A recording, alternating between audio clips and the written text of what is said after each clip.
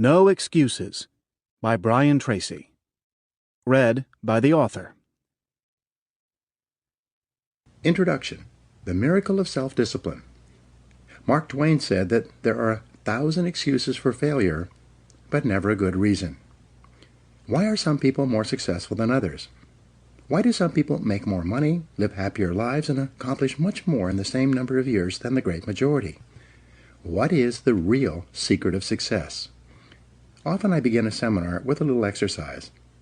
I ask the audience, how many people here would like to double their incomes? Almost everyone smiles and raises their hands. I then ask, how many people here would like to lose weight, get out of debt, achieve financial independence? Again, everyone smiles, some people cheer, and they all raise their hands. Then I say, wonderful, these are great goals that everyone has. We all want to make more money, spend more time with our families, be fit and trim, and achieve financial independence. Not only do we all want the same things, but we all know what we have to do to achieve them. And we all intend to do those things sometime. But before we get started, we decide that we need to take a little vacation to a wonderful fantasy place called Someday I'll. We say that, someday I'll read that book. Someday I'll start that exercise program. Someday I'll upgrade my skills and earn more money. Someday I'll get my finances under control and get out of debt. Someday I'll do all the things that I know I need to do to achieve all my goals. Someday. Probably 80% of the population lives on Someday I'll most of the time. They think and dream and fantasize about all the things they're going to do someday. And who are they surrounded by on Someday I'll? Other people on Someday I'll. And what is the chief topic of conversation on Someday I'll? Excuses. They all sit around and swap excuses for being on the island. Why are you here? They ask each other. And, not surprisingly, their excuses are largely the same. I didn't have a happy childhood. I didn't get a good education. I don't have any money. My boss is really critical. My marriage is no good. No one appreciates me. Or, the economy is terrible. They have come down with the disease of excusitis, which is invariably fatal to success. They all have good intentions, but as everyone knows, the road to hell is paved with good intentions. The first rule of success is simple. Vote yourself off the island. No more excuses. Do it or don't do it, but don't make excuses. Stop using your incredible brain to think up elaborate rationalizations and justifications for not taking action. Do something. Do anything. Get on with it. Repeat to yourself, if it's to be, it's up to me. Losers make excuses. Winners make progress. Now, how can you tell if your favorite excuse is valid or not? It's simple. Look around and ask, is there anyone else who has my same excuse who is successful anyway? When you ask this question, if you're honest, you'll have to admit that there are thousands and even millions of people who've had it far worse than you, who have gone on to do wonderful things with their lives. And what thousands and millions of other people have done, you can do as well, if you try. It's been said that if people put as much energy into achieving their goals as they spend making up excuses for failure, they would actually surprise themselves. But first, you have to vote yourself off the island. Very few people start off with many advantages. Personally, I did not graduate from high school. I worked at laboring jobs for several years. I had a limited education, limited skills, and a limited future. And then I began asking that question. Why are some people more successful than others? This question changed my life. Over the years, I've read thousands of books and articles on the subjects of success and achievement. It seems that the reasons for these accomplishments have been discussed and written about for more than 2,000 years in every conceivable way. One quality that most philosophers, teachers, and experts agree on is the importance of self-discipline. Discipline is what you must have to resist the lure of excuses. It is self-discipline that enables you to vote yourself off the island. It is the key to a great life, and without it, no lasting success is possible. The development of self-discipline changed my life, and it will change yours as well. By continually demanding more from myself, I became successful in sales and then in management. I caught up on my schooling and took an MBA degree in my 30s, which required thousands of hours of determined study. I imported Suzuki vehicles into Canada before anyone else, set up 65 dealerships, and sold $25 million worth of the vehicles. And this is all after I had started with no knowledge of the industry. What I had, however, was the discipline and determination to learn what I needed to know, and then to apply and do what I needed to do. I got into real estate development with no knowledge or experience, applied the power of discipline, which was then backed by hundreds of hours of work and study. I then went on to build shopping centers, industrial parks, office buildings, and residential subdivisions. With self-discipline, I have built successful businesses in training, consulting, speaking, writing, recording, and distribution. My audio and video programs, books, seminars, and training programs have sold more than $500 million worth in 36 languages in 54 countries. Over the years, I've consulted for more than 1,000 companies and trained more than 5 million people in live seminars and talks. In every case, the practice of self-discipline has been essential to my success. I discovered that you can achieve almost any goal you set for yourself if you have the discipline to pay the price, to do what you need to do, and to never give up. So who should read this book? This book is written for ambitious, determined men and women who want to achieve everything that is possible for them in life. It is written for people who are hungry to do more, to have more, and to be more than they ever have been before. Perhaps the most important insight of all with regard to success is that to achieve greatly, you must become a different person. It is not the material things you accomplish or acquire that matter so much as it is the quality of the person that you must become to accomplish well above the average. The development of self-discipline is the high road that makes everything possible for you. This book will serve as your step-by-step guide to becoming a remarkable person who is capable of making remarkable achievements. A chance encounter reveals the reason for success. Some years ago, I was attending a conference in Washington, D.C. During the lunch break, I was eating at a nearby food fair. The area was crowded, so I sat down at the last open table by myself, even though it was a table for 4. A few minutes later, an older gentleman and a younger woman who appeared to be his assistant came along, carrying trays of food and obviously looking for a place to sit. Having lots of room at my table, I immediately arose and invited the older gentleman to join me. He was hesitant, but I insisted. Finally, he sat down quite thankfully, and we began to chat over lunch. It turned out that his name was Kopmeyer. As it happened, I immediately knew who he was. He was a legend in the field of success and achievement. Kopmeyer had written 4 best-selling books, each of which contained 250 success principles that he had derived from more than 50 years of research and study. I had read all 4 books from cover to cover, each more than once. After we had chatted for a while, I asked him the question that many people in this situation would ask. Of all the 1,000 success principles that you have discovered, which do you think is the most important? He smiled at me with a twinkle in his eye, as if he had been asked this question many times, and he replied without hesitating. The most important success principle of all was stated by Albert Hubbard, one of the most prolific writers in American history, at the beginning of the 20th century. He said, "Self-discipline is the ability to do what you should do, when you should do it, whether you feel like it or not."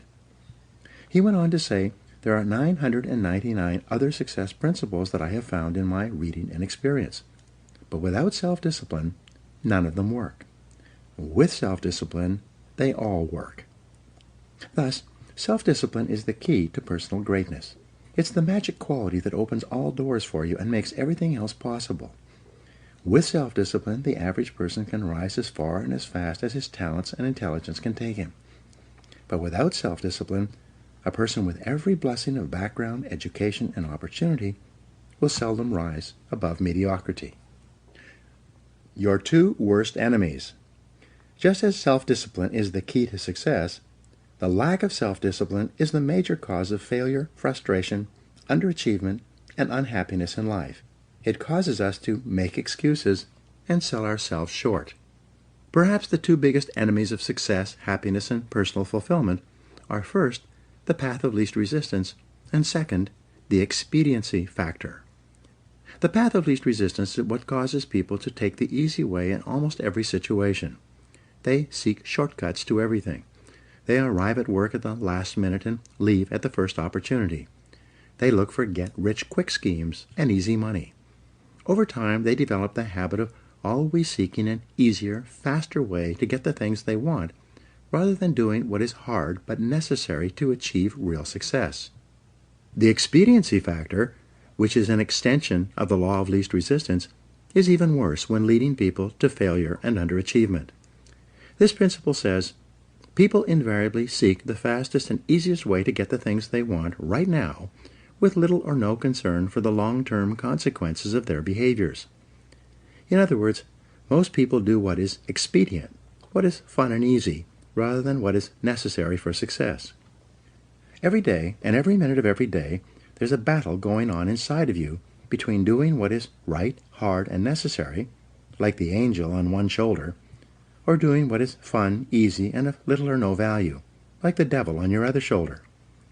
Every minute of every day you must fight and win this battle with the expediency factor and resist the pull of the path of least resistance if you truly desire to become everything you are capable of becoming.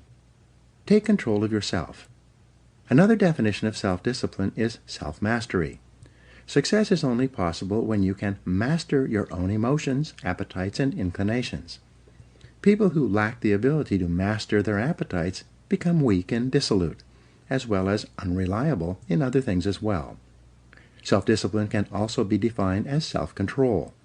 Your ability to control yourself and your actions, control what you say and do, and ensure that your behaviors are consistent with your long-term goals and objectives is the mark of the superior person.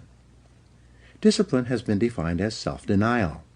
This requires that you deny yourself the easy pleasures, the temptations that lead so many people astray, and instead discipline yourself to do only those things that you know are right for the long term and appropriate for the moment. Self-discipline requires delayed gratification, the ability to put off satisfaction in the short term in order to enjoy greater rewards in the long term. Think long term. Sociologist Dr. Edward Banfield of Harvard University conducted a 50-year study into the reasons for upward socioeconomic mobility in America. He concluded that the most important single attribute of people who achieved great success in life was long-time perspective. Banfield defined time perspective as the amount of time an individual takes into consideration when determining his present actions. In other words, the most successful people are long-term thinkers. They look into the future as far as they can to determine the kind of people they want to become and the goals they want to achieve. They then come back to the present and determine the things that they will have to do or not do to achieve their desired futures. This practice of long-term thinking applies to work, career, marriage, relationships, money, and personal conduct, each of which is covered in the pages ahead.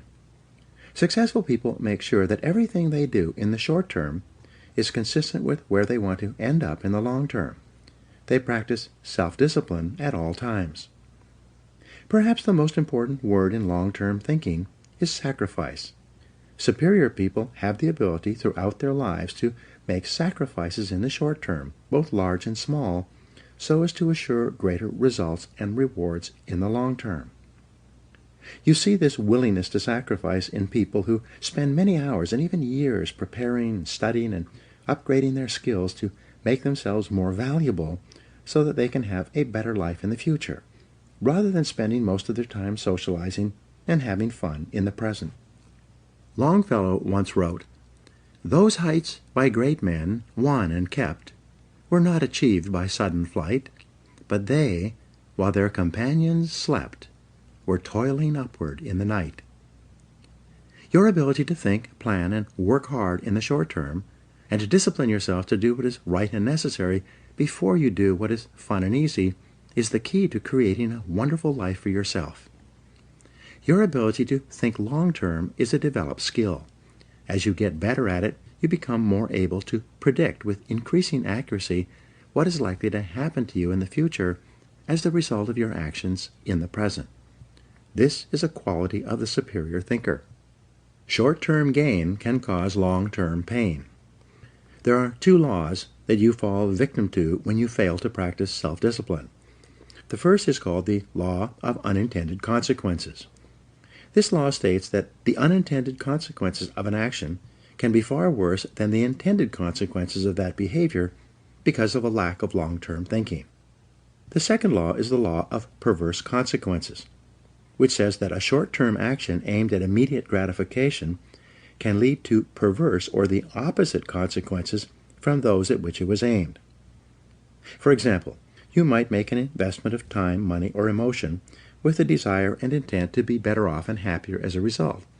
But because you acted without carefully thinking or doing your homework, the consequences of your behavior turned out to be far worse than if you had done nothing at all. Every person has had this experience, and usually more than once. The common denominator of success. Herbert Gray, a businessman, conducted a long-term study searching for what he called the common denominator of success. After 11 years, he finally concluded that the common denominator of success was that successful people make a habit of doing the things that unsuccessful people don't like to do. And what were these things? It turned out that the things that successful people don't like to do are the same things that failures don't like to do either. But successful people do them anyway because they know that this is the price they will have to pay if they want to enjoy greater success and rewards in the future. What Gray found was that successful people are more concerned with pleasing results, whereas failures were more concerned about pleasing methods. Successful, happy people were more concerned with the positive, long-term consequences of their behaviors, whereas unsuccessful people were more concerned with personal enjoyment and immediate gratification. Motivational speaker Dennis Waitley has said that the top people were those who were more concerned with activities that were goal-achieving, whereas average people were more concerned with activities that were tension-relieving. Dinner before dessert. The simplest rule in the practice of self-discipline is to eat dinner before dessert. In a meal, there is a logical order of dishes, and dessert comes last. First, you eat the main courses and clean your plate. Only then do you have dessert. There's a cute but misleading bumper sticker that says, "Life is short, eat dessert first." Just think about what would happen if you came home from work and instead of eating a healthy dinner, you ate a large piece of apple pie with ice cream. What kind of appetite for healthy, nutritious food would you have afterward? With all that sugar in your stomach, how would you feel? Would you feel re-energized and eager to do something productive? Or would you feel tired and sluggish and ready to write off the day as largely finished? You get the same result when you go for a drink or two after work and then come home and turn on the television. These are simply different forms of dessert that largely eliminate your ability to do anything useful for the rest of the evening. Perhaps the worst part of all is that whatever you do repeatedly soon becomes a habit, and a habit once formed is hard to break. The habit of taking the easy way, of doing what is fun and enjoyable, or eating dessert before dinner, becomes stronger and stronger, and it leads inevitably to personal weakness, underachievement, and failure. The habit of self-discipline. Fortunately, you can develop the habit of self-discipline. The regular practice of disciplining yourself to do what you should do, when you should do it, whether you feel like it or not, becomes stronger and stronger as you practice it. You simply refuse to make excuses. Bad habits are easy to form, but hard to live with. Good habits are hard to form, but easy to live with. And, as Goethe said, everything is hard before it's easy. It's hard to form the habits of self-discipline, self-mastery, and self-control, but once you've developed them, they become automatic and easy to practice. When the habits of self-discipline are firmly entrenched in your behavior, you start to feel uncomfortable when you're not behaving in a self-disciplined manner. The best news is that all habits are learnable. You can learn any habit you need to learn in order to become the kind of person that you want to become. You can become an excellent person by practicing self-discipline whenever it's called for. Every practice of self-discipline strengthens every other discipline. Unfortunately, every weakness in discipline weakens your other disciplines as well. To develop the habit of self-discipline, you first make a firm decision about how you will behave in a particular area of activity. You then refuse to allow exceptions until the habit of self-discipline in that area is firmly established. Each time you slip, as you will, you resolve once again to keep practicing self-discipline until it becomes easier for you to behave in a disciplined way than to behave in an undisciplined way. The big payoff. The payoff for developing high levels of self-discipline is extraordinary. There is a direct relationship between self-discipline and self-esteem. The more you practice self-mastery and self-control, the more you like and value yourself. The more you discipline yourself, the greater is your sense of self-respect and personal pride. The more you practice self-discipline, the better is your self-image. You see yourself and think about yourself in a more positive way. You feel happier and more powerful as a person. The development and maintenance of the habit of self-discipline is a lifelong task, an ongoing battle. It never ends. The temptation to follow the path of least resistance and the expediency factor lurk continually in the back of your mind.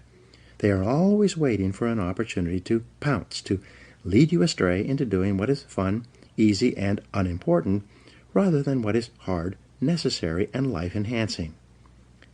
Napoleon Hill concluded his best-selling book of the same name by saying that self-discipline is the master key to riches. Self-discipline is the key to self-esteem, self-respect, and personal pride. The development of self-discipline is your guarantee that you will eventually overcome all your obstacles and create a wonderful life for yourself. The ability to practice self-discipline is the real reason why some people are more successful and happy than others. How this book is written. In the pages ahead, I will describe the 21 areas in life in which the practice of self-discipline is vital to fulfilling your full potential and achieving everything that is possible for you. This book is divided into 3 sections for greater ease of use. Part 1 is entitled Self-Discipline and Personal Success. In these 7 chapters, you will learn how to release more and more of your personal potential by practicing self-discipline in every area of your personal life, including setting goals, building character, accepting responsibility, developing courage, and backing everything you do with persistence and determination. In the 7 chapters of Part 2, you will learn how to achieve vastly more than ever before in the areas of business, sales, and personal finance. You learn why and how self-discipline is essential to becoming a leader in your field, to operating a business more profitably, to making more sales, investing more intelligently, and managing your time for maximum results. Finally, in the 7 chapters of Part 3, you will learn how to apply the miracle of self-discipline to your personal life. You will learn how to practice self-discipline in the areas of happiness, health, fitness, marriage, children, friendship, and the attainment of peace of mind. You will learn how to enhance the quality of your life and your relationships in every area. In each chapter, I will show you how you can incorporate higher levels of self-discipline and self-mastery into everything you do. In the pages ahead, you will learn how to take complete control over your own personal and professional development and how to become a stronger, happier, more self-confident person in every area of your life that is important to you. You will learn how to break old habits that may be holding you back and how to develop the habits of self-reliance, self-determination, and self-discipline that will enable you to set and achieve any goal. You'll learn how to take complete control over your mind, your emotions, and your future. When you master the power of self-discipline, you will become unstoppable, like a force of nature. You will never make excuses for not making progress.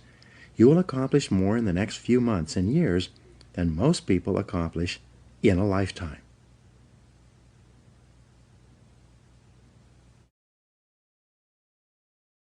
Part 1. Self-Discipline and Personal Success. Your success in life depends more on the person you become than on the things you do or acquire. As Aristotle wrote, the ultimate end of life is the development of character. In these chapters, you will learn how to develop and use discipline in order to become an excellent person. You'll learn how to develop greater self-esteem, self-respect, and personal pride. You will learn the essential disciplines required for personal greatness and how to build them into your own character and personality. Chapter 1. Self-Discipline and Success. Plato wrote, "The first and best victory is to conquer self." Why do some people accomplish so much more in their personal and professional lives than others? This question has occupied some of the very best minds throughout human history. More than 2,300 years ago, Aristotle wrote that the ultimate aim of human life is to be happy. He said that the great question that each of us must answer is, how shall we live in order to be happy? Your ability to ask and answer that question correctly for yourself, and then to follow where your answer leads you, will largely determine whether you achieve your own happiness and how soon. Begin with your own personal definition. How do you define success? If you could wave a magic wand and make your life perfect in every way, what would it look like? Describe your ideal life. If your business, work, and career were ideal in every way, what would they look like? What would you be doing? What sort of a company would you work for? What position would you have? How much money would you earn? What kind of people would you work with? And especially, what would you need to do more or less of to create your perfect career? If your family life were perfect in every way, what would it look like? Where would you live? And how would you be living? What kind of a lifestyle would you have? What sort of things would you want to have and do with the members of your family? If you had no limitations, and you could wave a magic wand, in what ways would you change your family life today? If your health were perfect, how would you describe it? How would you feel? How much would you weigh? How would your levels of health and fitness be different from what they are today? Most of all, what steps could you take immediately to begin moving toward your ideal levels of health and energy? If your financial situation were ideal, how much would you have in the bank? How much would you be earning each month and each year from your investments? If you had enough money so that you never had to worry about finances again, how much would that be? And what steps could you take starting today to create your ideal financial life? Do your own thing. A popular definition of success is being able to live your life in your own way, doing only those things that you want to do, with the people who you choose in the situations you desire. In each case, when you begin to define what success means to you, you can immediately see things that you should be doing more of or less of in order to begin creating your ideal life. And the biggest thing that holds you back from moving in the direction of your dreams is usually a lack of self-discipline and your favorite excuses. It's not that you don't know what to do, but rather that you don't have the discipline to make yourself do what you should do, whether you feel like it or not. Join the top 20%. In our society, the top 20% of people earn 80% of the money and enjoy 80% of the riches and rewards. This Pareto principle has been proven over and over again since it was first formulated in 1895 by Vilfredo Pareto. Your first goal in your career should be to get into the top 20% in your chosen field. In the 21st century, there's a premium on knowledge and skill. The more knowledge you acquire and the greater skill that you apply, the more competent and valuable you become. As you get better at what you do, your income earning ability increases like compound interest. Unfortunately, the majority of people, the bottom 80%, make little or no effort to upgrade their skills. Most people, according to Jeffrey Colvin's 2009 book, Talent is Overrated, learn their jobs in the first year of their employment, and then they never get any better. It is only the top people in every field who are committed to continuous improvement. Because of this increasing disparity of productive ability, based on knowledge, skill, and hard work, the top 1% of people in America today control as much as 33% of the financial assets, starting with nothing. Interestingly, almost everyone starts out the same in life with little or nothing. Almost all fortunes in America and worldwide are first generation. This means that most individuals started with little or nothing and earn everything they own in their current lifetime. The wealthiest people in America are almost all first-generation multi-billionaires. This is the case with wealthy Americans such as Bill Gates, Warren Buffett, Larry Ellison, Michael Dell, and Paul Allen. Fully 80% of millionaires and multimillionaires started with little money, often penniless and sometimes deeply in debt, with few advantages, such as Sam Walton, who died worth more than $100 billion. Why have these people been able to achieve so much when so many have achieved so little? In their book, The Millionaire Next Door, Thomas Stanley and William Danko interviewed more than 500 millionaires and surveyed 11,000 more over a 25-year period. They asked them why they felt they had been able to achieve financial independence when most of the people around them who started at the same place were still struggling. Fully 85% of this new generation of millionaires replied by saying something like, "I didn't have a better education or more intelligence, but I was willing to work harder than anyone else." Hard work is the key. The indispensable requirement for hard work is self-discipline. Success is only possible when you can overcome the natural tendency to cut corners and take the easy way. Lasting success is only possible when you can discipline yourself to work hard for a long, long time. As I mentioned in the introduction, I started my own life with no money or advantages. For years, I worked at laboring jobs, at which I earned just enough to get from paycheck to paycheck. I stumbled into sales when I could no longer find a laboring job, where I spun my wheels for many months before I began asking that question: why is it that some people are more successful in selling than others? One day, a top salesman told me that the top 20% of salespeople earn 80% of the money. I had never heard that rule before. This meant that the bottom 80% of salespeople had to be satisfied with the remaining 20%, with what was left over after the top people had taken the lion's share.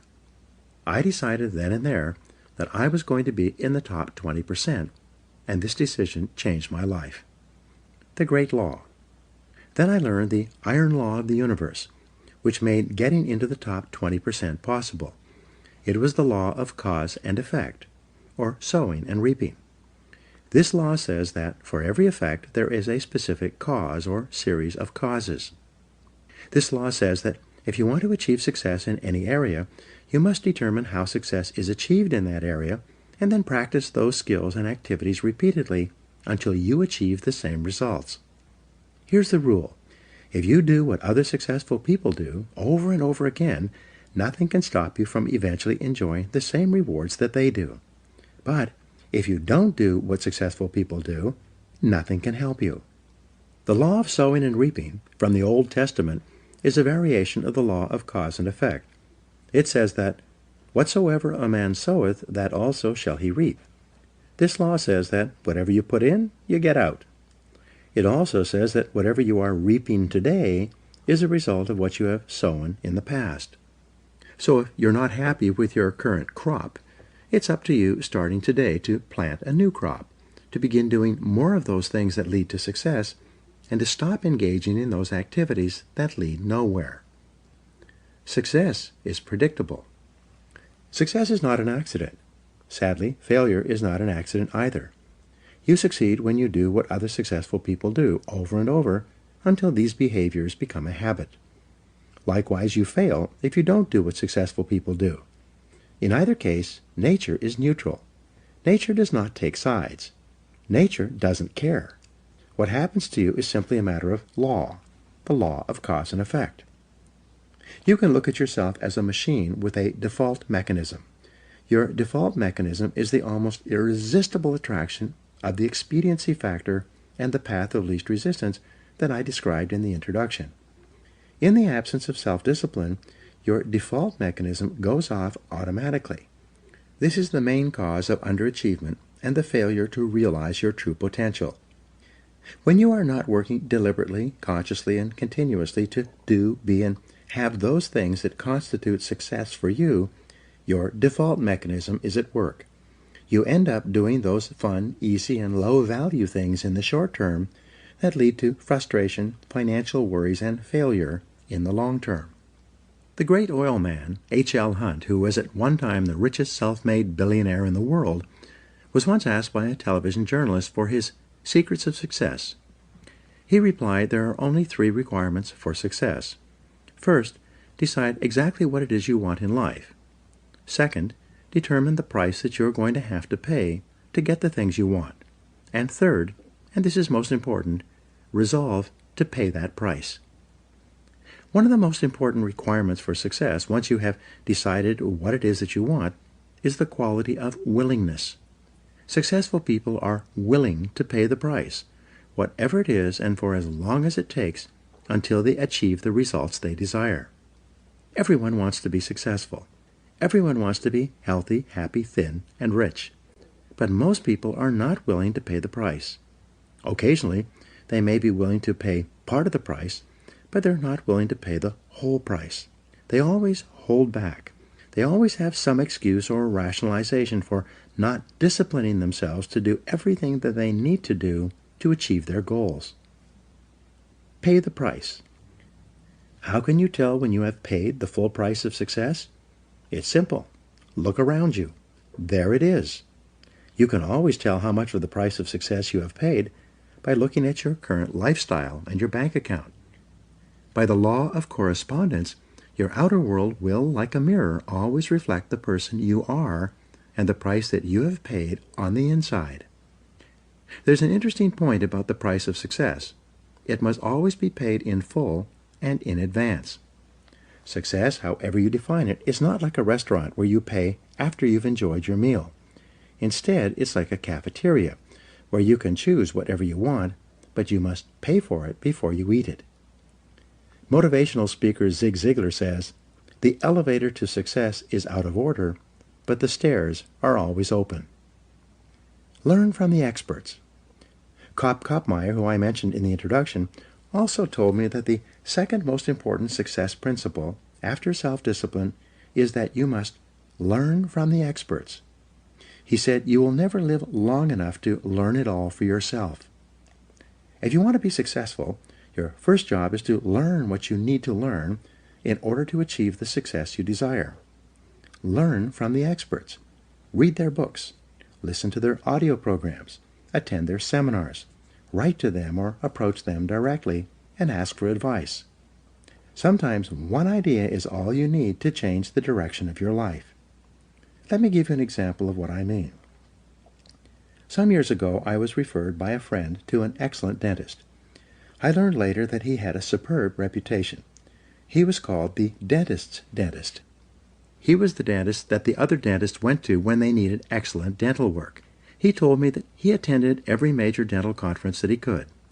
When he was there, he attended every session, listening to dentists from all over the country and all over the world discuss the latest breakthroughs in dental technology. One week, at great sacrifice in time and money, he attended an international dental conference in Hong Kong. At that conference, he sat in on a session given by a Japanese dentist who had discovered a new technology in cosmetic surgery that improved the appearance of teeth and enabled people to look handsome or beautiful indefinitely. He returned to San Diego and immediately began using the new technique in his practice. Soon, he became excellent in this area and developed a national reputation. Within a couple of years, people were coming to him from all over southwestern United States for this treatment.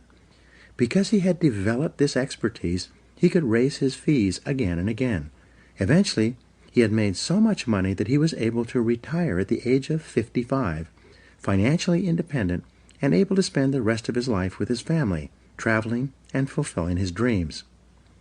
The point of this story is that by continually seeking out ideas and advice from other experts in his field, he came across a new technology that helped him become the leader in his field and saved him 10 years of hard work in order to achieve the same level of financial success. This could happen to you as well, but only if you become a lifelong student of your craft. Mental and physical fitness need to be ongoing. Achieving success is like achieving physical fitness. It is like bathing, brushing your teeth, and eating. It is something that you need to do continuously every day. Once you begin, you never stop until your life and career are over and you've achieved all the success you desire. Not long ago, I was giving a seminar in Seattle. Just before the break, I encouraged people to buy and listen to my audio programs on sales, time management, and personal success. At the break, several people came up to me to ask me questions about the seminar content. One salesman pushed his way forward and said loudly, "When you encourage people to buy your programs, you should tell them the whole truth." I asked, "How do you mean?" He went on to say, "You are not telling the whole truth about your programs. You should tell people that they only work for a certain period of time, and then they stop working." Again I asked him, "How do you mean?" He said, "Well, I came to your seminar about 5 years ago, and I was completely convinced by your presentation. I bought all your programs and began listening to them. I read every day in sales, and you were right. Over the next 3 years, I tripled my income and became the top seller in my company. But then, my income flattened out and has not increased at all over the last 2 years. The fact is that your materials stop working after a certain point." I then asked him in front of all these other people, "What happened to you 2 years ago when your income flattened out and stopped increasing?" He searched his memory, thought for a while, and said, "Well, I was selling so much that I was hired away by another company. Ever since I started my new job, my income has remained flat." I asked him, "What did you do differently in your new job in comparison with your previous job?" He started to answer, and then he stopped. A shocked look came over his face. Finally, he replied, "Oh my gosh, I stopped doing it. When I changed jobs, I stopped reading in sales. I stopped listening to audio programs. I stopped attending seminars. I stopped doing it." He walked away, shaking his head, muttering to himself, "I stopped doing it. I stopped doing it. I stopped doing it." Becoming an expert in your field, continually upgrading your skills, which I will talk about in Chapter 5, is like physical fitness. If you stop exercising for any period of time, you don't maintain your fitness at the same level. You begin to decline. Your body and your muscles become softer and weaker. You lose your strength, flexibility, and stamina. In order to maintain them, you must keep working at them every day, every week, and every month. Become all you can be. There's an even more important reason for you to practice the self-discipline that leads onward and upward to the great successes that are possible for you. The practice of self-discipline enables you to change your character, to become a stronger and better person. The exercise of self-discipline has a powerful effect on your mind and emotions, developing you into a different person from the one that you would have been without self-discipline. Imagine yourself in a chemistry lab. You mix a series of chemicals in a Petri dish and put it over a Bunsen burner. The Bunsen burner heats the chemicals to the point at which they crystallize and become hardened. But once you've crystallized these chemicals using intense heat, they cannot be transformed back into liquid form. In the same way, your personality begins like a liquid, soft, fluid, and formless. But as you apply the heat of self-discipline, as you exert yourself to do what is hard and necessary rather than what is fun and easy, your personality crystallizes and hardens at a higher level as well. The greatest benefit you enjoy from exerting self-discipline in the pursuit of your goals is that you become a different person. You become stronger and more resolute.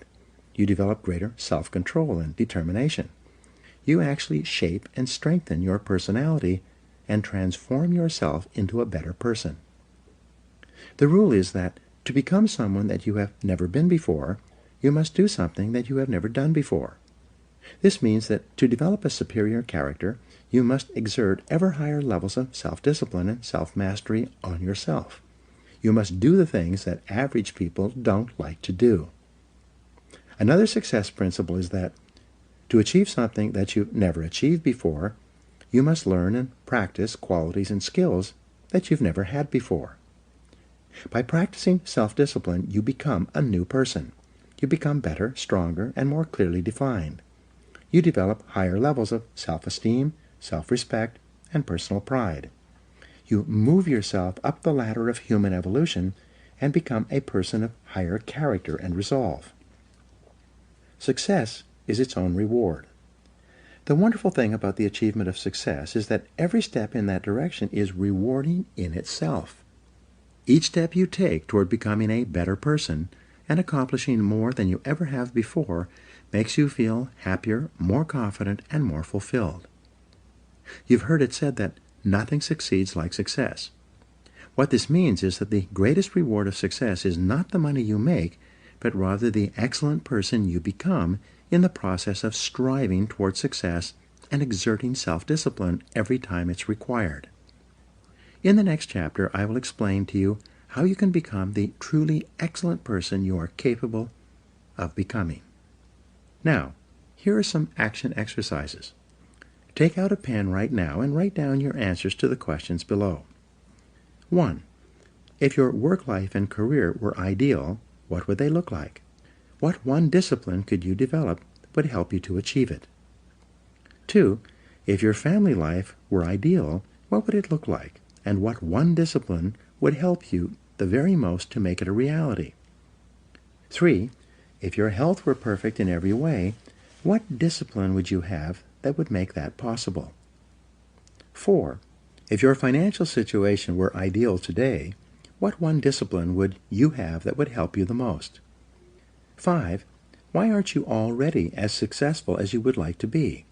And what one discipline would help you the most to achieve all your goals? 6. What one skill could you develop that would help you to realize more of your goals? And 7. If you could wave a magic wand and be completely disciplined in any one area, which one discipline would have the greatest positive impact on your life?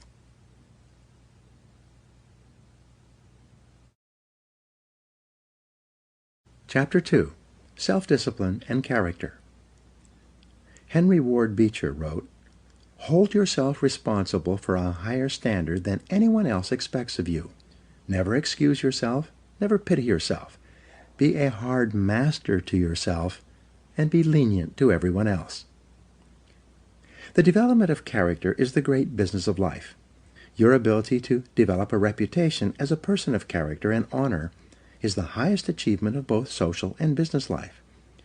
Ralph Waldo Emerson wrote, "What you do speaks so loudly that I cannot hear a word you say."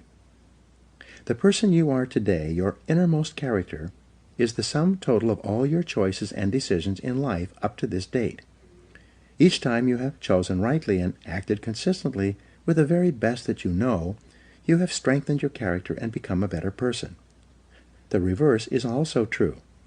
Each time you have compromised, taken the easy way, or behaved in a manner inconsistent with what you knew to be right, you have weakened your character and softened your personality. The great virtues. There are a series of virtues or values that are usually possessed by a person of character.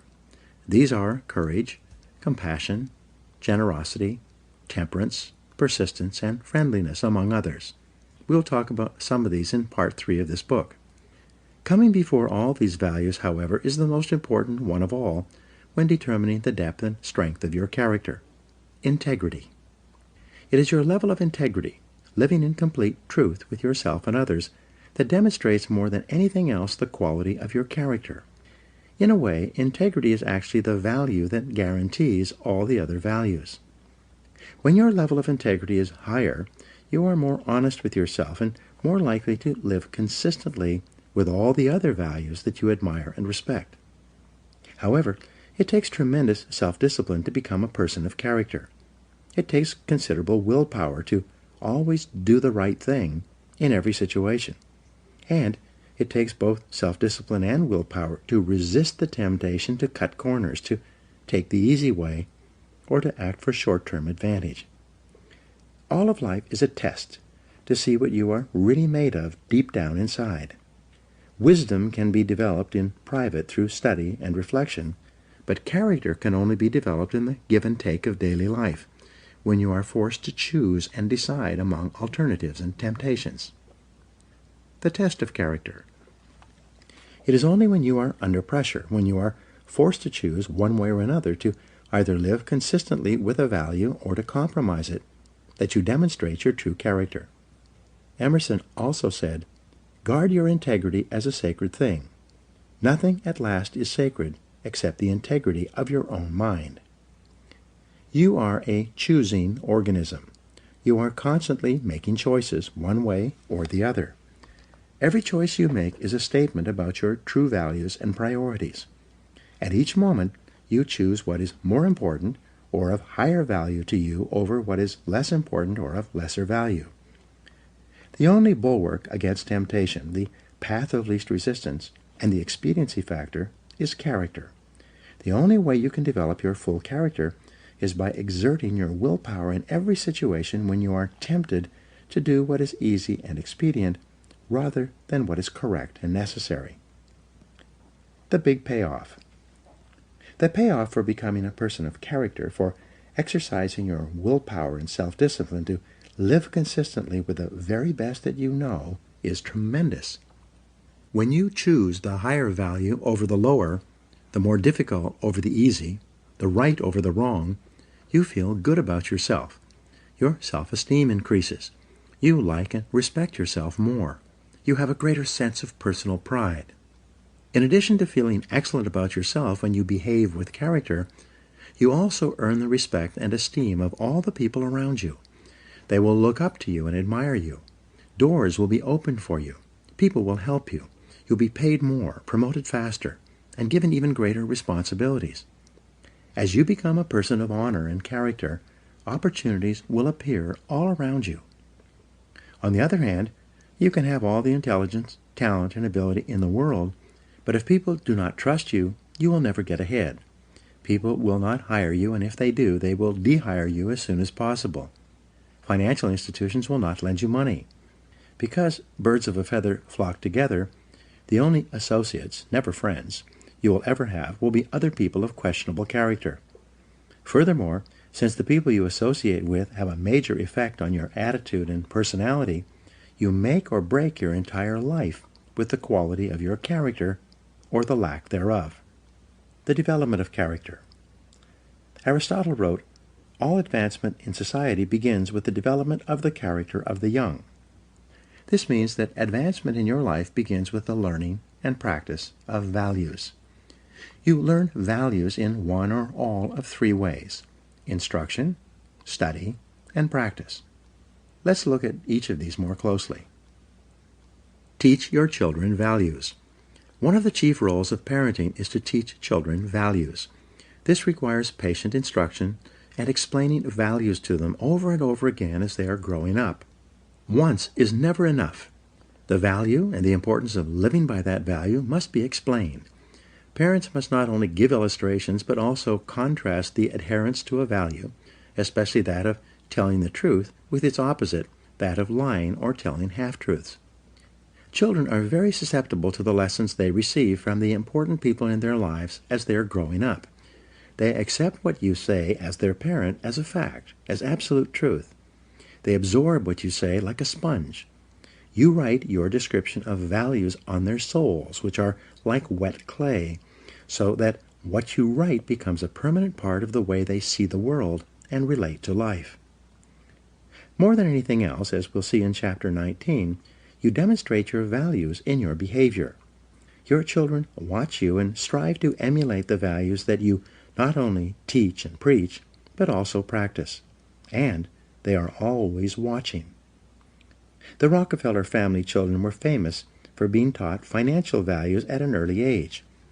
Even though their father was one of the richest men in America, the children were given tasks and chores to perform before they received their allowances. They were then instructed on how to spend their allowances, how to save, how much to give to charity, and how much to invest. As a result, they grew up to become successful businessmen and statesmen, unlike children who had grown up in wealthy homes who were seldom disciplined in money matters. Study the values you admire. You learn values by studying them closely. The law of concentration says that whatever you dwell upon grows and increases in your life.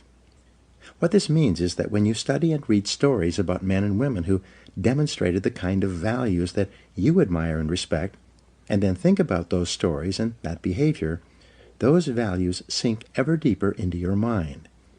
Once these values are programmed into your subconscious, they create a propensity within you to behave consistently with those values when the situation requires them.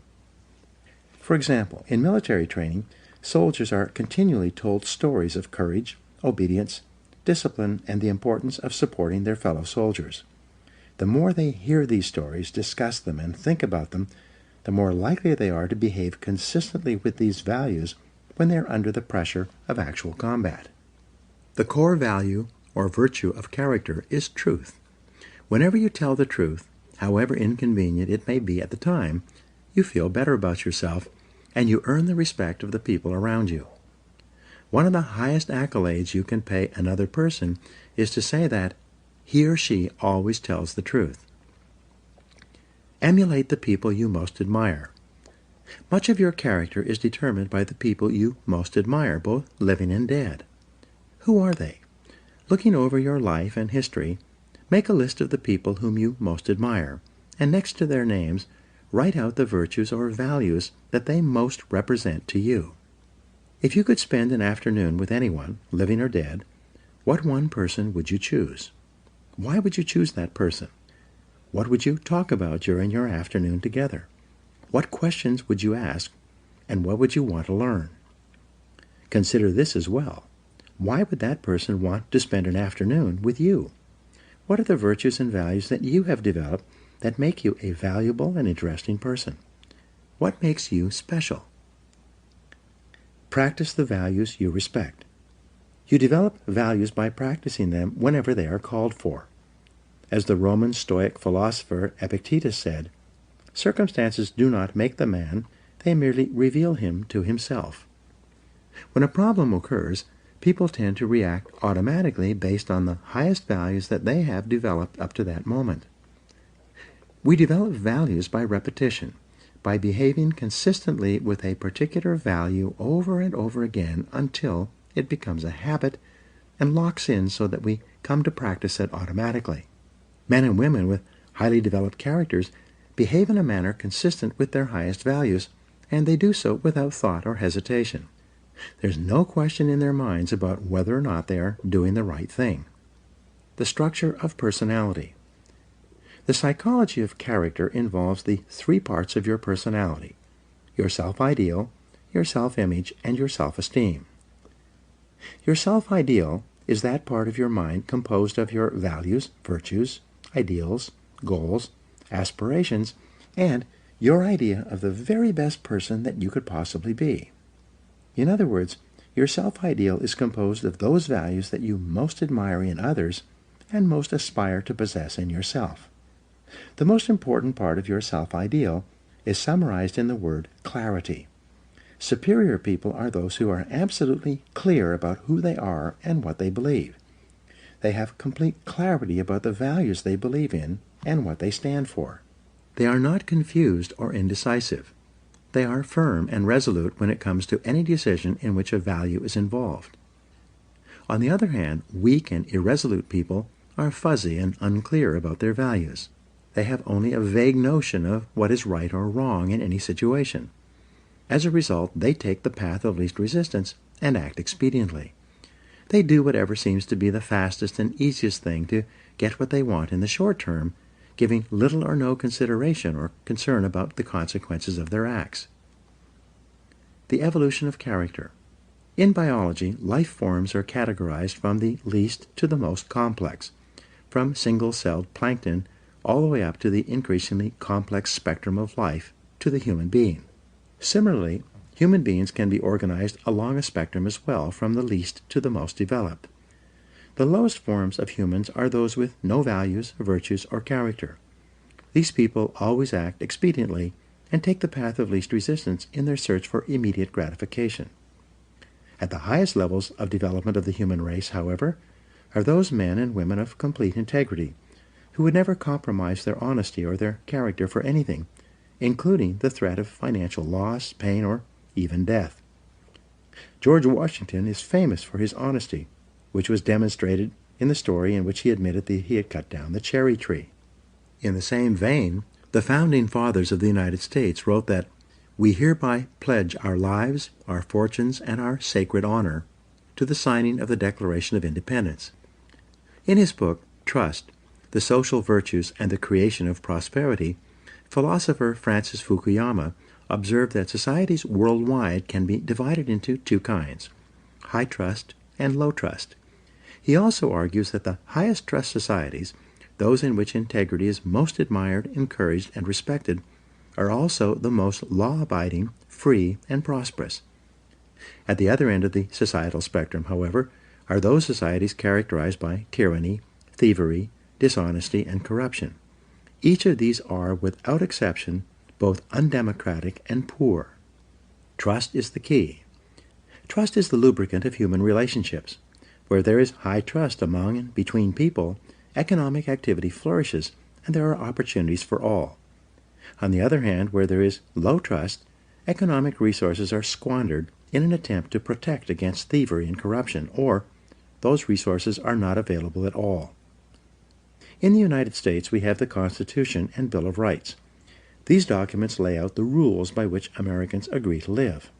They create the structure of our government and guarantee our rights. But they assume that our elected representatives will be men and women of honor, committed to protecting and defending those rights. They attempt to assure that only men and women of character can thrive and prosper over the long term in our economic, political, and social system.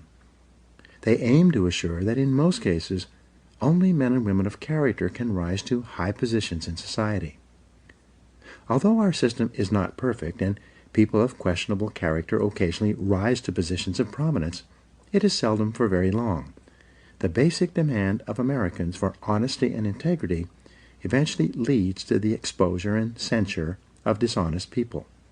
The demand for men and women of character continues unabated. Your self-image, your inner mirror. The second part of your personality is your self-image. This is the way we see and think about ourselves, especially prior to any event of importance. People always tend to behave on the outside consistently with the way they see themselves on the inside. This is often called our inner mirror, into which we peer before we engage in any behavior. When you see yourself as calm, positive, truthful, and possessed of high character, you behave with greater strength and personal power. Other people respect you more. You feel in control of yourself and the situation. What's more, whenever you actually behave in a manner that is consistent with your highest values, your self-image improves. You see and think about yourself in a better light. You feel happier and more confident. Your behavior and outward performance then reflects this increasingly improving inner picture you have of yourself as the very best person you can possibly be. People tend to accept you at your own evaluation of yourself, at least initially. If you see and think of yourself as an excellent person who is possessed of high character, you will treat other people with courtesy, grace, and respect. In turn, they will likewise treat you as a person of honor and character. Your self-esteem, how much you like yourself. The third part of your personality is your self-esteem. This is how you feel about yourself, your emotional core. Your self-esteem is defined as how much you like yourself. But it's more than only this. The more you see yourself as a valuable and important person, the more positive and optimistic you will be. When you truly consider yourself to be important and valuable, you will treat other people as if they are important as well. Your self-esteem is largely determined by how consistent your self-image, which shapes your personal behavior, is with your self-ideal or your vision of the very best person you can possibly be. Whenever you act consistently with who you consider an excellent person to be, your self-image improves and your self-esteem increases. You like and respect yourself more. You feel happy about yourself and others. The more you like yourself, the more you like others, and the more they like you in return. By acting with character and in harmony with your highest values, you put your whole life, internally and externally, into an upward spiral. In every area of your life, things will get better and better for you. Your role models have a tremendous impact on shaping your character. The more you admire a person and his or her qualities, the more you strive, both consciously and unconsciously, to become like that person. This is why clarity is so important. Always behave consistently. Whenever you act in a way that is consistent with your values, you feel good about yourself. Whenever you compromise your values for any reason, you feel bad about yourself. This also means that when you compromise your values, your self-confidence and self-esteem go down. You feel uneasy and inferior, inadequate and uncomfortable. When you compromise your values, deep down inside you feel that something is fundamentally wrong. Almost all human problems can be solved by a return to your highest values and your innermost convictions. When you look back, there have probably been situations in your life when you have compromised your values in order to save an investment, keep a job, preserve a relationship or maintain a friendship. In each case, you have felt worse and worse until you finally broke it off and walked away. And how did you feel when you finally had the strength of character to walk away? You felt wonderful. Whenever you use your willpower and strength of character to return to the values that are most dear to you, you are rewarded with a wonderful feeling of happiness and exhilaration. You feel energized and free. You wonder why you didn't make that decision a long time ago. Do the right thing. In the development of character that is based on self-discipline and willpower, long-term thinking is essential. The more you think about the long-term consequences of your behavior, the more likely it is that you will do the right thing in the short term. So when you have to make a choice or decision, always ask the magic question, what's important here? Practice the universal maxim of Immanuel Kant, the philosopher. He said, resolve to behave as though your every act were to become a universal law for all people. One of the great questions for the development of character is this: what kind of a world would this world be if everyone in it was just like me? Whenever you slip, whenever you do or say something that is inconsistent with your highest values, immediately get back on your horse. Say to yourself, this is not like me, and resolve that next time you'll do better. What you dwell upon grows. If you are in a situation today in which you are not living up to your highest values, make a decision this very minute to confront the situation and straighten it out. The minute you do, you will once again feel happy and back in control.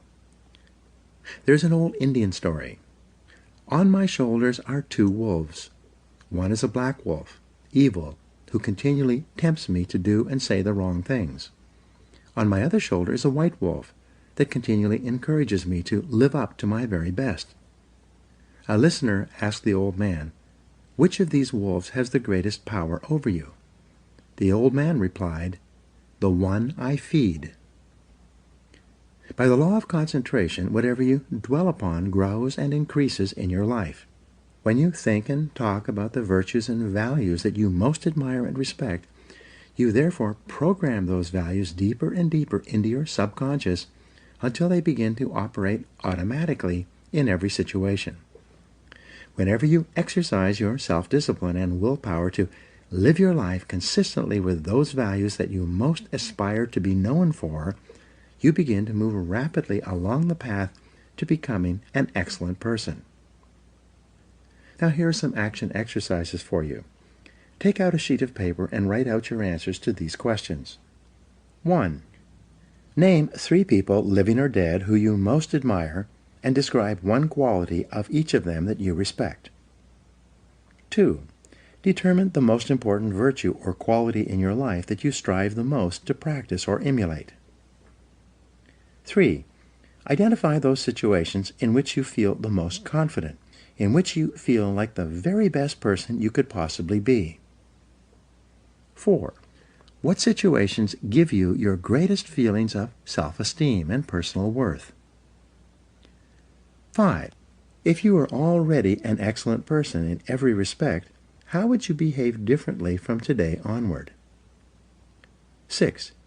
What one quality would you like people to think of when your name is mentioned, and what could you do to ensure this happens? 7. In what one area do you need to be more truthful and practice higher levels of integrity than you do today? Whatever your answers, write them down, and then begin to practice them.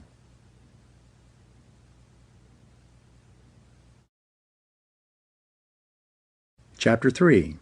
Self-Discipline and Responsibility. J. Paul Getty said, the individual who wants to reach the top in business must appreciate the might and force of habit. He must be quick to break those habits that can break him, and hasten to adopt those practices that will become the habits that help him achieve the success he desires. Your ability and willingness to discipline yourself to accept personal responsibility for your life is essential to happiness, health, success, achievement, and personal leadership. Accepting responsibility is one of the hardest of all disciplines, but without it, no success is possible. The failure to accept responsibility and the attempt to foist responsibility for things in your life that make you unhappy onto other people, institutions, and situations completely distorts cause and effect, undermines your character, weakens your resolve, and diminishes your humanity. It leads to making endless excuses. My great revelation. When I was 21, I was living in a tiny apartment and working as a construction laborer. I had to get up at 5 a.m. so that I could take 3 buses to work in order to be there by 8 a.m. I didn't get home until 7 p.m., tired out from carrying construction materials all day. I was making just enough money to get by, and I had no car, almost no savings, and just enough clothes for my needs. I had no radio or television. It was in the middle of a cold winter with the temperature at minus 35 degrees Fahrenheit, so I seldom went out in the evening. Instead, if I had enough energy, I sat in my small apartment at my little table in my kitchen nook and read. One evening, late at night, as I was sitting there by myself at the table, it suddenly dawned on me that this is my life. This life was not a rehearsal for something else. The game was on, and I was the main character, as in a play. It was like a flashbulb going off in my face. I looked at myself and around me at my small apartment, and I considered the fact that I had not graduated from high school. The only work that I was qualified to do was manual labor. I earned just enough money to pay my basic expenses, and I had very little left over at the end of the month. I suddenly knew that unless I changed, nothing else was going to change. No one else was going to do it for me. In reality, no one else really cared. I realized at that moment that from that day forward, I was completely responsible for my life and for everything that happened to me. I was responsible. I could no longer blame my situation on my difficult childhood or mistakes I had made in the past. I was in charge. I was in the driver's seat. This was my life, and if I didn't do something to change it, it would go on like this indefinitely by the simple force of inertia. This revelation changed my life. I was never the same again.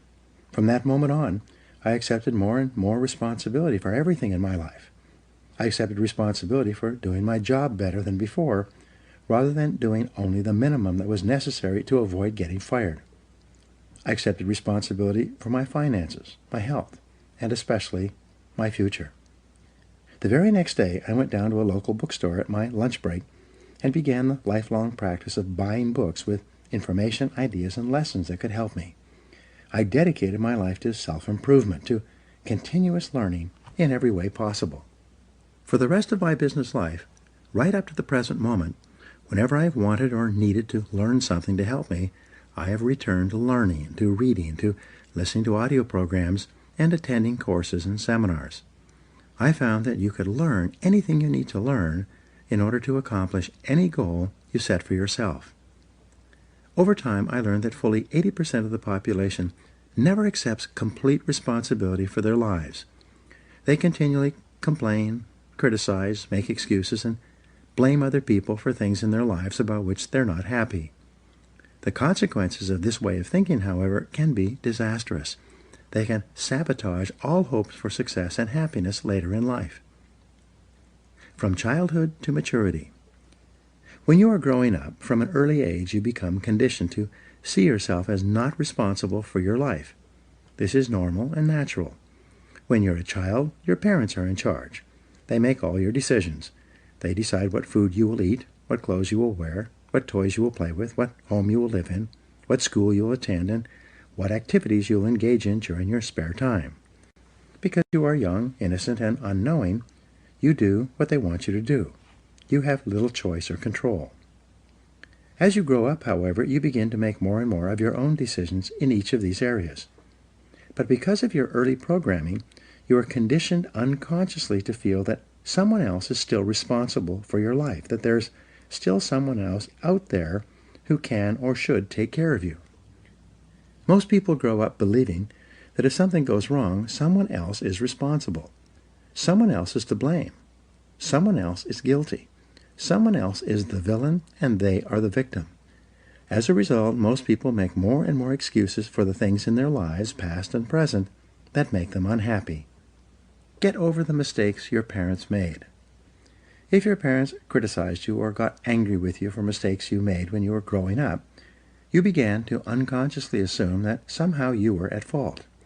If your parents punished you physically or emotionally for doing or not doing something that pleased or displeased them, you felt inferior and inadequate.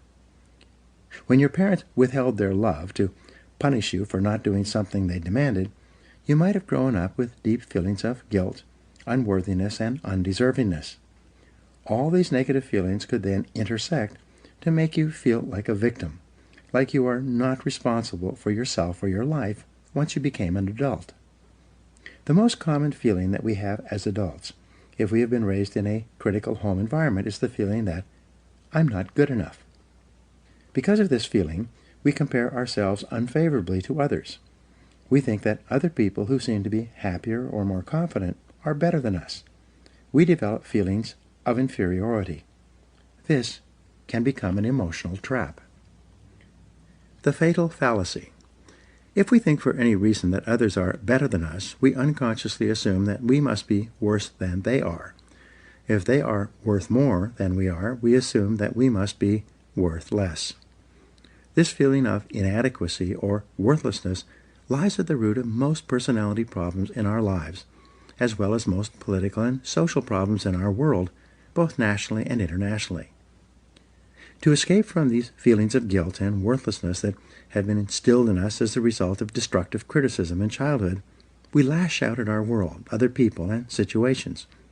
In any part of our life with which we are unhappy or discontented, our first reaction is to look around and ask, who's to blame? Most religions teach the concept of sin, which states that whenever something goes wrong, someone is to blame. Someone has done something bad. Someone is guilty. Someone must be punished. This whole idea of guilt and punishment leads to ever-increasing feelings of anger, resentment, and irresponsibility. An attitude of irresponsibility. Our courts today are clogged with thousands of people demanding redress and payment for something that went wrong in their lives. Backed up by ambitious plaintiff lawyers, people go to court demanding compensation, even if they themselves are completely at fault for what happened, especially if they are at fault. People don't want to accept responsibility. People spill hot coffee on themselves and sue the fast food restaurant that sold them the coffee in the first place. People get drunk and drive off the road and then turn around and sue the manufacturer of the 15-year-old car they were driving. People climb up on a stepladder and lean over too far, falling to the ground. They then sue the ladder manufacturer for their injury. In each case, people are attempting to escape responsibility for their own behaviors by blaming someone else, making excuses, and then demanding compensation. Eliminating negative emotions. The common denominator of all people is the desire to be happy. In its simplest terms, happiness arises from the absence of negative emotions. Where there are no negative emotions, all that is left is positive emotions. Therefore, the elimination of negative emotions is your great business in life if you truly wish to be happy.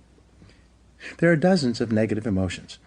Although the most common are guilt, resentment, envy, jealousy, fear, and hostility, they all ultimately boil down to a feeling of anger, directed either inward or outward.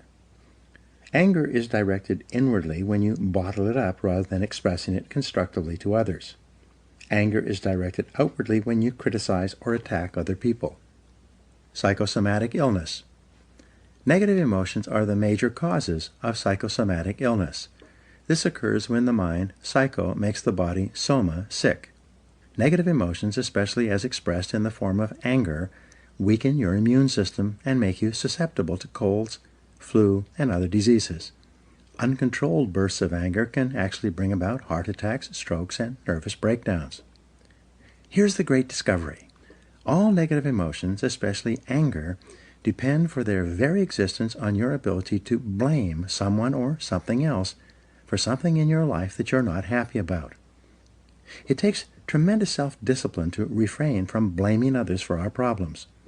It takes enormous self-control to refuse to make excuses.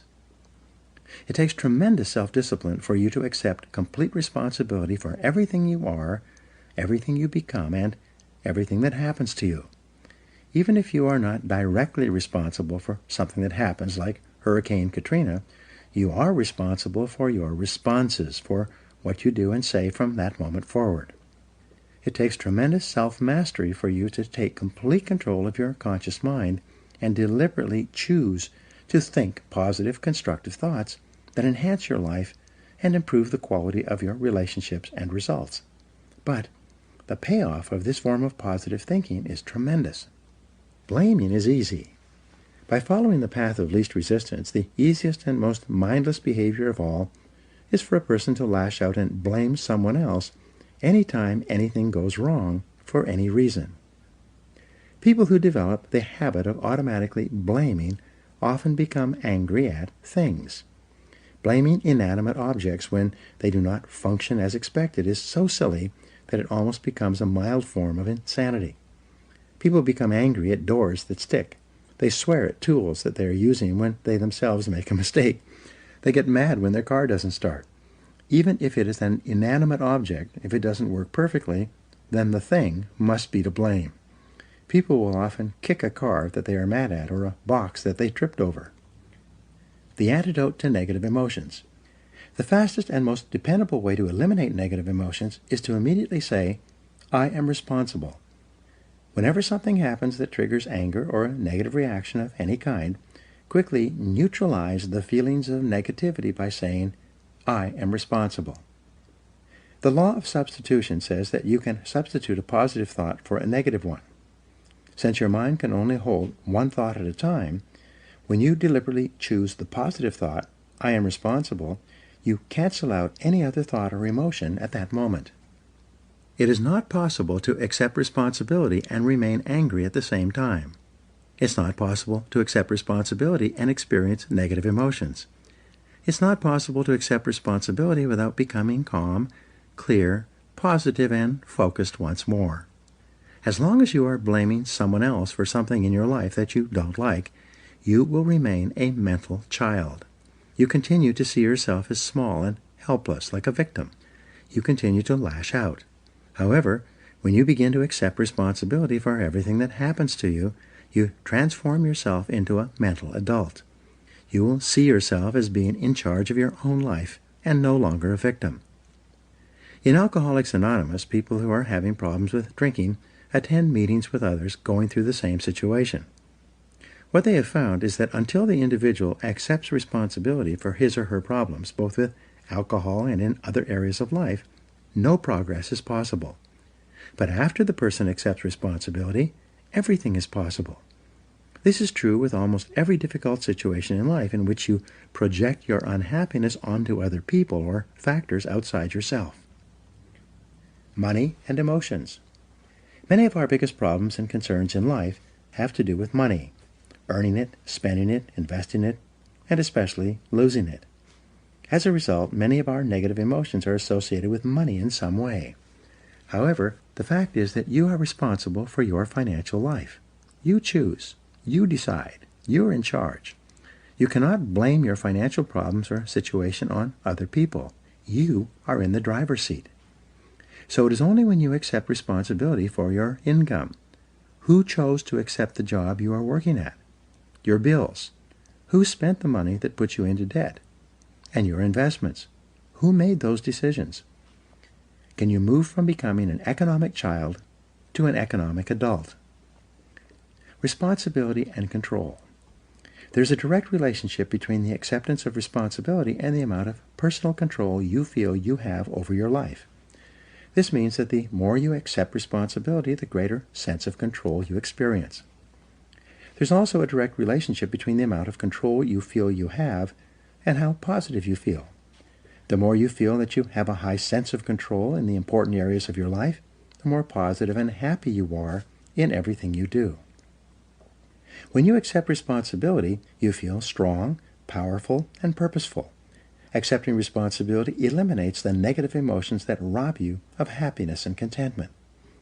In every situation, the antidote to negative emotions is to say, I am responsible. Then, look into the situation to find the reasons why you are responsible for what happened or for what is going on. Your intelligence is like a double-edged sword. It can cut in either direction. You can use your intelligence to rationalize, justify, and blame other people for things you're not happy about, or you can use your intelligence to find reasons why you are responsible for what happened, and then take action to solve the problem or resolve the situation. You can make excuses, or you can make progress. You choose. Even if an accident has occurred, such as your car being damaged in the parking lot while you were at work, you may not be legally at fault for the accident, but you are still responsible for your responses, for how you behave as a result of what happened. Never complain, never explain. The mark of the leader, the truly superior person, is that he or she accepts complete responsibility for the situation. It's not possible to imagine a true leader who whines and complains rather than taking action when problems and difficulties arise. This sense of responsibility is the mark of the highly developed personality. You take responsibility for your life by resolving in advance that you will not become upset or angry over something that you cannot affect or change. Just as you do not become angry about the weather, you do not become angry over circumstances and situations over which you have no control. Furthermore, you especially do not allow yourself to be angry and unhappy in the present because of unhappy experiences or situations from the past. You say, "What cannot be cured must be endured." It's amazing how many people are unhappy today because of a past event, even something that happened many years ago. Each time they think of the negative experience, they become angry or depressed once more.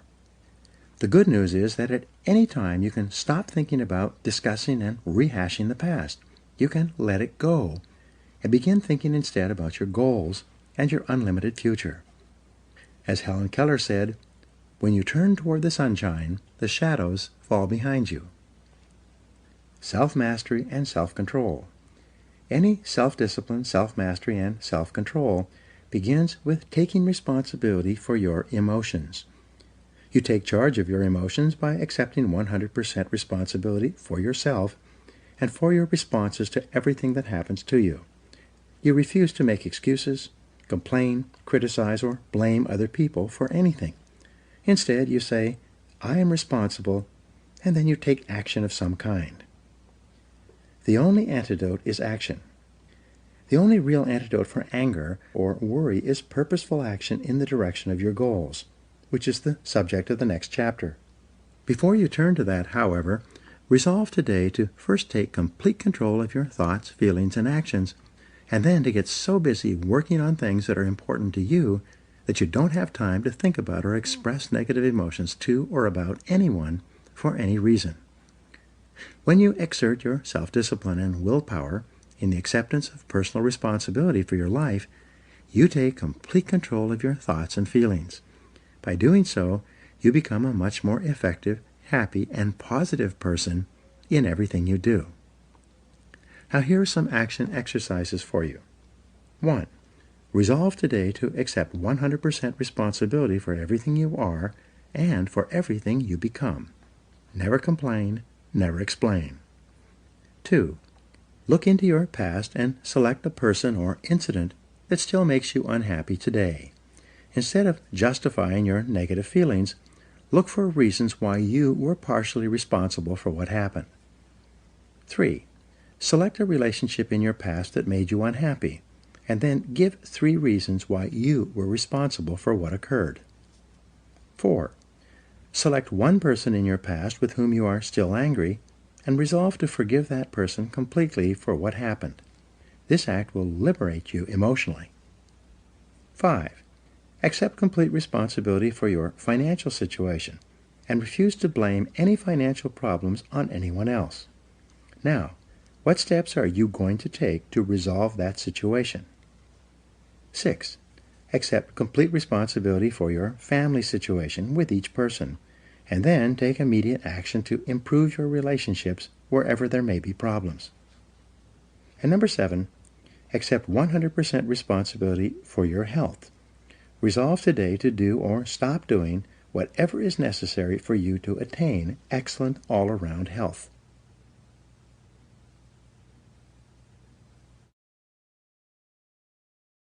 Chapter 4. Self-Discipline and Goals. Jim Rohn said, Discipline is the bridge between goals and accomplishment. Your ability to discipline yourself to set clear goals for yourself and then to work toward them every day will do more to guarantee your success than any other single factor. You need to have goals to accomplish worthwhile things in life. You've probably heard it said that you can't hit a target that you can't see. If you don't know where you're going, any road will get you there. And as Wayne Gretzky said, you miss every shot you don't take. The very act of taking the time to decide what you really want in each area of your life can change your life completely. The 3% factor.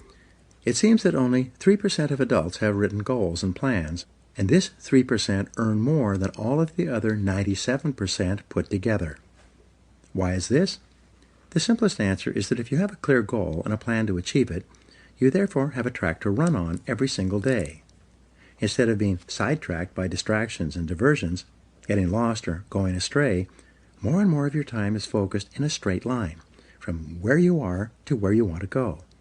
This is why people with goals accomplish so much more than people without them. The tragedy is that most people think that they already have goals, but what they really have are hopes and wishes. However, hope is not a strategy for success, and a wish has been defined as a goal with no energy behind it. Goals that are not written down and developed into plans are like bullets without powder in the cartridge. People with unwritten goals go through life shooting blanks. Because they think they already have goals, they never engage in the hard, disciplined effort of goal setting. And this is the master skill of success. Multiply your chances of success. In 2006, USA Today reported a study in which researchers selected a large number of people who had made New Year's resolutions.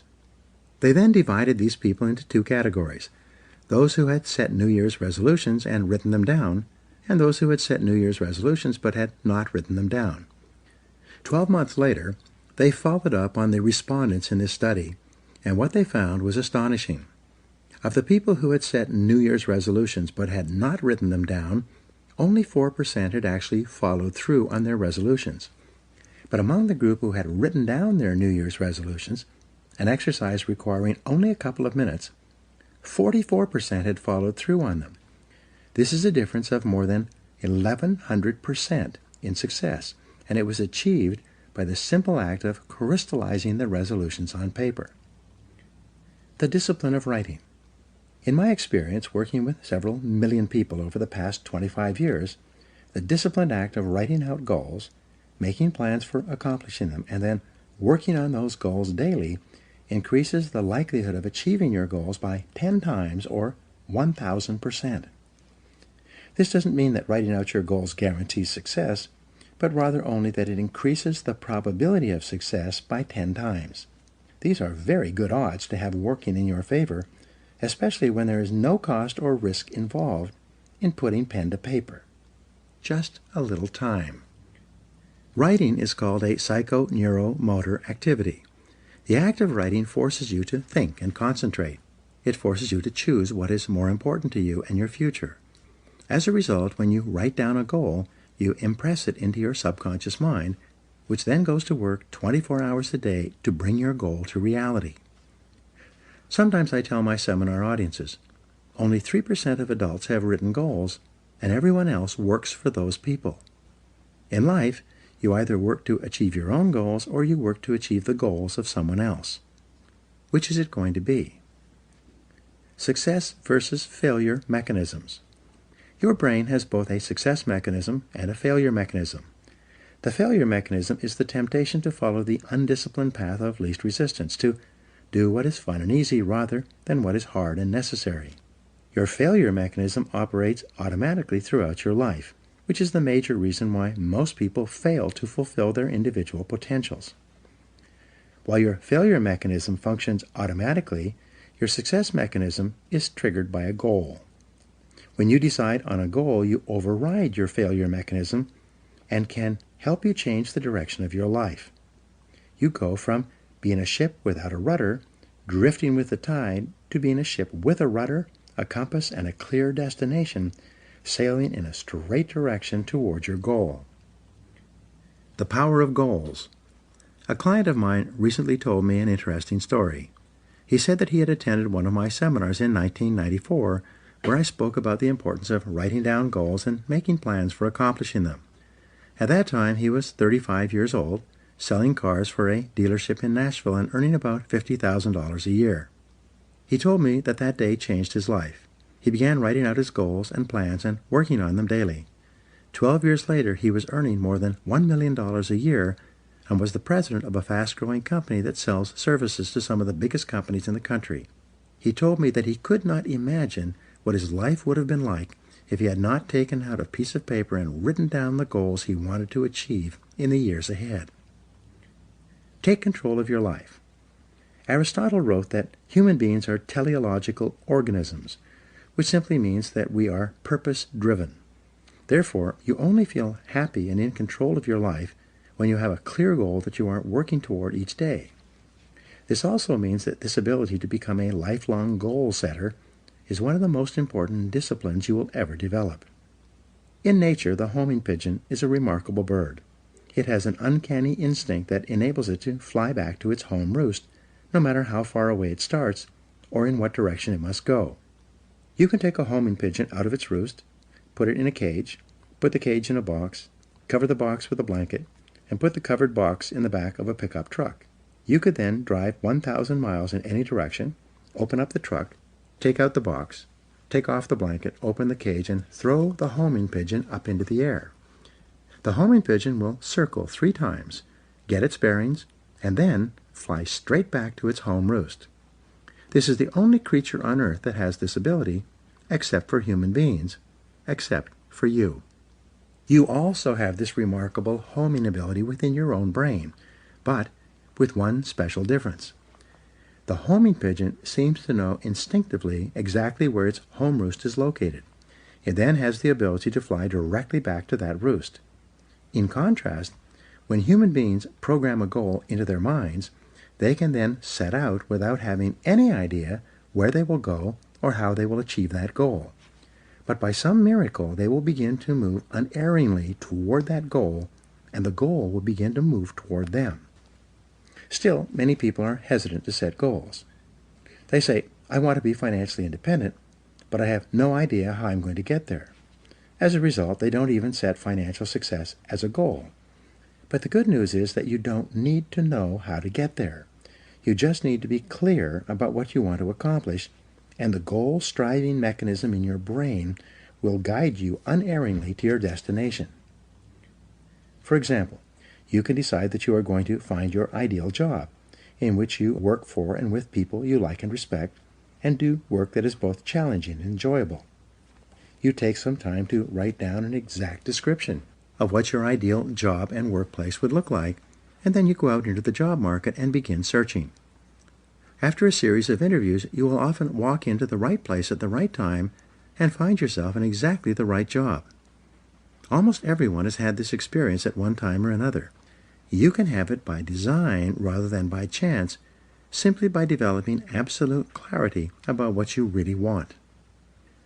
The 7-step method to achieving your goals. There are 7 simple steps that you can follow to set and achieve your goals faster. There are more complex and detailed goal-achieving methodologies, but this 7-step method will enable you to accomplish 10 times more than you've ever accomplished before, and you will do so far faster than you can currently imagine. Step 1. Decide exactly what you want. Be specific. If you want to increase your income, decide on a specific amount of money rather than to just make more money. Step 2. Write it down. A goal that is not in writing is like cigarette smoke. It drifts away and disappears. It is vague and insubstantial. It has no force, effect, or power. But a written goal becomes something that you can see, touch, read, and modify if necessary. Step 3. Set a deadline for your goal. Pick a reasonable time period and write down the date when you want to achieve it. If it's a big enough goal, set a final deadline and then set sub-deadlines or interim steps between where you are today and where you want to be in the future. A deadline serves as a forcing system in your brain. Just as you often get more done when you're under the pressure of a specific deadline, your subconscious mind works faster and more efficiently when you have decided that you want to achieve a goal by a specific time. The rule is, there are no unrealistic goals, there are only unrealistic deadlines. What do you do if you don't achieve your goal by your deadline? Simple. You set another deadline. A deadline is just a guesstimate. Sometimes you will achieve your goal before the deadline, sometimes at the deadlines, and sometimes after the deadline. When you set your goal, it will be within the context of a certain set of external circumstances. But these circumstances may change, causing you to change your deadline as well. Be flexible. Step number 4, make a list of everything that you could think of that you could possibly do to achieve your goal. As Henry Ford said, the biggest goal can be accomplished if you just break it down into enough small steps. Make a list of the obstacles and difficulties that you will have to overcome, both external and internal, in order to achieve your goal. Make a list of the additional knowledge and skills that you will require in order to achieve your goal. Make a list of the people whose cooperation and support you will require to achieve your goal. Make a list of everything that you can think of that you will have to do, and then add to this list as new tasks and responsibilities occur to you. Keep writing until your list is complete. Step 5. Organize your list by both sequence and priority. A list of activities organized by sequence requires that you decide what you need to do first, what you need to do second, and what you need to do later on. In addition, a list organized by priority enables you to determine what is more important and what is less important. Sometimes sequence and priority are the same, but often they are not. For example, if you want to start a particular kind of business, the first item in order of sequence might be for you to purchase a book or enroll in a course on that business. But what is most important is your ability to develop a business plan based on complete market research that you can use to gather the resources you need and actually start the business you have in mind. Step 6. Take action on your plan immediately. Take the first step, and then the second step, and the third step. Get going. Get busy. Move quickly. Don't delay. Remember, procrastination is not only the thief of time, it's the thief of life. The difference between success and failures in life is simply that winners take the first step. They are action-oriented. As they said in Star Trek, they go boldly where no man has ever gone before. Winners are willing to take action with no guarantees of success. Though they're willing to face failure and disappointment, they're always willing to take action as well. Step 7. Do something every day that moves you in the direction of your major goal. This is the key step that will guarantee your success. Do something 7 days a week, 365 days a year. Do anything that moves you at least one step closer to the goal that is most important to you at that time. When you do something every day that moves you in the direction of your goal, you develop momentum. This momentum, this sense of forward motion, motivates, inspires, and energizes you. As you develop momentum, you'll find it increasingly easy to take more steps towards your goal. In no time at all, you will have developed the discipline of setting and achieving your goals. It will soon become easy and automatic. You will soon develop a habit and the discipline of working toward your goals all the time. The 10-goal exercise. This is one of the most powerful goal-achieving methods I have ever discovered. I teach it all over the world, and I practice it myself almost every day. Here's how it works. Take out a clean sheet of paper. At the top of the page, write the word goals and today's date. Then, discipline yourself to write down 10 goals that you'd like to accomplish in the next 12 months. Write down financial, family goals, and fitness goals, as well as goals for personal possessions like a house or a car. Don't worry for the moment about how you're going to achieve these goals. Just write them down as quickly as you can. You can write as many as 15 goals if you like, but this exercise requires that you write down a minimum of 10 within 3 to 5 minutes. Select one goal. Once you've written out your 10 goals, imagine for the moment that you can achieve all the goals on your list if you wanted them long enough and hard enough. Also imagine that you have a magic wand that you can wave that will enable you to achieve any one goal on your list within 24 hours. If you could achieve any one goal on your list within 24 hours, which one would have the greatest positive impact on your life right now? Which one goal would change or improve your life more than anything else? Which one goal, if you were to achieve it, would help you to achieve more of your other goals than anything else? Whatever your answer to this question, put a circle around this goal and then write it at the top of a clean sheet of paper. This goal then becomes your major, definite purpose.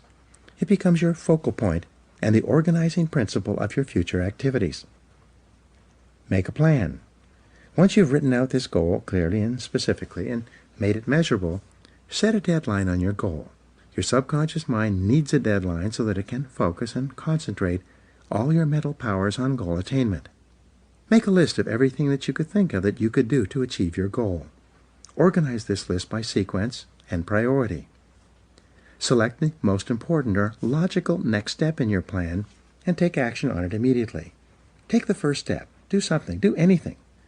Resolve to work on this goal every single day until it's achieved. From this moment forward, as far as you are concerned, failure is not an option.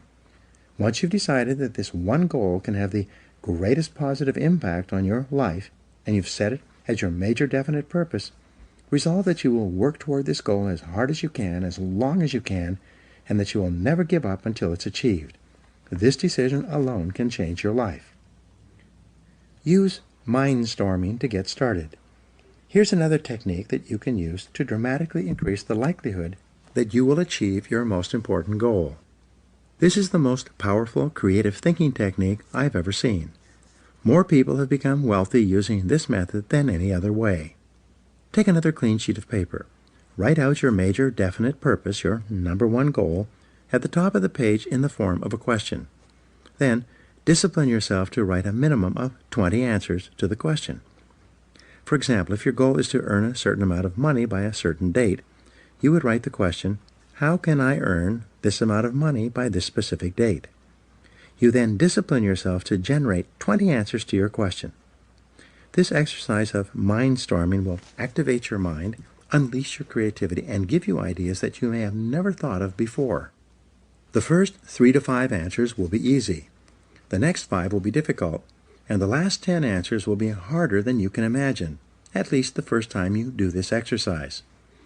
Nonetheless, you must exert your discipline and willpower to persist until you have written down at least 20 answers.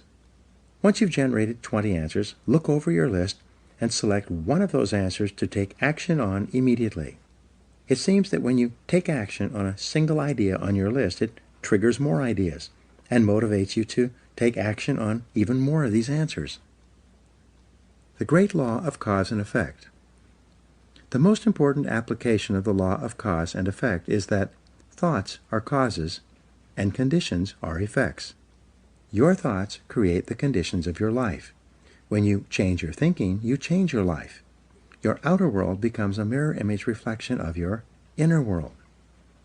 Perhaps the greatest discovery in the history of thought is that you become what you think about most of the time. Moreover, the teacher John Boyle said, whatever you can think about on a continuing basis, you can have.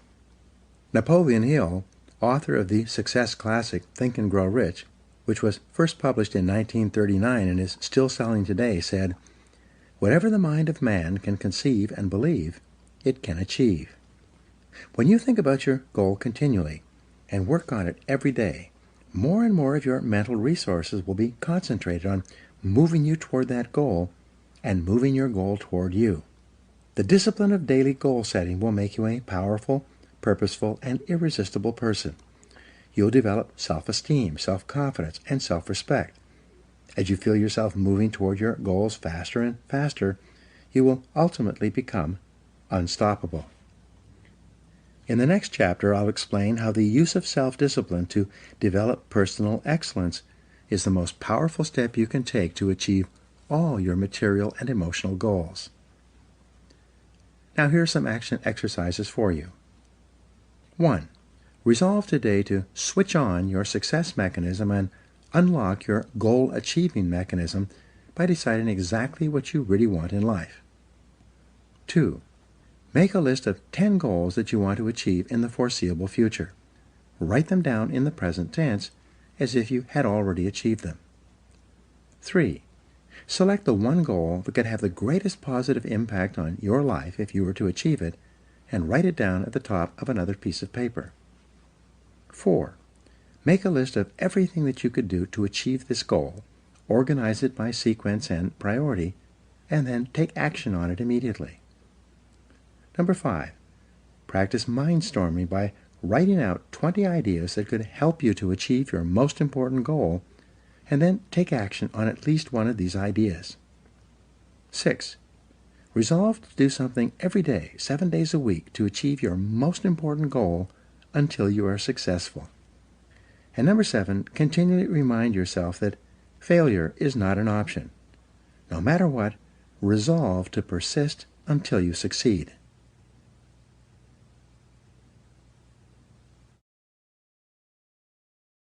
Chapter 5.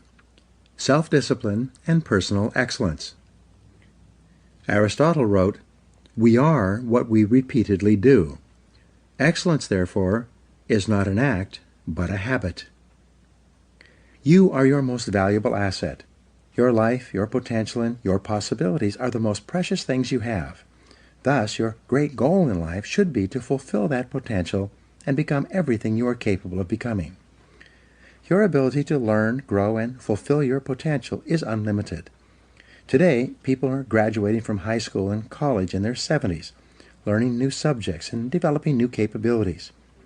Your ability to learn and remember can continue throughout your life if you keep your brain alive, alert, and functioning at its best. Your most precious financial asset is your earning ability. Your ability to work is your primary source of cash throughout your life. You could lose your home, your car, your bank account, and everything you own, but as long as you have your earning ability, you can earn it all back and more in the months and years ahead. Your biggest investment. Most people don't realize this. They take their earning ability for granted, but it has taken you your entire life to develop your earning ability. Every bit of education, experience, and hard work that you have invested in learning your craft and developing your skills has gone into building this asset. Your earning ability is very much like a muscle. It can increase in strength and power year by year as the result of regular exercise. Likewise, the opposite is true too. If left alone or ignored, your earning ability, like your muscles, can become weaker or even decline because you have simply failed to upgrade it continually. In other words, your earning ability can be either an appreciating or a depreciating asset. An appreciating asset is something that grows in value and cash flow every year as a result of continual investment and improvement. A depreciating asset, on the other hand, is something that loses value over time and finally reaches the point at which it is written off, being of little or no further value. The choice is yours as to whether your earning ability is increasing or decreasing month by month and year by year. See yourself as the president of your own personal services corporation. Imagine that you were going to take your company public on the stock market. Would you recommend your company as a growth stock, continually increasing its value and earning ability each year? Or would you describe your company as one that has leveled off in the marketplace, that is not really going anywhere in terms of increased value and income? Would you recommend stock in U Inc. as an excellent investment? Why or why not? What got you here won't get you any further. Some people are actually losing value each year, declining in earning ability because they are not continually upgrading their knowledge and skills. They don't realize that whatever knowledge and skill they have today is rapidly becoming obsolete. It's being replaced by new knowledge and skills that if you don't have them and someone else does, you will be in danger of being overtaken by your competition. Join the top 20%. In Chapter 1, I mentioned that the 80-20 rule applies to income. The top 20% of people in our society earn and control 80% of the assets. According to Forbes, Fortune, Business Weekend, Wall Street Journal, and the IRS, by many estimates, the top 1% of Americans control as much as 33% of the assets. The most interesting discovery in income inequality is that most millionaires, multimillionaires, and billionaires in America are first generation. They started with little or nothing and earned all their money by themselves in one lifetime. In America, there's a high level of income mobility, which means that you are able to move from the lower levels of income to the upper levels. Almost everyone who is in the top 20% today started in the bottom 20%. From that point, they began to do something different with their time and their lives, and as a result, they put themselves squarely onto the upward escalator of financial success. No limits on your potential. The average income increase in America is about 3% a year, just about the same as the rate of inflation and cost of living increases. People whose income is increasing at 3% a year seldom get ahead. They have a job, which can also be thought of as an acronym for just over broke. But the fact is that no one is better than you and no one is smarter than you. If someone is doing better than you are today, it is simply proof that they have learned how the law of cause and effect applies to their work, and they have begun doing the things that other successful people have also done.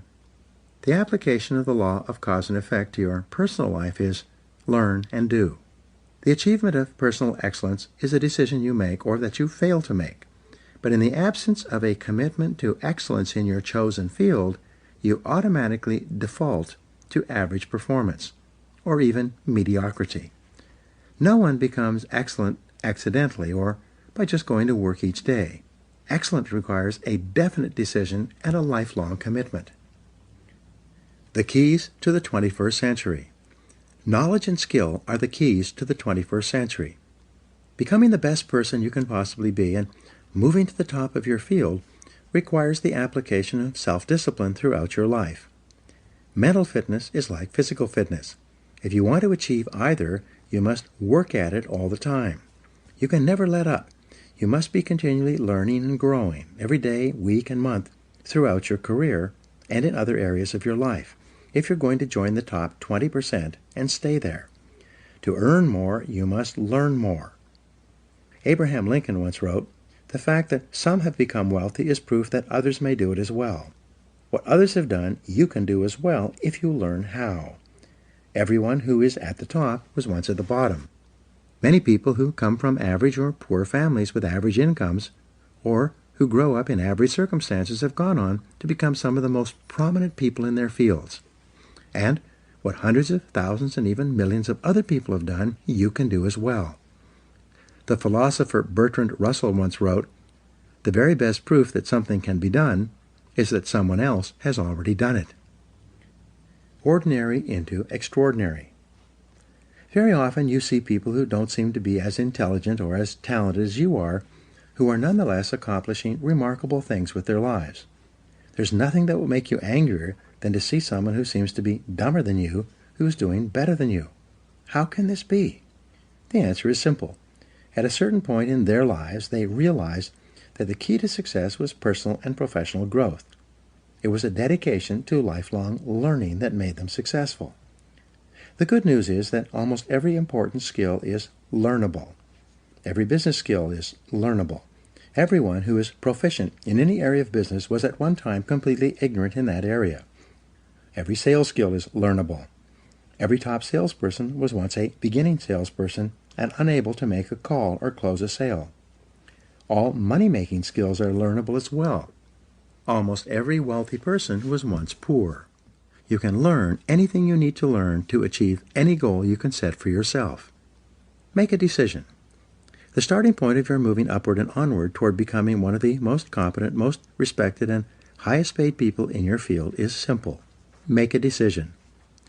It's said that every major change in your life comes about when your mind collides with a new idea, and then you make a decision to do something different. You make a decision to complete your education, upgrade your skills, or get into a good college. You make a decision to start a new business. You make a decision to take a particular job or start a particular career.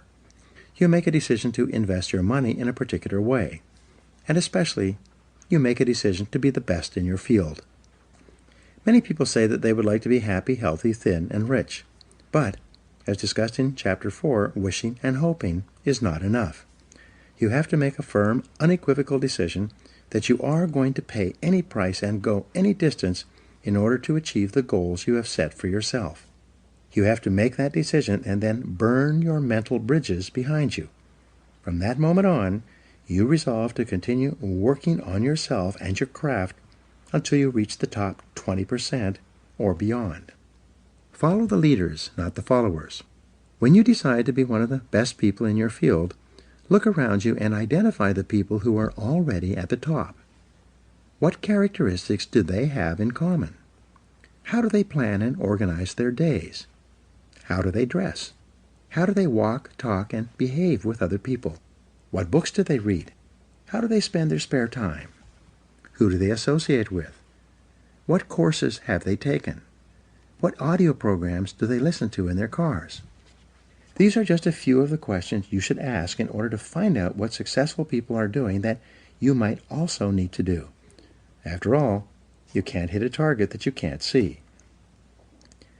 Your selection of the right role models can have an enormous impact on your future. Dr. David McClelland of Harvard, and author of The Achieving Society, concluded that your choice of a reference group can determine as much as 95% of your success and achievement in life. Your reference group is made up of the people who you feel are just like me. Your natural tendency is to adopt the attitudes, styles of dress, opinions, and lifestyles of the people with whom you identify and associate most of the time. Fly with the eagles. Some years ago, one of my seminar participants told me his story. Bob Barton said he had started off in his 20s in a large company with about 32 salespeople in his branch.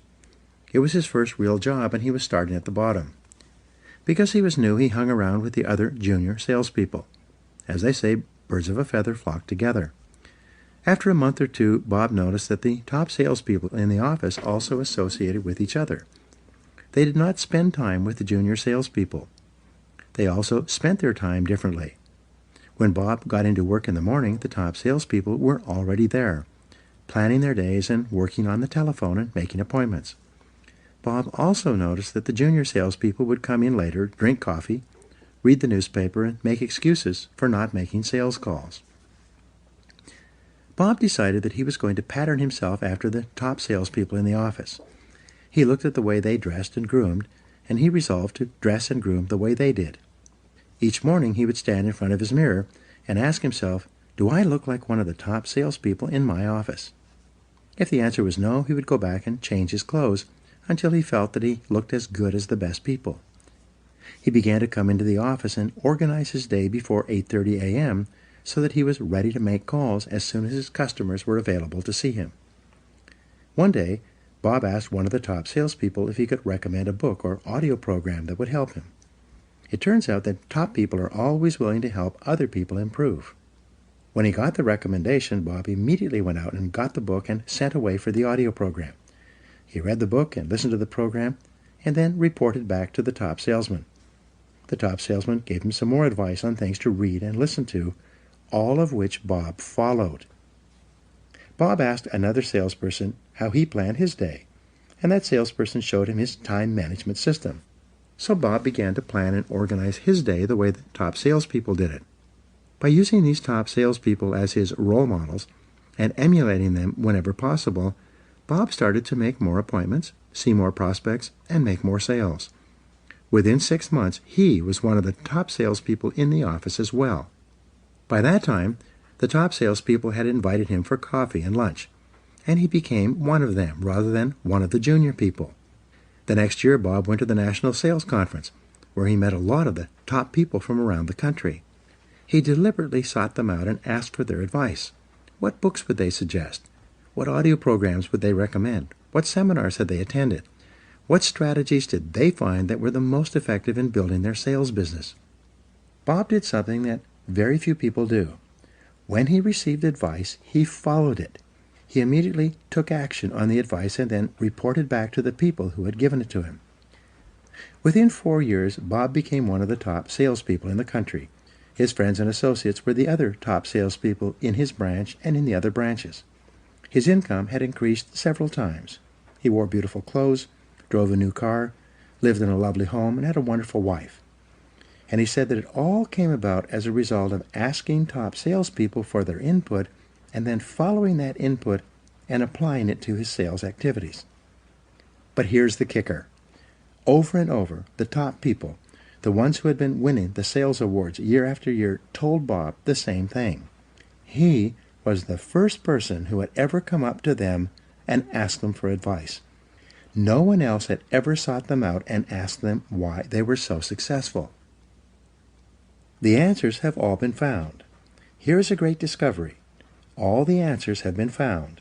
All the routes to success have been discovered. Everything you need to learn to move to the top of your field has already been learned by hundreds and even thousands of other people. And if you ask them for advice, they will give it to you.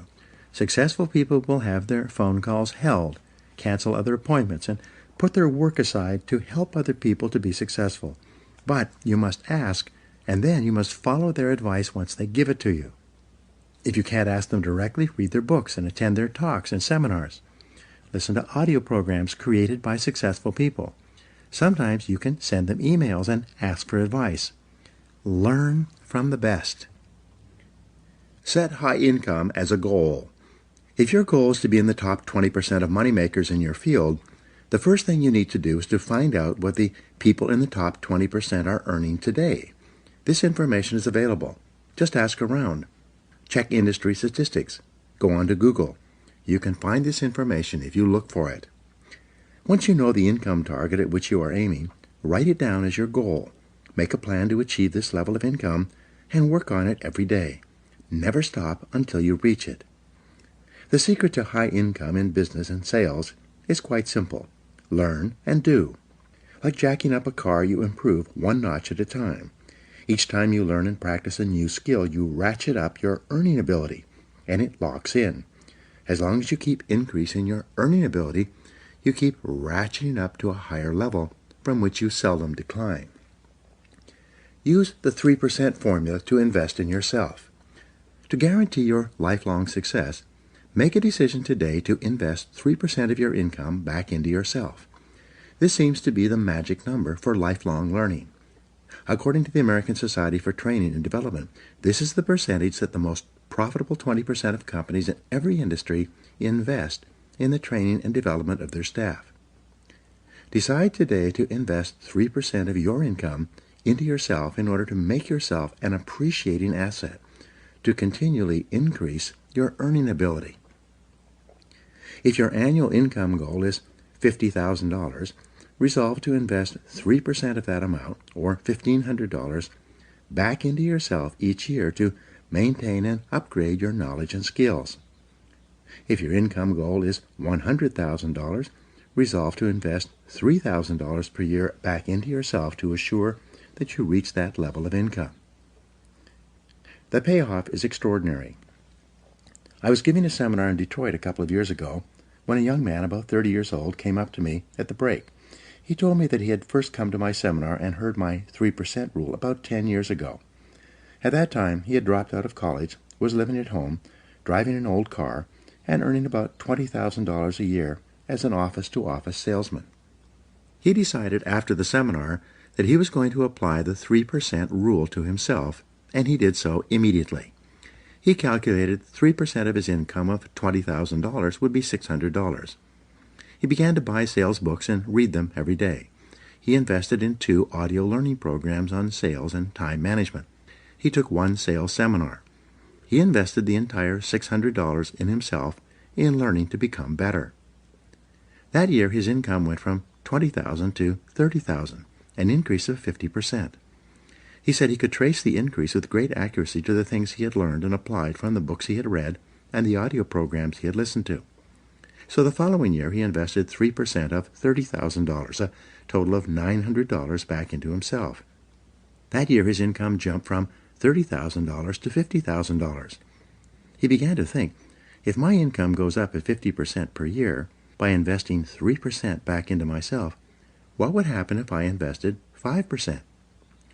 The next year, he invested 5% of his income, $2,500, into his learning program.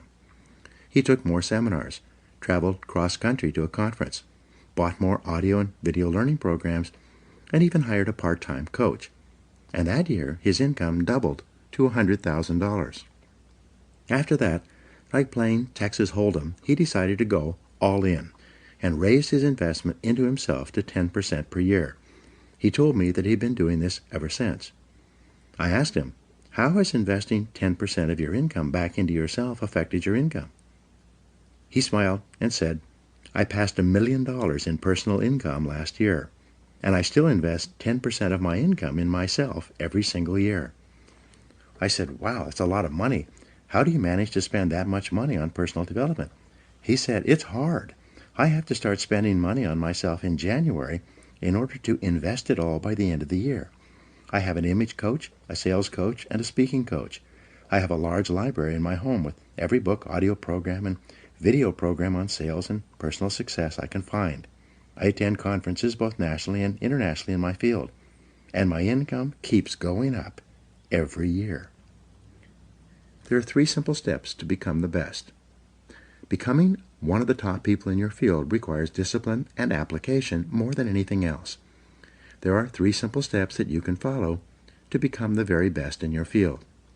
1. Read 60 minutes in your field each day. Turn off the television and the radio. Put aside the newspaper and read material about your field for 1 hour each day before you start working. 2. Listen to educational audio programs in your car. Start them and stop them as you listen so that you can reflect on what you have just heard and think about how you can apply the ideas to your work. 3. Attend courses and seminars in your field regularly. Seek them out. Take online courses in the convenience of your own home, courses that enable you to upgrade your skills and give you important ideas that you can use to be even more successful. The power of compound learning, like compound interest, is quite amazing. The more you learn, the more you can learn. The more you learn, the better your brain functions and the smarter you get. Your memory and retention rate improves. The more you learn, the more relationships you find between something you learned at one time and something you learned at another time. Never stop learning and growing. The achievement of mastery. How long does it take to achieve mastery in your field? According to the experts, the acquisition of mastery requires about 7 years or 10,000 hours of hard work. It takes 7 years to become a master salesperson. It takes 7 years to become a successful business person. It takes 7 years to become an excellent diesel mechanic. It takes 7 years to become an excellent brain surgeon. It seems to take 7 years or 10,000 hours of hard work to get to the top of any field. So you might as well get started. The time is going to pass anyway. The starting point of your achieving mastery is for you to commit to excellence. I've never met a person who made a decision to get into the top 20% in their field who did not eventually achieve it. And I never met a person who got there having not made that decision. Making the decision and then following up with continuous, purposeful, disciplined action is essential. Talent is not enough. As I mentioned earlier, according to Jeffrey Colvin in his best-selling book, Talent is Overrated, most people learn how to do their job in the first year, and then they never get any better. They just coast in their jobs. But the only direction you can coast is downhill. Many people will work away at a job for many years and never rise above the average. They will do their job from 8 to 5, but they never lift a finger to upgrade their skills. They will not invest any time learning their craft unless their company pays for the extra training and gives them the time off to take it. The average person does only an average job, and as a result he earns an average income and worries about money all his life. He never realizes that often there is only a thin veil that separates the average person from the excellent person. The fact is that if you're not getting better, you're getting worse. No one stays in the same place for long. 2 hours each day will get you to the top. It's been calculated that all you need to invest is about 2 extra hours per day to move from the average to the superior. Only 2 extra hours each day will move you from worrying about money all your life to being one of the highest paid people in your field. People immediately ask, where am I going to get an extra 2 hours each day? It's simple. Take a piece of paper and do the following simple calculation. Calculate the number of hours in a week. 7 days times 24 hours equals 168 hours. If you deduct 40 hours for work and 56 hours for sleep, you have 72 hours left over. If you deduct 3 hours per day, 21 hours, for getting ready for and traveling to and from work, that leaves you 51 hours of spare time to do with as you please. If you invest 2 hours per day back into yourself, 14 hours per week, you still have 37 hours left over. That's an average of more than 5 hours per day of free time.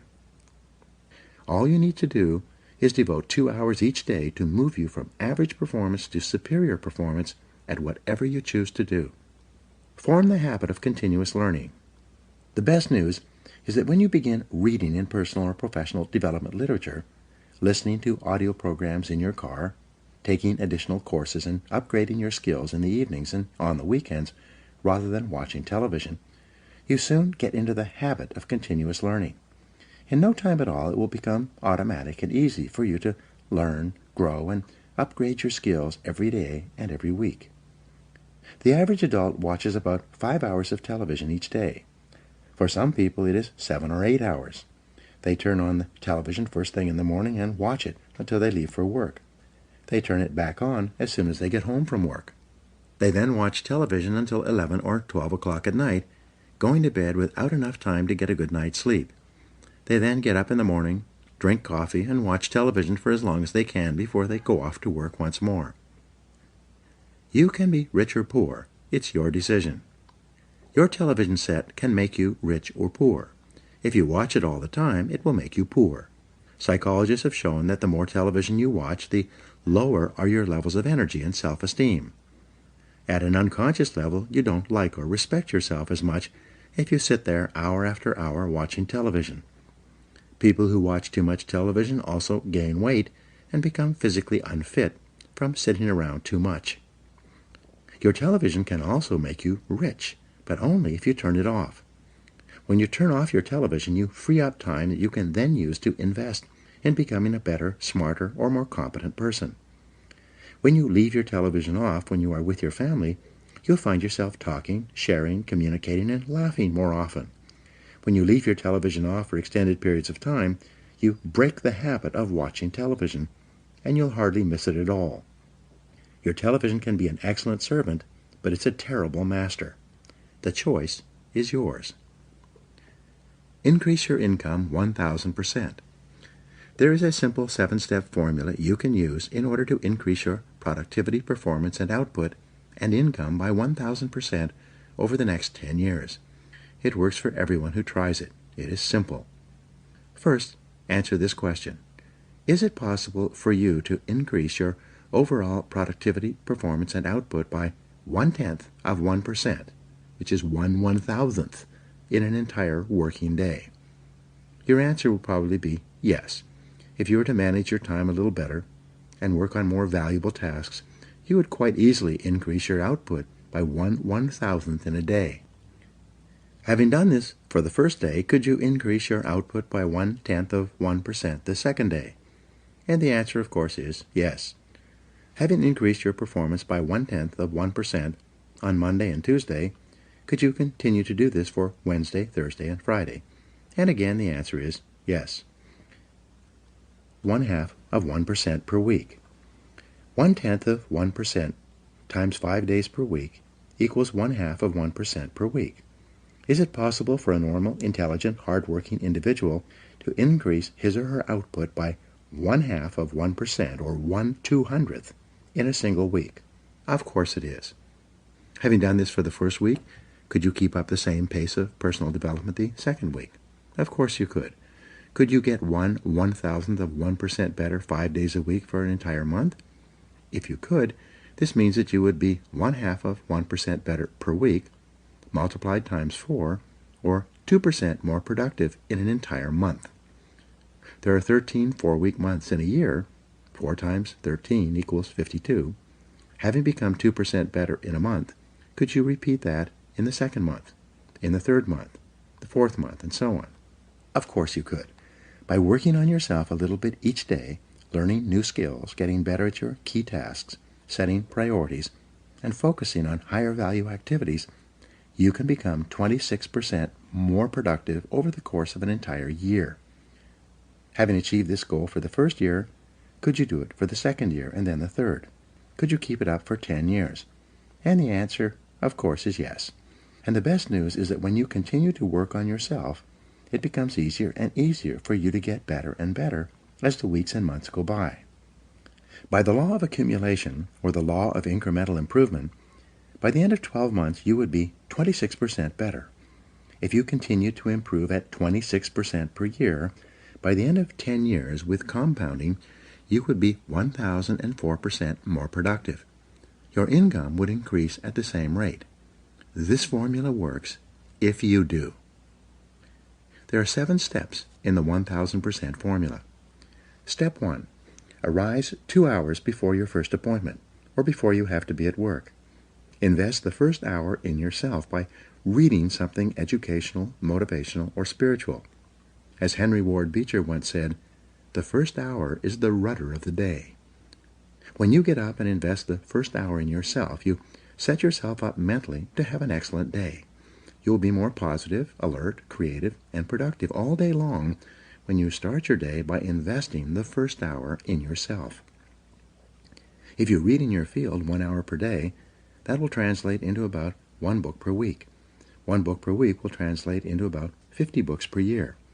Since the average adult reads less than 1 nonfiction book per year, if you were to read 50 books in your field each year, do you think that would give you an edge in your profession? Do you think that it would move you ahead of virtually everyone else in your business? Of course it would. If you read 50 books per year for 10 years, this would be 500 books that would help you to improve your productivity, performance, and income. At the very least, you would need a bigger house just to hold your books, and you'd be able to afford it. Reading 1 hour per day in your field will make you a national authority in 3 to 5 years. This alone can give you your 1,000% increase over the course of your career. Step 2. Rewrite your goals every day. Get a spiral notebook and rewrite your major goals in the present tense every morning before you start out, without looking back at what you wrote the previous day. This writing and rewriting is the process of programming instructions into the guidance mechanism of your mind. When you rewrite your 10 goals each morning, you will continually see and think of opportunities to achieve those goals all day long.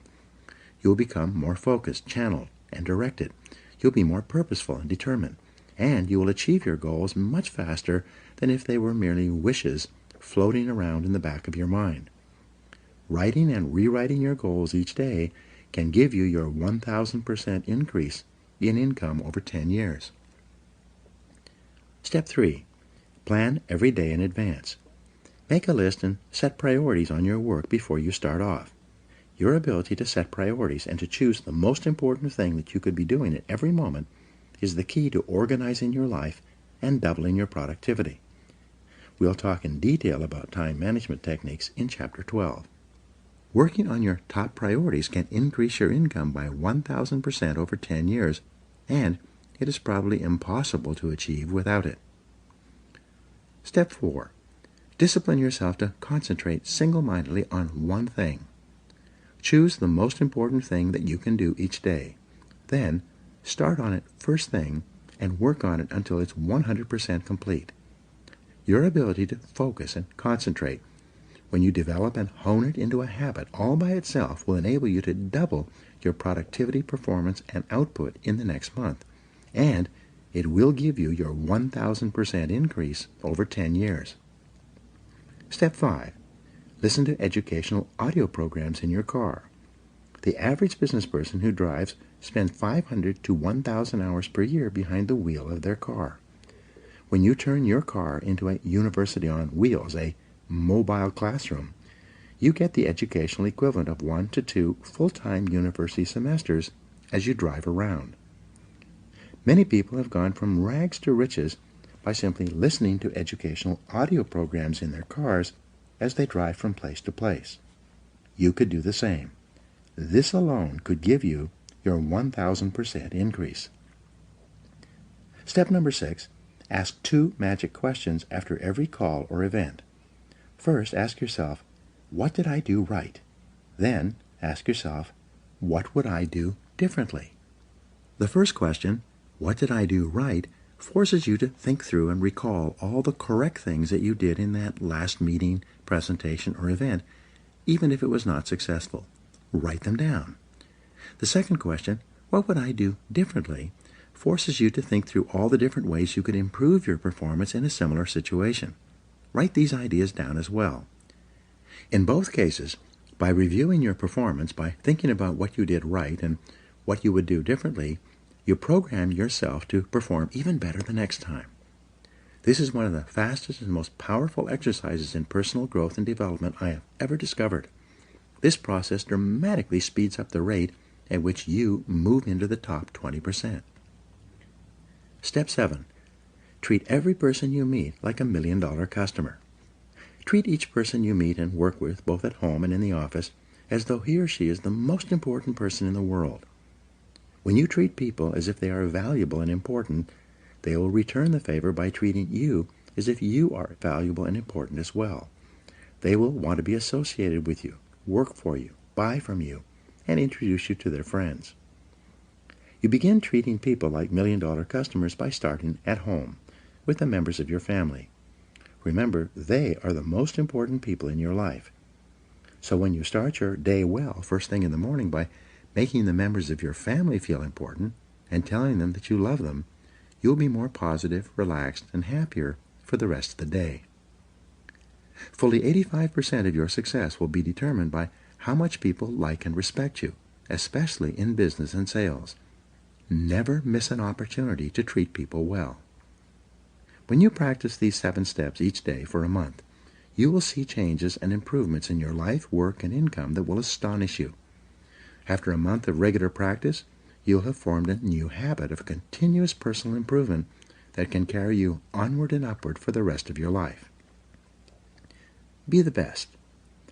Lifelong personal development and the commitment to personal excellence requires tremendous dedication, discipline, and willpower. The greatest payoff is that every time you learn and apply something new, your brain releases endorphins, which make you feel happier and more excited about your future. Every time you learn and apply something new, you'll have a greater sense of personal power. Your self-esteem, self-respect, and personal pride will increase. You'll feel very much in control of your earning ability, which is one of the most important parts of your life. In the next chapter, we'll talk about the importance of courage, of overcoming the fears and doubts that hold most people back. It is often the case that we know what we need to do, but we lack the courage to take the risks that accompany trying anything new. Instead, we make excuses for inaction. Now, here are some action exercises that you can do. Number 1, make a decision today to invest in yourself and getting better, as if your future depends on it, because it does. 2, identify the most important skills you have that determine the quality and quantity of results you get at your work, and make a plan to get better in each one. 3, if you could wave a magic wand and become absolutely excellent in any one skill, which one skill would have the greatest impact on your earning ability? Whatever your answer, set that skill as a goal, make a plan, and work on it every day. 4, set excellent performance in your work as a goal, and then determine exactly what you will need to do every day to join the top 20% or better in your field. 5, look ahead 3 to 5 years and determine the new knowledge and skills you will need in order to lead your field in the future. Then start acquiring them today. 6, select the top person in your field, the one you admire most, and use him or her as a role model for your own development. And 7, commit yourself today to lifelong learning, and never let a day go by without getting better in some area.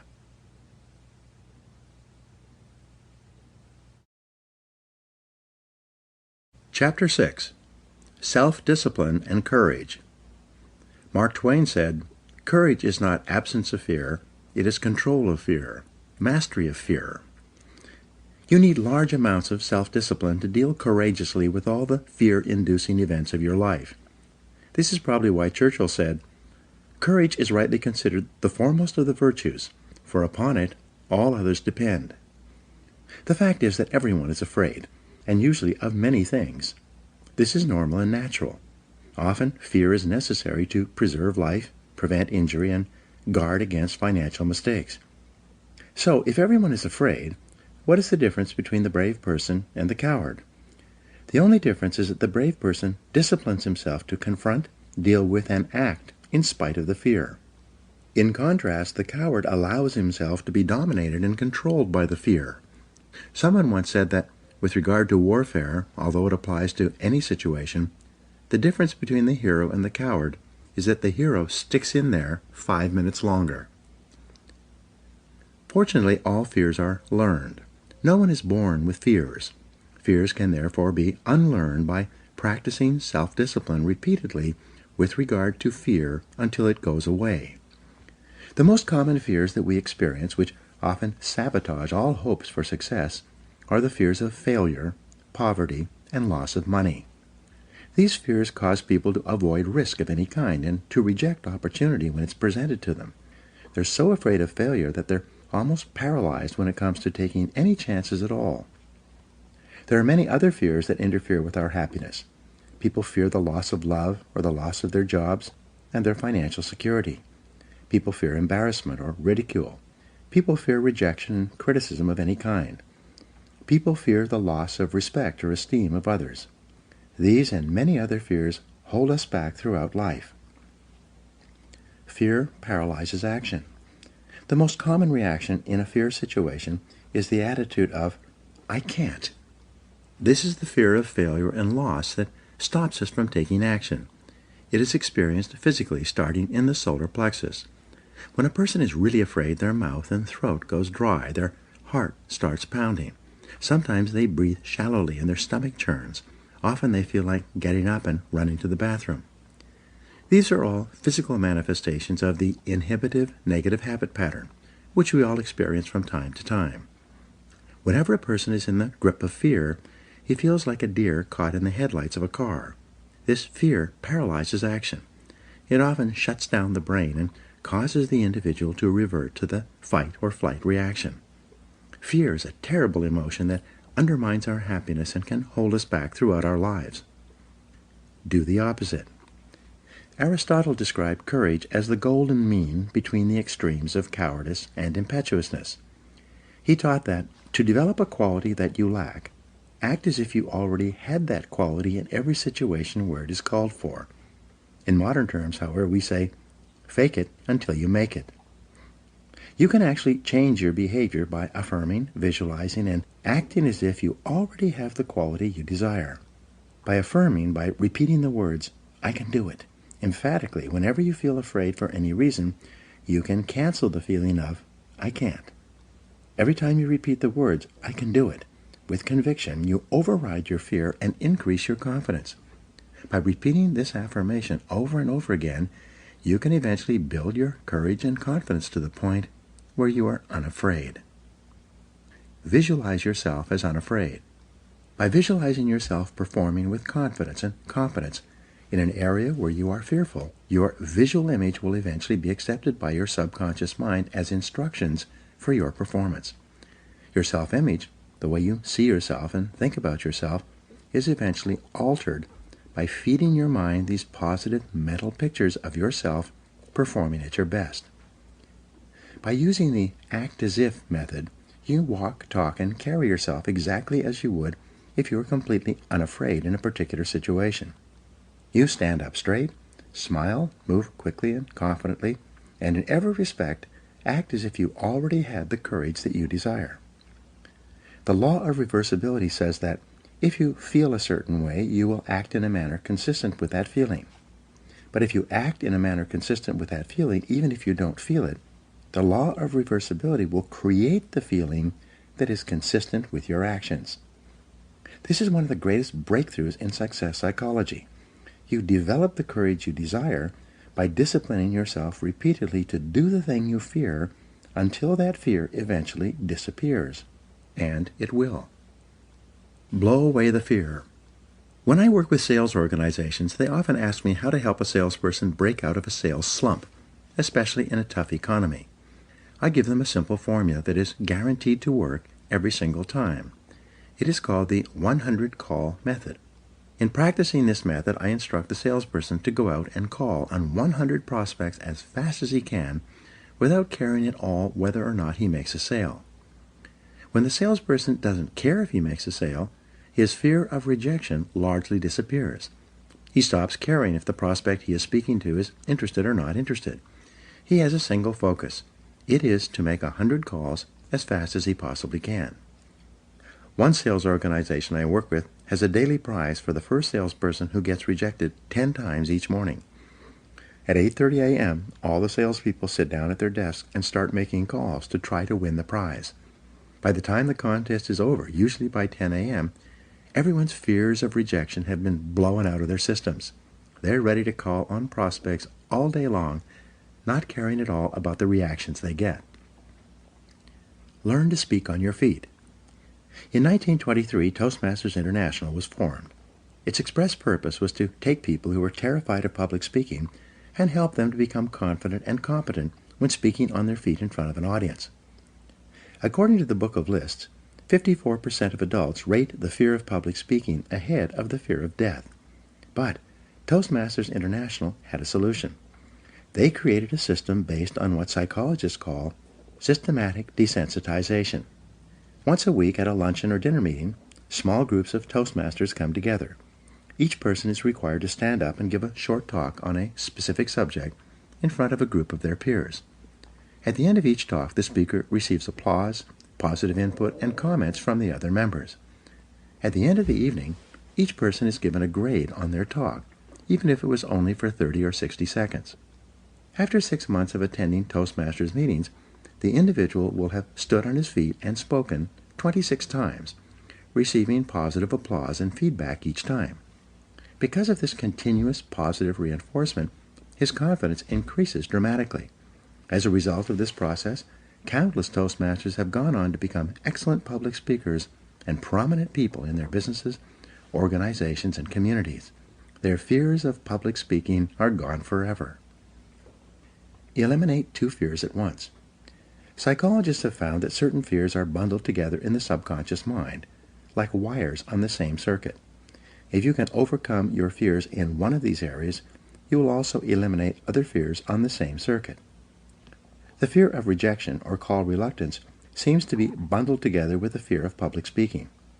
When you discipline yourself to join Toastmasters or to take a Dale Carnegie course to learn to speak confidently on your feet, your fears of rejection largely disappear as well. Your level of self-confidence in all your interactions with others increases dramatically. Your whole life changes in a positive way. Confront your fears. Your ability to confront, deal with, and act in spite of your fears is the key to happiness and success.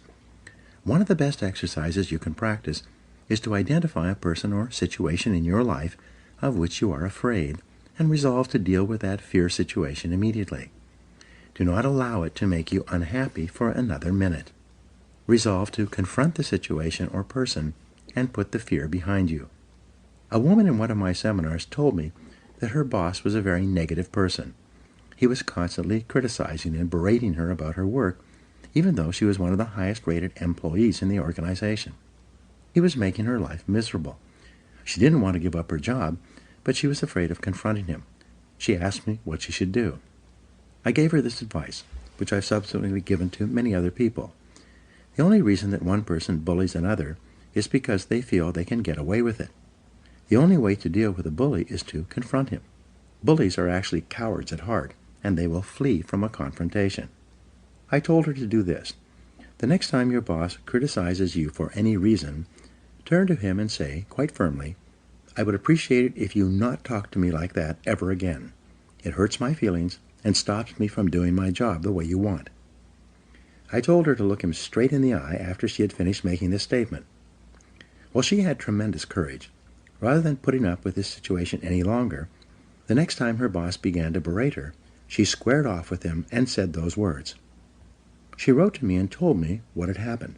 Just as I had predicted, he stopped dead in his tracks. He immediately apologized and mumbled, and then quickly went back to his office. He never criticized her again. She told me that she could have ended his bad treatment of her many months before if she had only had the courage to confront him directly the first time it happened. As Eleanor Roosevelt said, "No one can make you feel inferior without your consent." Move toward the fear. When you identify a fear and discipline yourself to move toward it, it grows smaller and more manageable. What's more, as your fears grow smaller, your confidence grows larger. Soon, your fears lose their control over you. In contrast, when you back away from a fear-inducing situation or person, your fear grows larger and larger. Soon, it dominates your thinking and feeling, preoccupies you during the day, and often keeps you awake at night. Leaders have two types of courage.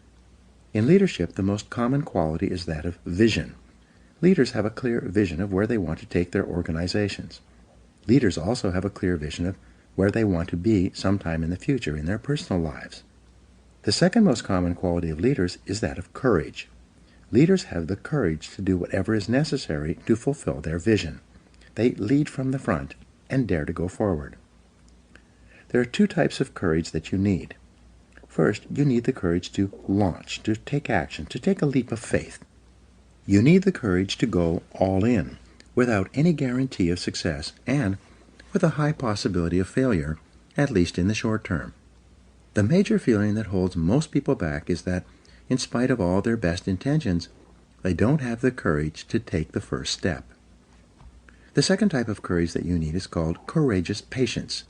This is the ability to hang in there and continue working and fighting after you've gone all in and before you have yet seen any results or rewards.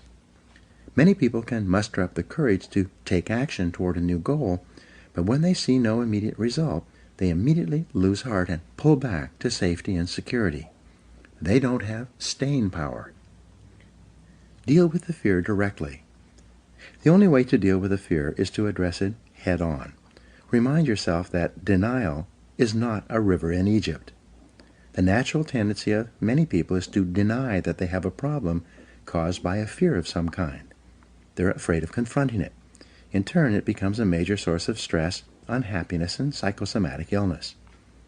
Be willing to deal with the situation or person directly.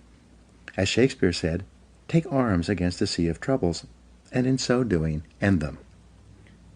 The companion of fear is worry. Like twin sisters, fear and worry go around together.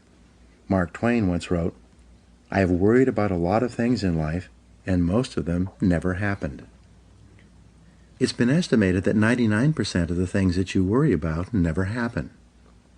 And most of the things that do happen so quickly that you didn't have time to worry about them in the first place. The disaster report. Whenever you're worried about something, fill out a disaster report on the situation. This will destroy your fear and worry almost instantly. This is often called the worry buster. The disaster report has 4 parts. First, define the worry situation clearly. What exactly are you worried about? Very often, when you take the time to be completely clear about the worry situation, a way to resolve that situation becomes immediately evident. Second, identify the worst possible thing that could happen if this worry situation were to take place. Would you lose your job? Would you lose your relationship? Would you lose your money? What's the worst thing that could possibly happen? Be clear about this. In many cases, you will see that should the worst occur, it would not ruin you. It might be inconvenient or uncomfortable, but you would eventually recover. You will find that it's probably not worth all the worry that you are devoting to it. The third step in the disaster report is to resolve to accept the worst possible outcome, should it occur. Say to yourself, well, if that happens, it won't kill me. I'll find a way to get along. Most of the stress of worry comes from denial, from not being willing to face the worst possible thing that could happen. But once you resolve to accept the worst, should it occur, all the worry and stress seems to disappear. Fourth, begin immediately to improve on the worst. Take every step that you possibly can to make sure that the worst possible outcome does not occur. Take action immediately. Do something. Get on with it. Act quickly. Get so busy making sure that the worst thing does not happen that you have no time to worry. The real antidote. In the final analysis, the only real cure for fear or worry is disciplined, purposeful action in the direction of your goals. Get so busy working on your goals or the solutions to your problems that you have no time to be afraid or to worry about anything. When you practice the self-discipline of courage and force yourself to face any fear-inducing situation in your life, your self-esteem goes up, your self-respect increases, and your sense of personal power grows. You eventually reach the point in life where you're not afraid of anything. Once you've developed the courage to step out in faith, you must then develop the self-discipline of persistence, which we'll talk about in the next chapter. Now, here are 7 action exercises for you. 1. Identify your 3 biggest fears in life right now. What are they? 2. Determine what you would do in each of these situations if you were guaranteed of complete success. What actions would you take? 3. What have you always wanted to do but been afraid to attempt? What would you do differently if you were guaranteed of success? 4. In what 3 areas of life and work do you most experience the fears of failure and loss? What steps could you take immediately to confront and eliminate those fears? 5. In what 3 areas of life do you most experience the fears of criticism, rejection, or embarrassment? How could you confront these fears and overcome them? 6. What one great goal would you set for yourself if you knew you could not fail? And 7. What would you do differently in life if you had $20 million in the bank, but only 10 years left to live?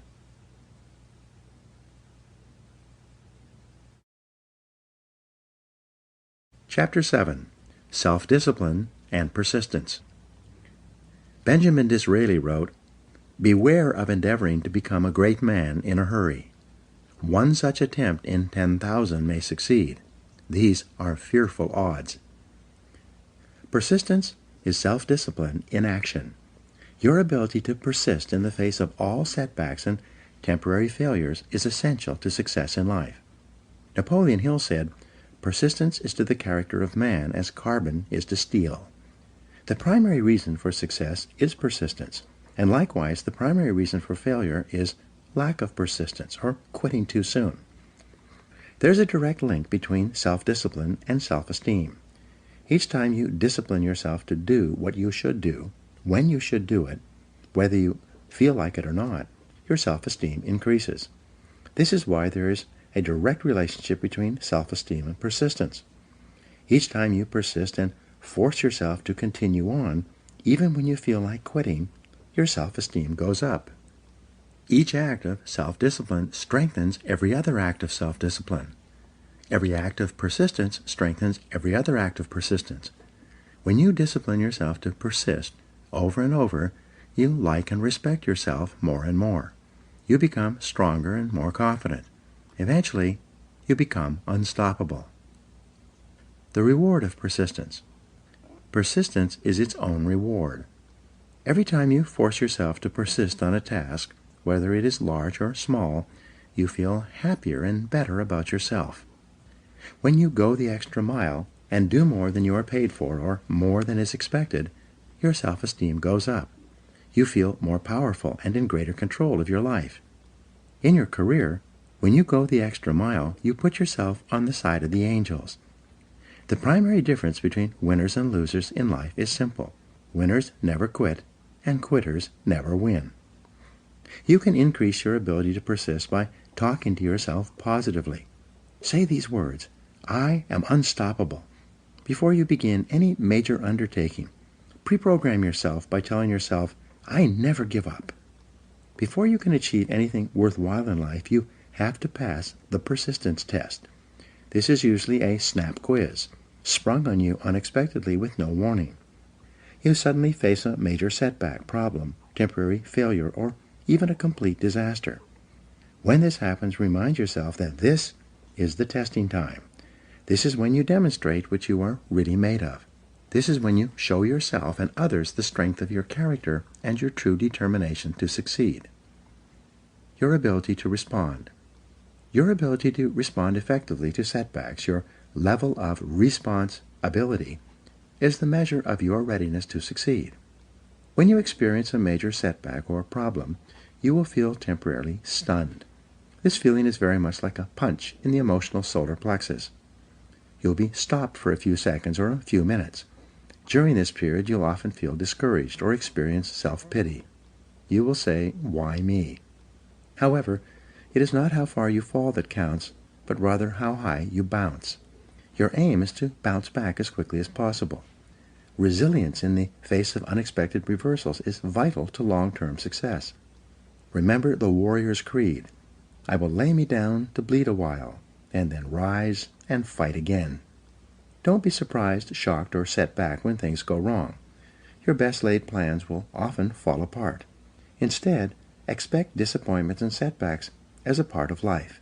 Take a deep breath, pick up the pieces, and continue onward. Optimism gives you resilience. The most important quality you need for success and persistence is optimism. This is a boundless confidence in yourself and your ability to ultimately succeed. To remain optimistic, you must control and discipline your thinking when things go wrong. Refuse to feel sorry for yourself. Remember, you are not a victim. You are an adult, and you are in charge of your own life. You are doing what you have freely chosen to do.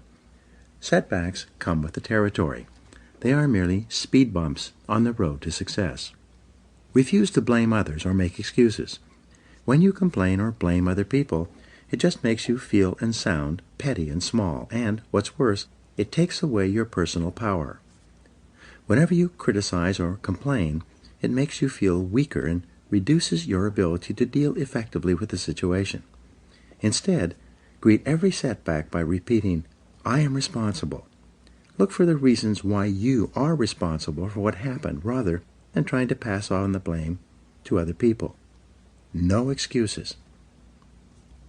Be proactive versus reactive. Resolve to focus on the solution and what can be done now rather than on what happened and who's to blame. Think in terms of the actions you can take to resolve the situation rather than what went wrong and who is to blame. To remain optimistic, look for the good in every situation. When you look for something good, you will always find something good. Furthermore, while you're looking for something good, because your conscious mind can only hold one thought at a time, you'll automatically become positive, optimistic, and back in full control. Seek the valuable lesson in every problem or difficulty. Every setback you face contains one or more lessons that have been sent to you to help you to be more successful in the future. The difference between success and failures is simple. Failures feel sorry for themselves when things go wrong, whereas successful people look for the valuable lesson they can learn that will help them in the future. Look for the gift. Norman Vincent Peale used to say, "When God wants to send you a gift, he wraps it up in a problem." The bigger the gift that God wants to send you, the bigger the problem he wraps it up in. Instead of concentrating on the problem, look for the gift. Wonderfully enough, you will always find it. What's more, sometimes the gift or valuable lesson can be of far greater value than the cost of the problem itself. Sometimes one lesson that you learn in dealing with a problem can be the key to your long-term success. As Napoleon Hill wrote, "Within every problem or obstacle lies the seed of an equal or greater opportunity or benefit. Your job is to find it." Continually think of yourself as a strong, powerful, resolute person in the face of adversity. In World War I, a British general was described by his superiors. "There he stands, like an iron peg, driven into the frozen ground, immovable." Let this be an accurate description of you whenever you face difficulties or problems of any kind. Resolve to stand like an iron peg, driven into the frozen ground. Resolve in advance. When you resolve in advance that you will never give up, your success is virtually guaranteed. In the final analysis, nothing can really stop you but yourself. In life, it doesn't matter how many times you get knocked down. All that matters is how many times you get back up. If you continue to get back up and press onward, you must eventually reach your goal. Each time you exert your self-discipline to persist in the face of adversity, you also increase your self-esteem and self-confidence. Then, as your self-esteem increases, you feel stronger, more powerful, and more unstoppable. When you feel better and stronger, you become more capable of persisting the next time, and then the time after that. By disciplining yourself to persist in the face of all adversity, you put your life onto an upward spiral of self-esteem, self-discipline, and persistence until you eventually become like a force of nature. Persistence is self-discipline in action. In Part 2, you will learn the specific things you can do to apply these principles to the practical areas of life, to achieve greater success in your work and career, and to fulfill your potential in the months and years ahead. Now, here are some action exercises for you. Number 1, identify one area in your life where you need to persist even harder to achieve your goal, and then take action in that area. 2, identify a goal in your life that you did not accomplish because you failed to persist through to completion. What steps could you take today to succeed in that area? 3, identify one big goal that you achieved because you persisted and refused to give up, no matter how difficult it became. 4, decide on your major definite purpose in life, the one goal that, if you achieved it, would have the greatest positive impact on your life. 5, write down your goal clearly. Make a detailed plan of action to accomplish it, and then tell yourself that failure is not an option. 6, make a decision today that you will persist until you succeed, no matter what happens, because I am unstoppable. 7, resolve to set and achieve one important goal, overcoming the inevitable difficulties, problems, and setbacks you will experience, and to work on it until you succeed. Repeat this process over and over until persistence becomes a habit.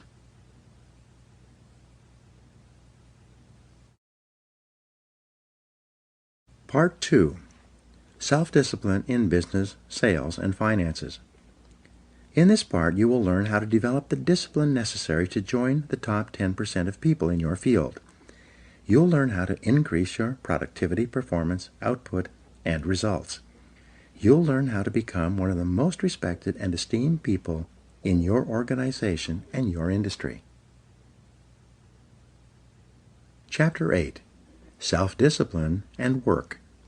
Vince Lombardi said, "Leaders aren't born, they're made. And they're made just like anything else, through hard work. And that's the price we'll have to pay to achieve that goal or any goal." There is perhaps no area of your life where self-discipline has a greater impact on your future than in your work. Yet, if you're like most people, from the time you start in the morning and then continuing throughout the day, you're surrounded by people and events that draw you away from doing the things that are most important. However, it is through doing your most important tasks that you move onward and upward, quickly and dependably in your career. A group of senior executives was asked, "What are the most important qualities that a person would need to be promoted in your company?" Of these executives, 85% agreed that the most important qualities are 1. The ability to set priorities and work on high-value tasks, and 2. The discipline to get the job done quickly and well. It seems that these two qualities are more helpful for career success than anything else a person could do.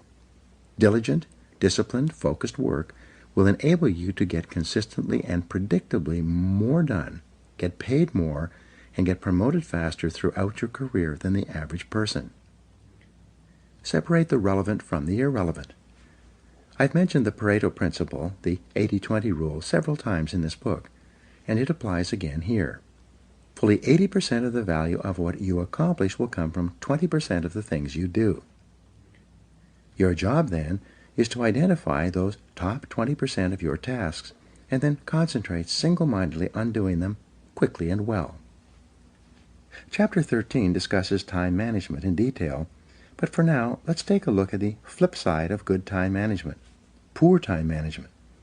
According to Robert Half International, the average employee wastes about 50% of his or her time on non-work related activities. 37% of work time is wasted on idle conversation on personal subjects with coworkers, conversations that have nothing whatever to do with the job at hand. The other 13% of wasted time is consumed by coming in late or leaving early, by long lunches and coffee breaks, by surfing the internet, reading the newspaper, or conducting personal business during the day. Even worse, when people who waste a lot of time actually settle down and get to work, they spend too much time on low-value tasks and activities.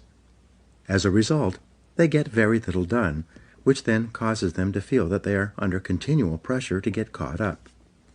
Unfortunately, when you waste time at work, your work does not go away. It continually builds like an avalanche overhang. Deadlines come closer and closer.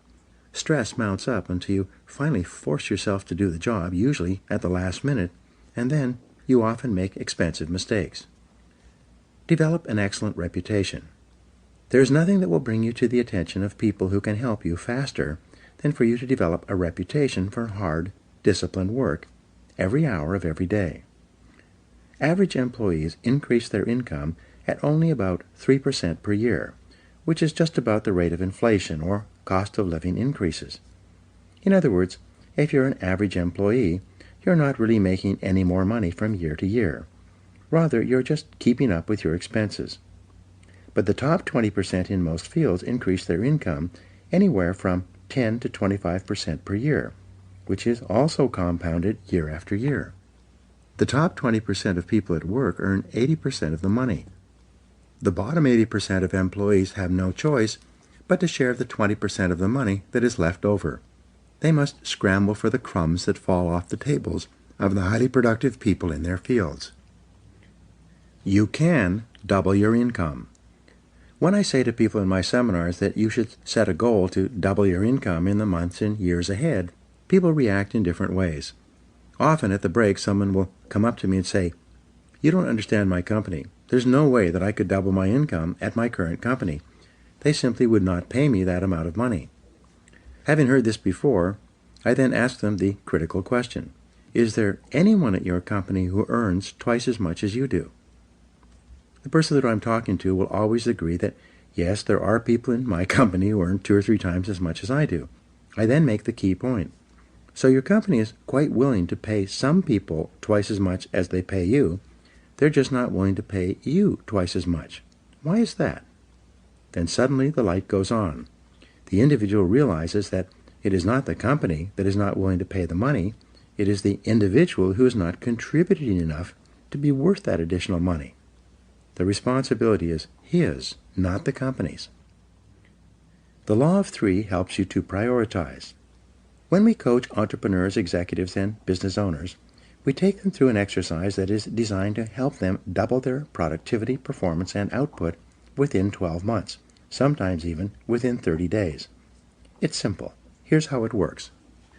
First, make a list of all the things that you do in a week or a month from the time you start work on Monday morning through to the end of the week. Write down everything, both small and large, including checking your email and returning phone calls. Then review this list and ask this key question. If I could only do one thing on this list all day long, which one task or activity contributes the most value to my company? As you go over your list, the correct answer will probably jump out at you. Whatever it is, put a circle around it. Then ask the second question. If I could only do 2 things on this list all day long, which would be the second task or activity? Review your list again and identify your second most important task in terms of contribution to your company. Finally, ask the question once more. If I could only do 3 things on this list all day long, what would be the third item? We call this the law of 3. The law of 3 says that there are 3 primary things that you do that contribute 90% or more of your value to your company or organization. Your job is to identify those 3 critical tasks and then discipline yourself to do them all day long. All of your other minor tasks will be support tasks, complementary tasks, enjoyable tasks, or useless tasks. They will be little things that you've gotten into the habit of doing as a way of unconsciously avoiding the big, difficult, important tasks that can make a tremendous difference in your work and career. Calculate your hourly rate. Another way for you to double your income is for you to use the hourly rate method of calculating your personal value and your time allocation. First, determine the amount that you earn each hour. You do this by dividing your annual income by the number 2,000, which is roughly the number of hours that an entrepreneur or executive works each year in our society. 40 hours a week times 50 weeks a year. For example, if you earn $50,000 a year divided by 2,000, your hourly rate would be $25. If you earn $100,000 per year divided by 2,000, your hourly rate would be $50. Whatever it is, from that moment onward, resolve to do only those things that pay you your hourly rate or better. Refuse to do those things that someone else can do at a lower hourly rate than you. Do not waste your time doing things of low value or no value while your other important tasks are building up. Get on the same page about what work is most important. Once you have made a list of all the results you feel you have been hired to accomplish, and you have determined your 3 most important things that you do to justify your hourly rate, take your list of key activities to your boss and have your boss organize your job based on his or her priorities. You need to do this because you must be sure. Benjamin Trigo, co-founder of the Kepner-Trigo consulting firm and author of The Rational Manager, once said, "The very worst use of time is to do very well what need not be done at all." Yet it is amazing how many people are working hard on tasks that are of little or no value to their bosses. No matter how well you do an unimportant task, it doesn't help you. Even worse, working on low-value tasks keep you from working on the most important things you could be doing. Hard work on the wrong job can actually sabotage your career. The happiest days you will have at work will be when you are working on those tasks that your boss considers to be the most important.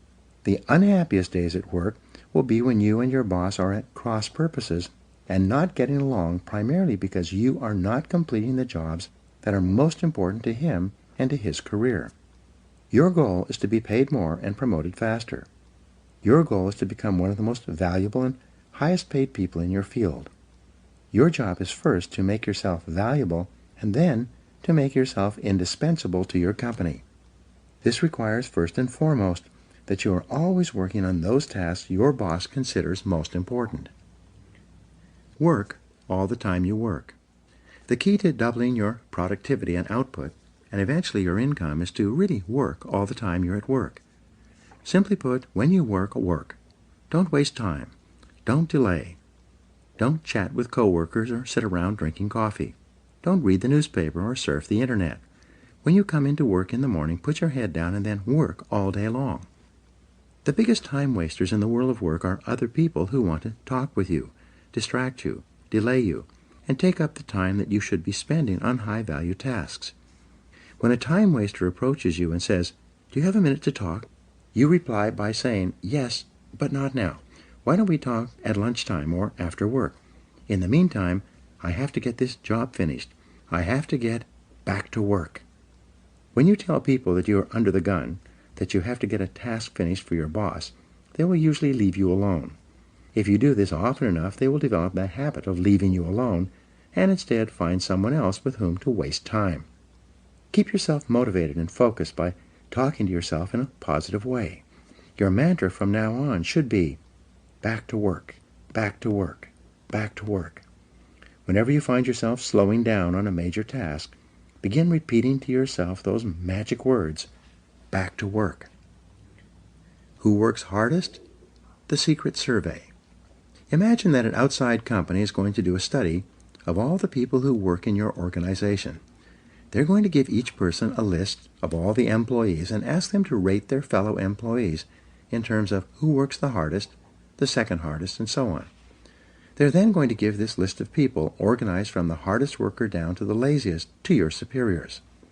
This list is going to be used to determine who gets paid more and promoted faster than others. Now, imagine that this survey is already being taken, but in secret.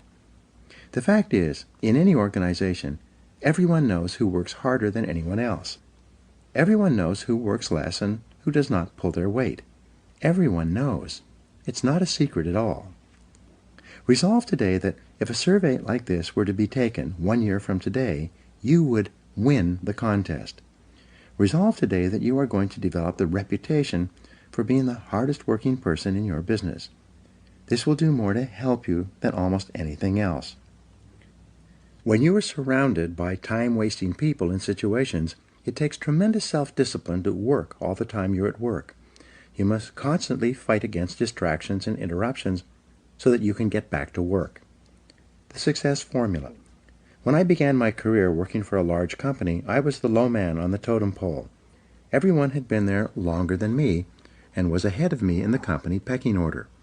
Even though I was in my early 30s, I still had no idea how to play the game or what to do to get ahead in the cutthroat corporate competition that existed. Somewhat by accident, I stumbled onto the formula that made me successful. It was very simple. Whenever my boss gave me something to do, I did it immediately. Like a dog chasing after a thrown stick, I would immediately throw myself at the task, complete it, and hurry back to my boss with the finished job. Initially, he would smile and say something like, "I didn't really need it done that quickly, but thank you for getting it done."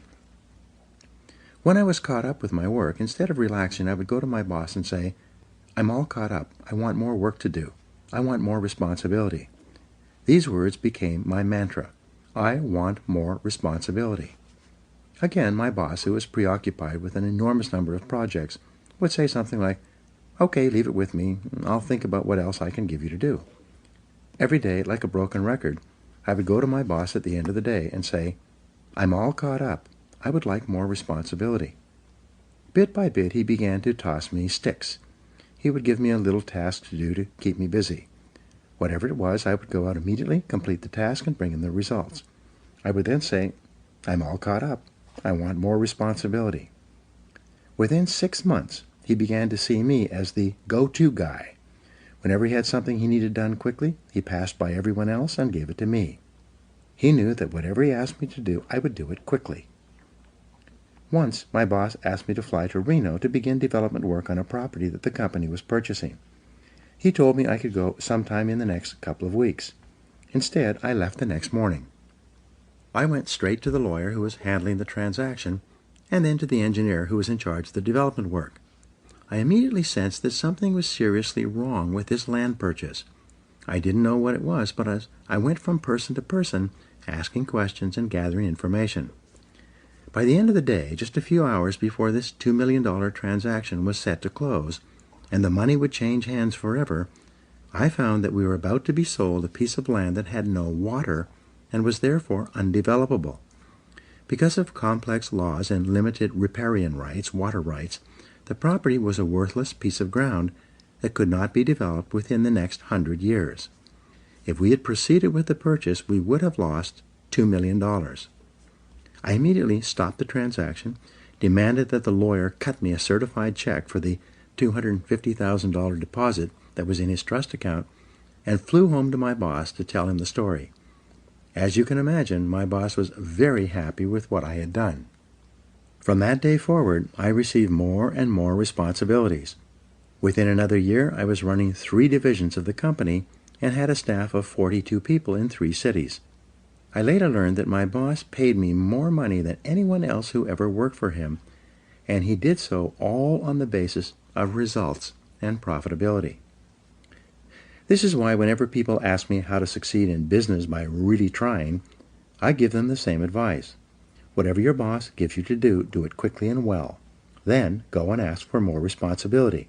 And when you get it, do the job quickly and well until you get a reputation for being the person who does things fast. This will help you advance in your career more than any other reputation you could develop. Pay the price. Here is a simple 3-part formula for success at work. Come in a little earlier, work a little harder, and stay a little later. This will move you so far ahead of your competitors that they will never catch up. Come into work 1 hour earlier, before anyone else arrives. Use that time to plan and organize your day and get started on your most important tasks.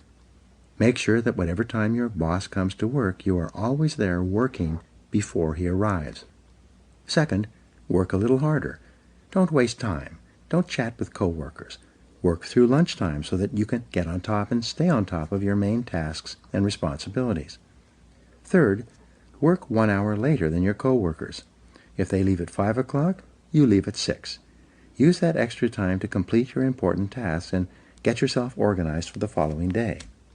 When you come in 1 hour earlier, work through lunch, and work 1 hour later, you add 3 full productive hours to your day.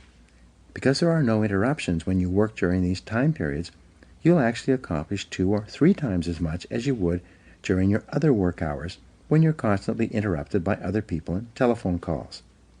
In fact, you can double or even triple your productivity, performance, and output by simply adding these 3 hours to your workday. The good news is that by coming in earlier and leaving later, you don't lose anything. You merely avoid the traffic tie-ups and slowdowns that most people suffer through on their ways to and from work. The 40-plus formula. To succeed faster at work, use the 40-plus formula. This formula says that you can tell where you're going to be 5 years from now by looking at the number of hours that you put in today in excess of 40 hours per week. If all you do is put in the regular 40 hours that everyone else puts in, all you will do is survive. Your annual increases will be 3 or 4%. You will have a job, but your income increases will go up at the same rate as everyone else. It is when you begin to put in more than 40 hours that you give yourself an advantage over most of the other people in your company and your business. Make it a habit to do more than what you are paid for. Discipline yourself to put in more than you take out. Every hour that you work over 40 hours a week is an investment in your future success. The highest paid people in America in every field work 50 to 60 hours per week. The average self-made millionaire works 59 hours per week. This is equal to 5 12-hour days or 6 10-hour days. Most successful people at the beginning of their careers worked 6 days a week, sometimes 7. Moreover, they worked all the time they were at work. They didn't waste time. They realized that in order to reap a great harvest later in their career, they had to sow a lot of seeds in the springtime of their career. Look the part. Dress for success. Finally, to succeed at work, you need to discipline yourself to look the part. Remember, birds of a feather flock together. When it comes to presentation, this means that people like to promote others who look like them. Your bosses are very sensitive to the appearance of their staff. They like to promote people who they are proud to introduce to their friends and colleagues. Be sure that you dress and groom in such a way that your boss would be proud to take you out for lunch and introduce you to others as a representative of his or her company. Each morning before you go to work, look in the mirror and ask yourself, do I look like one of the top people in my field?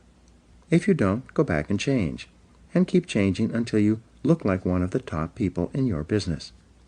Learn how to dress for success. Read books and articles, or ask others for advice. Look at the most successful people in your business and dress the way they do. Dress for the job 2 levels above your current job. Remember that fully 95% of the first impression you make on other people will be determined by your dress and grooming. Make sure that first impression and then the second and third impressions are consistent with the message you want to send. Many people work their entire lives without realizing that by putting forward a little extra effort, working a little harder, and focusing on higher value tasks, they could become one of the most valuable people in their organizations. When you discipline yourself to continually increase the value of your contribution to your company, you'll put your career on the fast track and virtually guarantee yourself a wonderful future.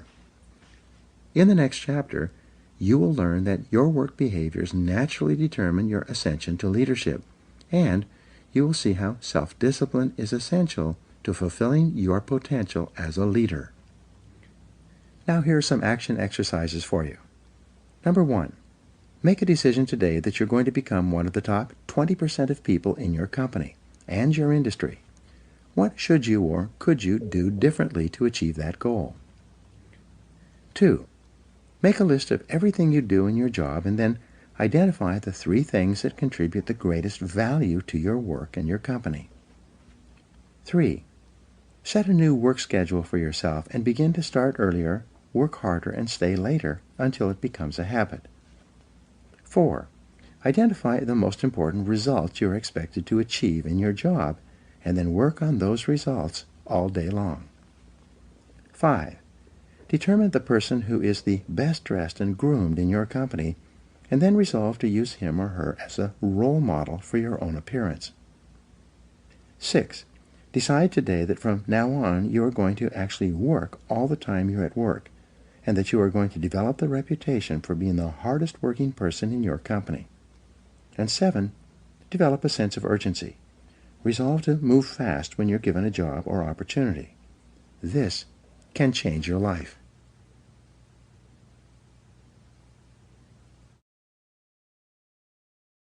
Chapter 9. Self-Discipline and Leadership.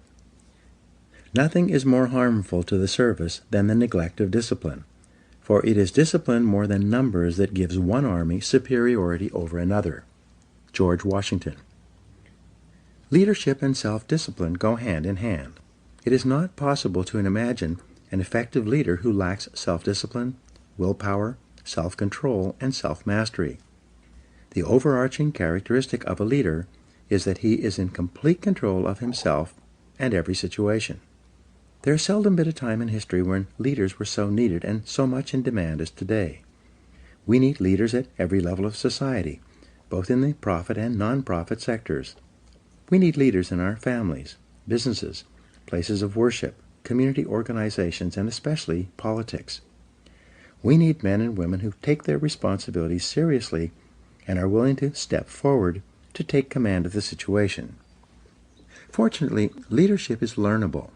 Leaders are developed, usually self-developed, over time through hard work, experience, and training.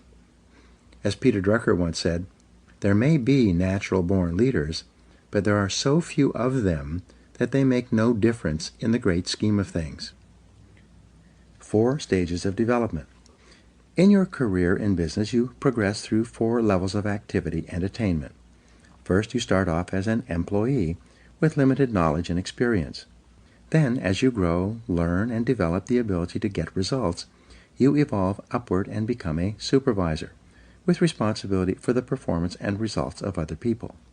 As you continue to move up the scale of supervision, improving your ability to get things done through others from directly overseeing the work of employees, you become a manager, someone who assigns work to people with demonstrated competence in certain areas. Managers have a larger view, and this comes with greater responsibilities. As you move up the scale of management, becoming more knowledgeable and effective and getting more and better results from more and different people, you reach the highest level, that of a leader. At this stage, you are responsible for determining what is to be done rather than how it is to be done. It is said that some leaders are made, some are born, and some people have leadership thrust upon them. Leaders emerge or are promoted to deal with a situation requiring leadership ability. In its simplest terms, the role of the leader is to take responsibility for results. The primary reason that people are promoted into increasingly higher levels of leadership is because they demonstrate the ability to get the required results at each level. The ongoing question of the leader is always, what results are expected of me? Clarity is essential. The main reason that some people are not promoted into greater leadership positions, or perhaps they are even fired, is because of failure to execute. They do not do the most important jobs expected of them, nor do they get the results demanded of them. Leaders have vision. The first quality of leadership, based on 3,300 studies of leaders reviewed by James McPherson, is the quality of vision. Leaders have vision. They have the ability to project forward into the future and develop a clear picture of where they want their organizations to go. They then have the ability to share this vision with others and gain others' commitment to make this vision a reality. You become a leader when you accept responsibility for results. You become a leader when you begin to think, act, and talk like a leader. You become a leader when you develop a vision for yourself and for your company, your life, or your area of responsibility. There are hundreds of books written about leadership and the importance of vision, yet they can be boiled down to a single principle. A military leader has a vision of victory from which he never deviates. A business leader has a vision of success for the business based on excellent performance to which he or she is completely committed. A leader is a standard bearer. The leader sets the standard for the organization or the department. It is not possible for anyone in the organization to have a clearer vision or to aspire to a higher standard of excellence than the leader. For this reason, the leader is the role model, the one who sets the tone and the morale for everyone in the organization. The personality and influence of the leader affects everyone below him in the company, organization, or department. You cannot raise morale in a business. It filters down from the top, from the leader. The behavior of the leader influences and affects the behavior of everyone else. If the leader is positive, confident, and upbeat, everyone in the organization will be influenced by his behavior and will be more confident, positive, and upbeat as well. Walk the talk. When you become a leader, you must discipline yourself to be leader-like. You must walk, talk, and act the part of a leader. You become a different person with different responsibilities than a manager. When you are working your way up, you are a part of the staff or the sales team. When you become a manager, you are part of management. This means that when you are part of the staff, your orientation is upward and sideways. But when you become a leader, your orientation is downward, toward all the people for whom you are responsible. Perhaps the most important behavior of a leader is for you to discipline yourself to be a role model. Imagine that everyone is watching you and patterning everything they do and say based on your behavior.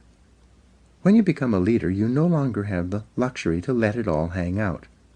From the time you are promoted into leadership, you have a special responsibility to discipline and control your words and behaviors in such a way so that you bring about the very best possible results for your organization and for other people.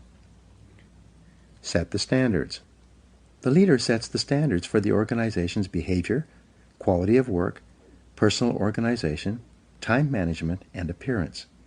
In excellent organizations, the leader is the person who everyone looks up to and wants to emulate. In most cases, the leader works harder than others in the company. The leader appears to be more committed, more determined, more courageous, more visionary, and more persistent than anyone else. The leader sets a tone that everyone wants to emulate. The leader also sets the standard for how people are treated in the organization. When the leader treats people with courtesy, consideration, and concern, it quickly becomes known that these are the standards to which others must adhere. Set values and principles.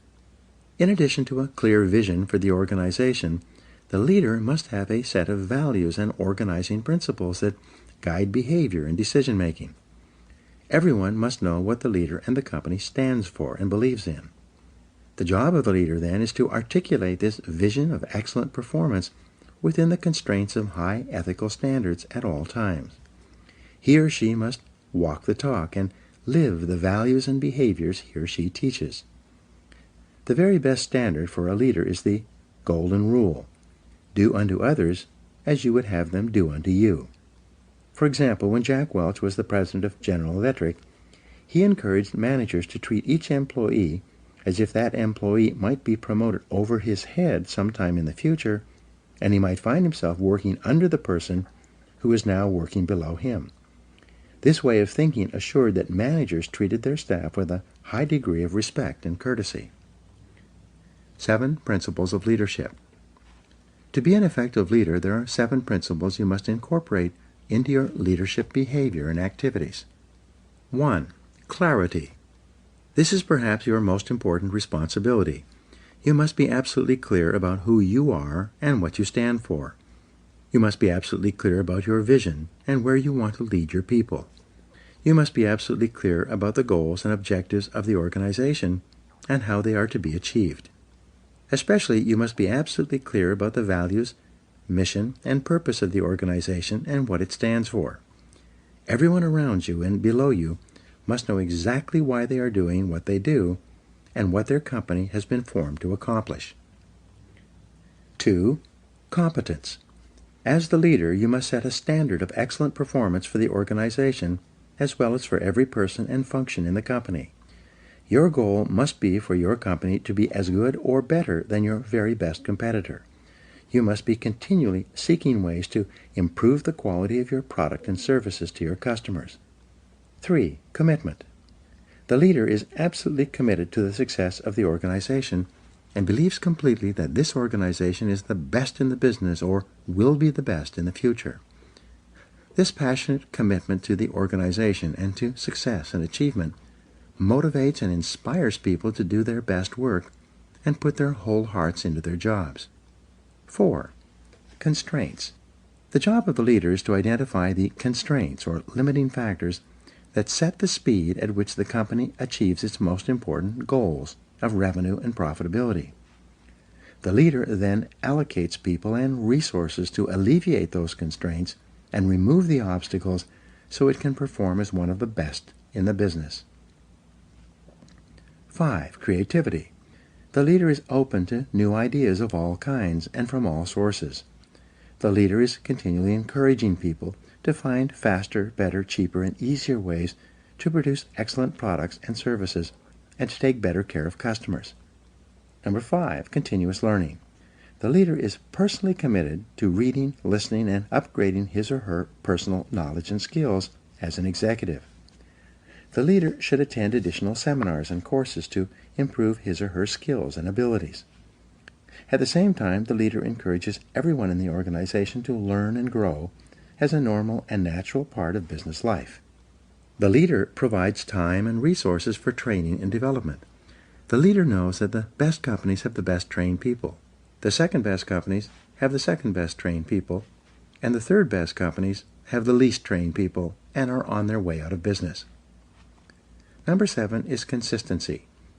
The leader has the self-discipline to be consistent, dependable, reliable, calm, and predictable in all situations. One of the great comforts of business life is for an employee to know that the leader is completely consistent and reliable. An effective leader does not change from day to day. The leader is not blown in the wind by each new situation or problem or emergency that arises. Instead, the leader is calm, positive, and confident, especially under pressure. The inevitable crisis. The only thing that is inevitable in the life of the leader is the crisis. When you rise to a position of leadership, you will experience crises repeatedly, crises that are unpredictable, unbidden, and often capable of seriously damaging the organization.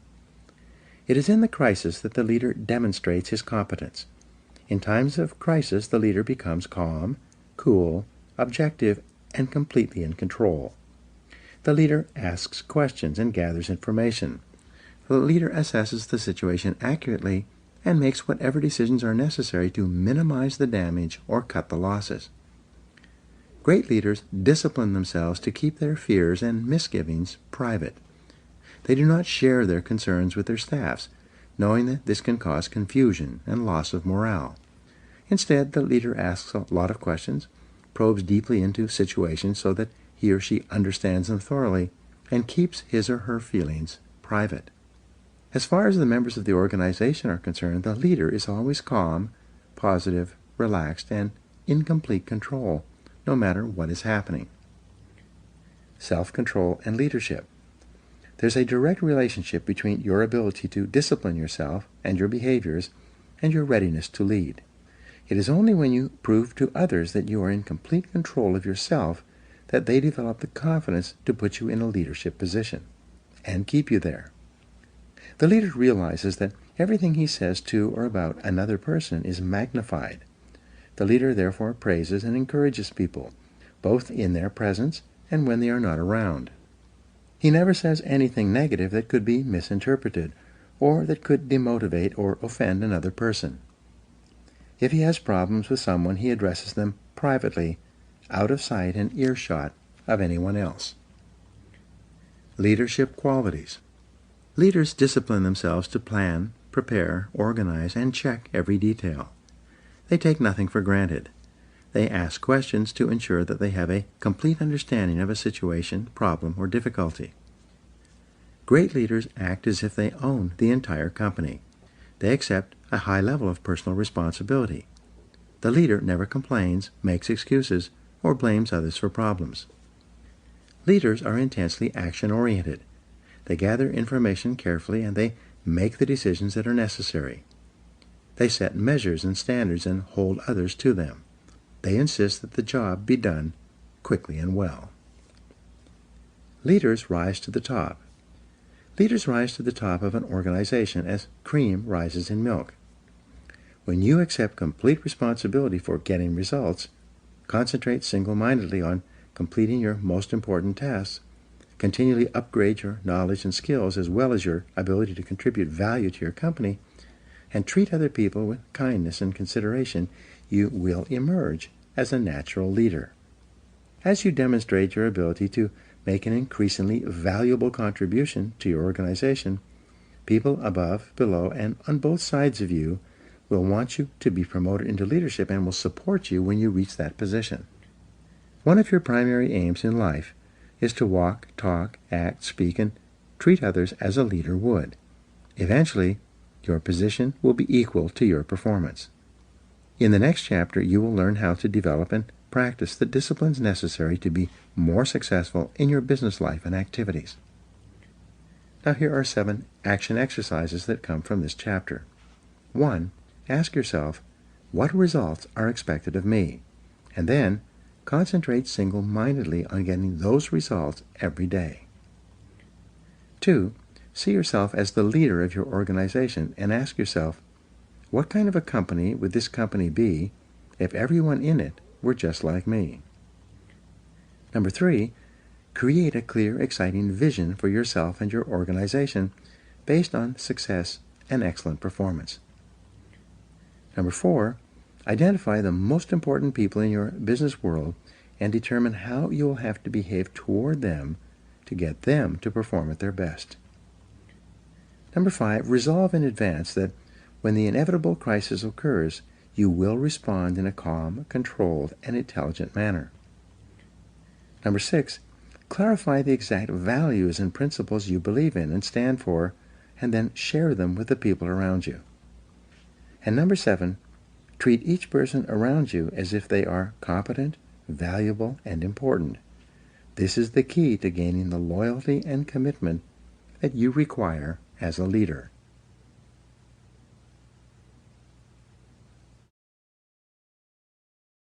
Chapter 10. Self-Discipline and Business. John Viney wrote, "The quality of self-denial in the pursuit of a longer-term goal, and indeed, the willpower to maintain that level of self-denial, is an excellent training for the boardroom." Most people will work in or for a business or own a business in the course of their lifetimes.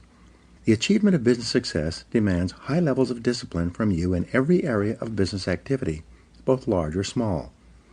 Without self-discipline and self-control in business, no success is possible. There's no area of activity that demands more self-discipline than starting and operating a successful business in our current economy. The first law of economics is scarcity. As a rule, there is never enough of anything for everyone who wants it. Specifically, there are never enough customers for you to sell everything you want to sell. There are never enough sales revenues to help you achieve all your financial goals. There are never sufficient profits to enable you to expand as much as you want. Especially, there are never enough good people to work with and for you to help you achieve your business goals. The law of competition. If the first law of economics is scarcity, then the first law of business is competition. It requires tremendous focus and discipline to do the things necessary to attract the scarce money of customers toward purchasing your product or service. To not only survive but also thrive, you must compete continually against all other uses of the same amount of money that you want to charge for what you sell.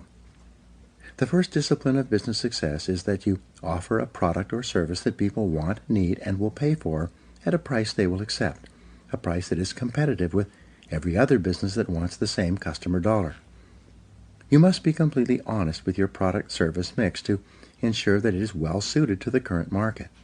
This is an area where false assumptions or incorrect conclusions can lead to business failure. This answer is continually changing as competition and customer tastes also change. The customer is always right. Every week I speak to business people who are unhappy with their levels of sales and profitability. They insist that their product or service is excellent and that people should be buying from them in a much larger quantity. In each case, I have to gently point out to them that the only proof that their product or service is truly attractive or valuable is that people buy it willingly and then buy it again and tell their friends to buy it as well. According to the experts, fully 70% of your business decisions will turn out to be wrong in the fullness of time. This is the average. When you're a new business person or starting a new business, you'll be wrong even more often than this. It's not unusual for an entrepreneur to be wrong 90% of the time in the beginning of his or her career. It requires tremendous self-discipline and character to face the possibility that you could be wrong in your most cherished assumptions and beliefs. Nonetheless, this discipline is essential if you're going to minimize your mistakes, cut your losses, and redirect your resources toward offering customers more of the things that they really want, need, and are willing to pay for. All business investment and business startups require a high level of optimism. You must believe in the future possibilities of your business along with your new products and services. You must have so much confidence in their marketability that you're willing to undertake financial risk and invest many hours, weeks, and even years to achieve your business goals, and you must do all of this with no real guarantee of success. At the same time, you need discipline to curb your confidence, to remain objective and realistic. Overconfidence in business can lead to business mistakes, financial losses, and even bankruptcy. You must be better. Because of the aggressive and determined nature of your competition, in order to simply survive, you must discipline yourself to be equal to or better than your competitors. After all, your competitors get out of bed every morning thinking about how they can put you out of business. They want to take away your customers and your sales. They want to get your profits. They want as much of your business as they can possibly get. To increase your probabilities of success against such competition, you must make every effort to outthink them. When you start a business or a new venture within a business, you require the discipline to do your homework thoroughly in advance. You create a complete business plan before you start operations, and you continue to update it and revise it every year thereafter. The discipline of advanced planning can spell the difference between success and failure. Challenge your assumptions. Most business ideas do not work, at least in their original form. As Peter Drucker said, errant assumptions lie at the root of every failure. A major reason for business failure is that the business owner or executive relies on assumptions that are not tested. They assume that the product or service is excellent in comparison with others. They assume that they can sell a sufficient number of those products or services and do so at a profit. They further assume that those profits will be substantial enough to make this investment of time and money more attractive than any other use of the same amount of time or funds. All of these assumptions must be tested carefully before any irrevocable commitment is made. According to the Kauffman Foundation on Entrepreneurship, 95% of entrepreneurs and small business owners in America earn less than $50,000 per year. Why is this? It's not because they lack the energy, intelligence, or ability to earn more. The very fact that a person has the courage and resourcefulness to start a new business means that he or she has above average levels of natural talent. The reason why so many entrepreneurs underachieve and fail is because they lack discipline. They lack the discipline to carefully study every aspect of the business before committing to it. They lack the discipline to test their assumptions rather than jumping to conclusions and hoping for the best. Don't let this happen to you. Identify your ideal customer. You need discipline to identify and determine your ideal customer, the exact person who can and will buy your product or service in sufficient quantities and at the price you need to charge in order to justify going into this area of business in the first place. You need the discipline, based on trial, error, and persistence, to develop a marketing plan that generates a steady and predictable stream of new leads for your business. To market effectively, you must be clear about your competitive advantage and your unique selling proposition. What is it about your product or service that makes it superior and more valuable for a customer than any other similar product or service being offered today? You need the discipline to develop a complete sales system from beginning to end that converts qualified leads into solid customers. It's amazing how many businesses just assume that the product or service will sell itself, whether they have a superior sales system or not. Know your true costs. You need the discipline to determine accurate costs and the proper pricing of your products and services. Walmart has become the biggest retailer in history, largely because of its expertise in this area. It's amazing how many businesses are selling products and services at a loss because they've never accurately totaled all the costs of bringing that product or service to market in the first place. You've heard the old saying, we lose money on every item we sell, but we try to make it up on the volume. Obviously, that's not possible. You need a quality control system in order to ensure that every product or service that you sell is of such high quality that your customers are so satisfied that they happily buy from you again and tell their friends. You need the discipline to develop a customer service policy, one in which you treat your customers so well that they become loyal to you and choose you over any of your competitors. The purpose of a business is to please your customers. What is the purpose of a business? The purpose of a business is to create and keep a customer in a cost-effective manner. Profits are not the purpose of a business. Profits are the result of creating and keeping a sufficient number of customers who yield a sufficient number of profits after all costs. What is the key measure of business success?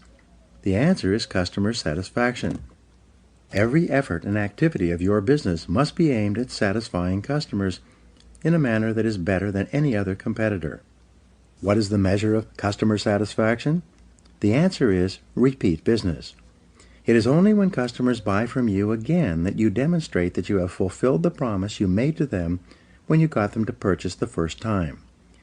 A resale to a satisfied customer requires 1/10 of the time and expense as a sale to a brand new customer.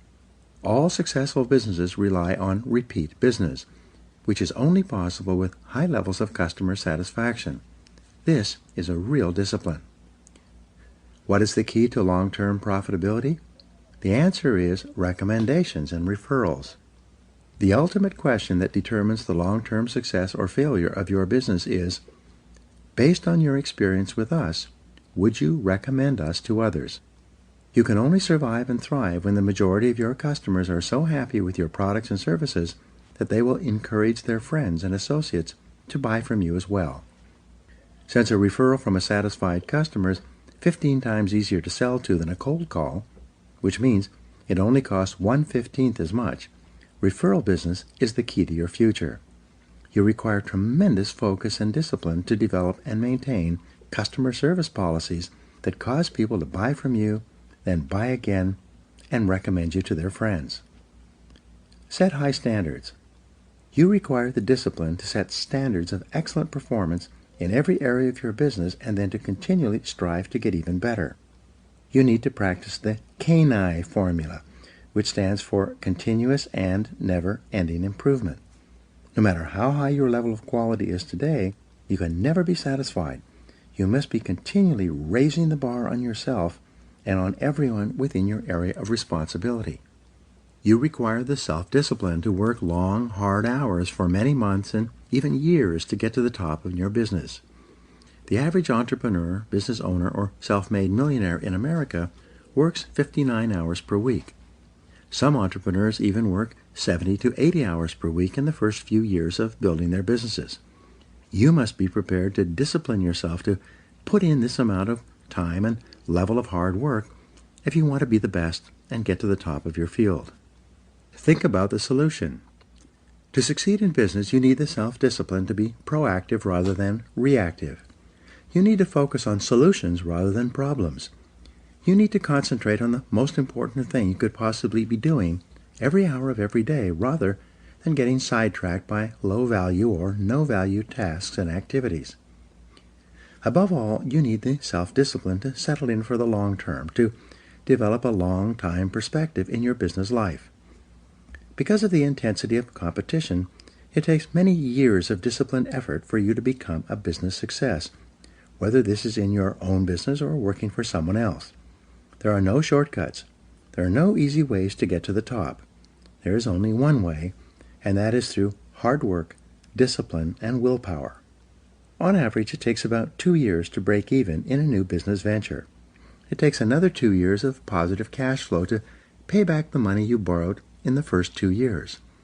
It then takes another 3 years before you become truly successful. In addition, everything costs twice as much and takes 3 times as long. Based on these statistics, why should you start your own business or embark on a new business venture? Because the time is going to pass anyway.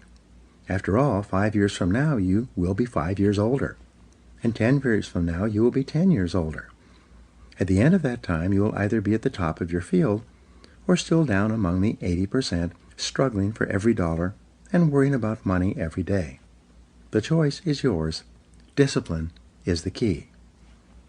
In the next chapter, you learn the discipline that controls the lifeblood of your business, sales.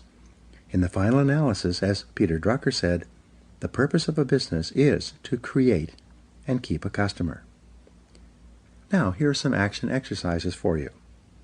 Number 1, stand back and look at every area of your business as if you were an outside consultant. What changes would you recommend? 2, imagine you were starting your business over again today. Are there any products or services that you would not bring to the current market? 3, identify the 20% of your products and services that account for 80% of your sales and profits. How could you sell more of them? 4, project forward 1, 2, and 5 years in your business. What are the trends? What will your customers be buying in the future? 5, list 3 ways you could improve your customer service to ensure that customers buy from you again and tell their friends. 6, list 3 ways that you could attract more and better qualified leads from your marketing and advertising activities. And 7, list 3 ways that you could make more sales to the prospects you attract, or that you could attract more and better prospects.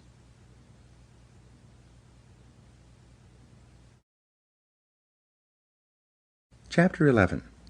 Self-Discipline and Sales. Nothing happens until a sale takes place. Red Motley. The most important element in business success is selling. Nothing happens until a sale takes place. All the factories, businesses, offices, and producers of goods and services only leap into action when someone somewhere makes a sale to someone. Selling is one of the hardest professions in America. It is also the only profession in which a person can start with limited skills to achieve one of the highest incomes in our economy. Moving onward and upward in sales is like driving on the Autobahn in Germany. There are no speed limits. You can go as far and as fast as you want by stepping on the accelerator of your own ambition and determination to excel in the profession of sales. Business success or failure. Thousands of bankrupt or insolvent companies have been analyzed over the years to determine why they failed. After all the data was sorted and studied, virtually every business failure came down to one reason: low sales. In contrast, whenever a business was succeeding, growing, yielding profitability, increasing its share prices, and offering opportunity for more and more people, the reason boiled down to one factor: high sales. Everything else was secondary. Almost everything you do in a business either increases or decreases sales. Everything either helps or hurts. Everything either attracts or keeps more customers or drives them away. Everything counts when it comes to sales. The discipline of generating sales. Whether you are a salesperson or a business owner, you require the self-discipline to focus and concentrate on generating sales every hour of every business day. A group of researchers interviewed several hundred senior executives and business owners and asked them, "How important is sales and marketing to your business?" Without exception, they all replied, "Sales and marketing is absolutely essential to our survival and growth." The researchers then conducted a time and motion study of these same business owners and executives, following them around and tracking their time usage over the course of a month. At the end of that time, they completed their calculations and determined that the average business owner or executive who professed that sales were absolutely essential to survival and growth was spending only 11% of his time on sales and marketing. The remaining time was spent on meetings, discussions, paperwork, administrative work, luncheons, and a variety of other activities that contributed nothing to sales generation. If you're a sales manager or business owner, you must discipline yourself to focus most of your time and attention on getting your salespeople to generate the sales on which your company depends. You must spend 75% of your time working with your salespeople and accompanying them when they visit your customers and make presentations and sales.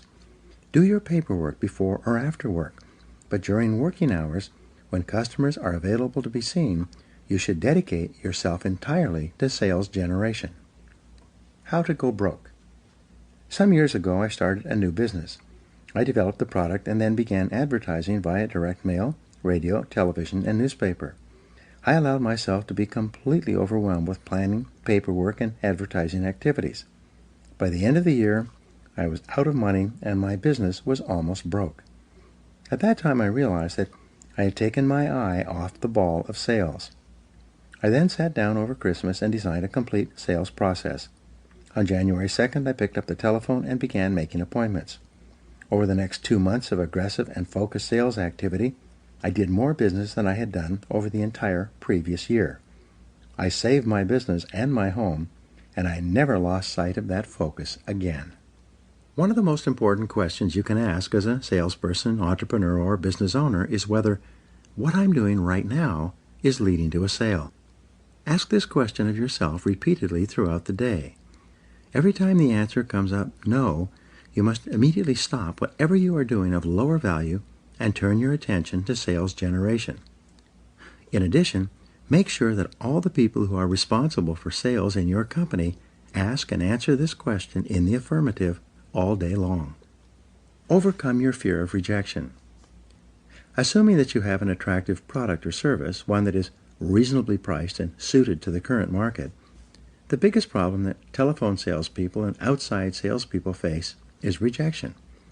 The fear of rejection does more to sabotage a sales career and undermine sales activities than any other single factor.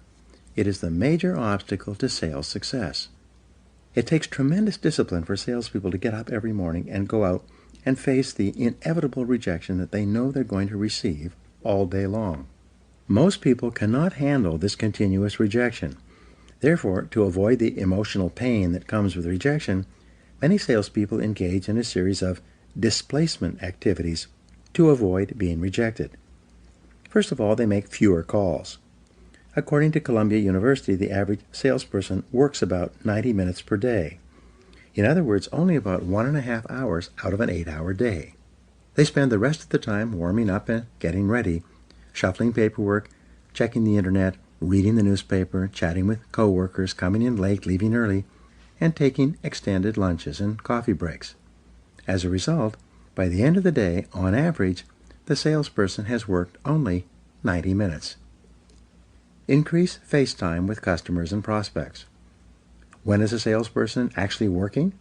The salesperson is only working when he or she is ear to ear on the phone or face to face with someone who can and will buy within a reasonable period of time. The rule for sales success can be contained in 6 words. Spend more time with better prospects. There's no other way to generate a high, consistent, and predictable level of sales results. Because of the fear of rejection, however, salespeople procrastinate and delay throughout the sales day, doing everything possible to avoid getting face-to-face with people who can say no. The key to sales success, as I learned as a young salesman, is to realize that rejection is not personal. Prospective customers always say things like, "No, I'm not interested," or variations of, "I don't want it, I don't need it, I can't use it, I can't afford it, I'm not in the market right now," or "I'm happy with my existing supplier." The professional salesperson realizes that these are simply normal and natural responses to any commercial offer in a competitive marketplace. Again, they are not personal, so don't take them personally. Remain positive and optimistic. The key to sales success is to eliminate the fear of rejection, to become so confident and optimistic that you can call continually all day long and still remain positive and cheerful. As Winston Churchill said, "Success is the ability to go from failure to failure with no loss of enthusiasm." There's a direct relationship between the number of new customer contacts you make and your level of sales. If you want to increase the number of sales, simply discipline yourself to call on more prospects. When you increase your levels of sales activity, you also activate the law of probabilities to work on your behalf. You tap into the law of averages. You work the numbers to ensure success. How to double your sales income. Practice the minutes principle in your sales work. This principle says that if you are earning all the money that you are earning today, with only the number of minutes you are spending face-to-face with customers today, by increasing that number of minutes, you can also increase your sales. With outside salespeople, we encourage them to double the number of minutes they spend face-to-face with customers. We teach them to use every bit of intelligence and creativity they have to increase the amount of time they spend talking in person with prospects, rather than following the path of least resistance and allowing themselves to procrastinate in getting out into the marketplace. In almost every case, when a salesperson doubles the number of minutes that he or she spends face-to-face or ear-to-ear with customers, that salesperson's sales double as well. This is not an accident. It is based on law, the law of probabilities. Control your sales activities. You can seldom tell where your next sale is going to come from. Therefore, you have to cast a wide net and speak to as many prospective customers as possible. The actual sale itself is not under your direct control. It's controlled by a variety of factors about which you can do very little. But the activities that lead to sales are completely under your control.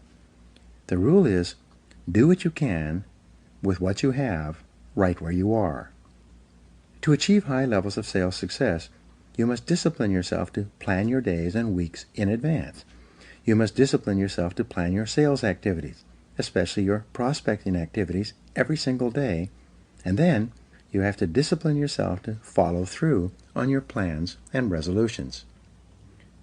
Improve your ratios. There are certain ratios in selling that largely determine how many sales you make. These ratios vary depending on your level of experience and ability, the competition, the prices of your products or services, and the general market. Nonetheless, these ratios always exist. There is a direct ratio between the number of cold calls you make and the number of prospective customers that you will be able to talk to or visit. There's a direct ratio between the number of prospective customers that you see or talk to and the number of prospects that you can follow up on. There's a direct ratio between the number of people you follow up on with proposals and presentations and the number of sales that you close. You can also think of this as a sales funnel. Into the top of the funnel, i.e. the broad end, go your prospects. The second part of your funnel is your presentations. The third part of the funnel is where you follow up and close the sale. Keys to sales success. You have two responsibilities when it comes to achieving success in sales. First, keep your funnel full. Always have more prospects to call on than you have time during the day. Never let your funnel become empty. Never run out of prospects. Second, get better at each stage of selling. Study, read, listen to audio programs, and upgrade your skills in prospecting, presenting, and closing sales. The better you get, the fewer prospects you require in the top of the funnel to generate sales out of the bottom of the funnel. Start early. Discipline yourself to make your first call early in the morning by 7 or 8 a.m. When you start your day with a face-to-face sales call, you'll be more energized and motivated to continue selling all day long. Discipline yourself to cluster your calls in a small geographical area so that you can get face-to-face with more people in a shorter period of time. Many salespeople, because of their fear of rejection, spread their calls out over a large geographical area and then convince themselves that they're actually working when they're really simply driving from call to call. Remember, you are only working when you are ear-to-ear or face-to-face with someone who can and will buy within a reasonable period of time. At all other times, you are unemployed. Set higher standards for yourself. Discipline yourself to act every minute of the day as if everyone were watching you.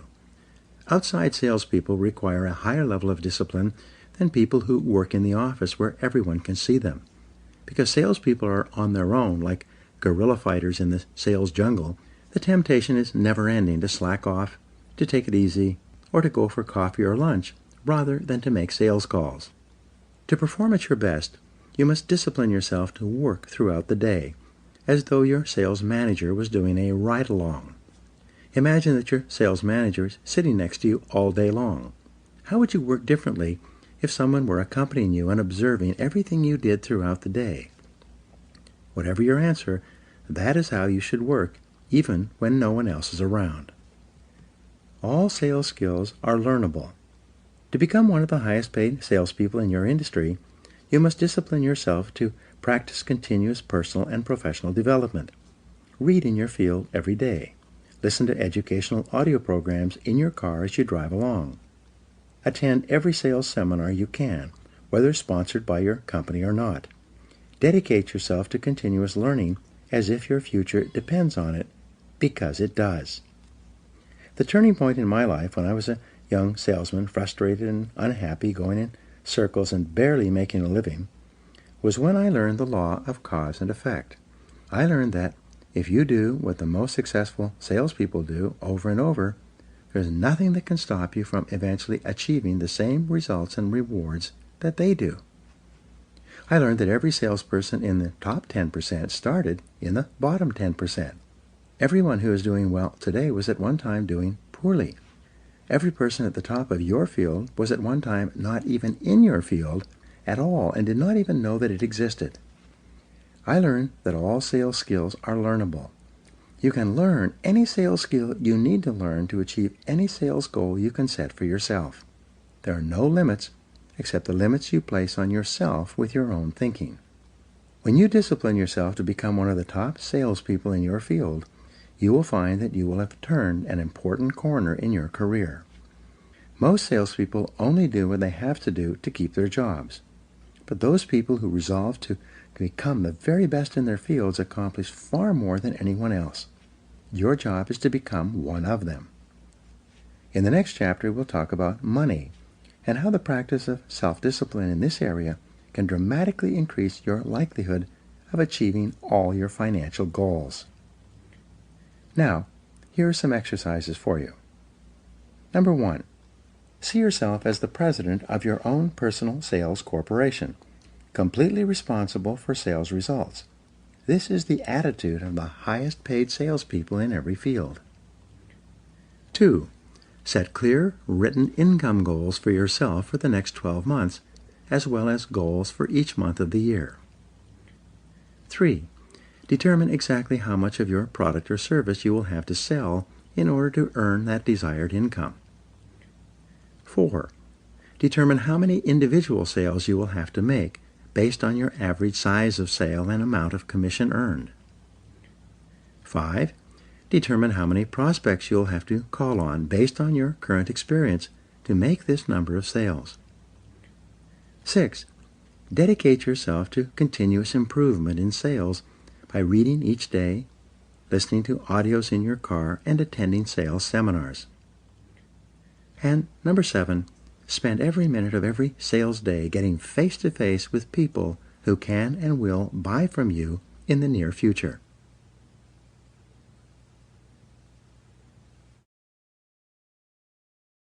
Chapter 12. Self-Discipline and Money. In reading the lives of great men, Harry Truman said, I found that the first victory they won was over themselves. Self-discipline with all of them came first. According to insurance industry statistics, of 100 people who start work at age 21, by age 65, 1 will be rich, 4 will be financially independent, 15 will have some money put aside, and the other 80 will be still working, broke, dependent on pensions, or dead. Most baby boomers today are planning to work into their 70s. Why is this? It is because they don't have enough money put aside so they can stop working. The primary reason for financial problems in life is lack of self-discipline, self-mastery, and self-control. It is the inability to delay gratification in the short term. It is the tendency for people to spend everything they earn and a little more besides, usually supplemented by loans and credit card debt. Today, the savings rate in America is too low, to achieve financial independence. After a lifetime of work, the average American family has a net worth of only about $8,000. People continue to spend and borrow as if there is no tomorrow. The good news is that we are living in the most affluent time in all of human history. There are more opportunities to achieve wealth and prosperity today for more people and in more different ways than have ever existed in the history of man. It has never been more possible for you to achieve financial independence than right now. But you must make a resolution to do it, and then you must follow through on your resolution. The reasons for financial failure. The primary reason why most adults have financial problems is not because of low earnings. In their book, The Millionaire Next Door, Thomas Stanley and William Danko show that two families living on the same street, in the same size of house, and working at the same job can have completely different financial situations. By the age of 45 or 50, the couple in one house will be financially independent, while the couple next door is deeply in debt and having trouble making the minimum payments on their credit cards. The reason for this is not the amount of money that they earn. The reason is lack of self-discipline and the inability to delay gratification. Why is this weakness of character so prevalent among the majority of adults in society today? It goes back to early childhood. When you were a child and you received money, whether it was your allowance or a gift from a friend or relative, the first thing you thought of doing was to spend that money on candy. Candy is sweet. Candy is delicious. Candy fills your mouth with a wonderful sugary flavor. You liked candy when you were a child, and you probably could seldom get enough of it.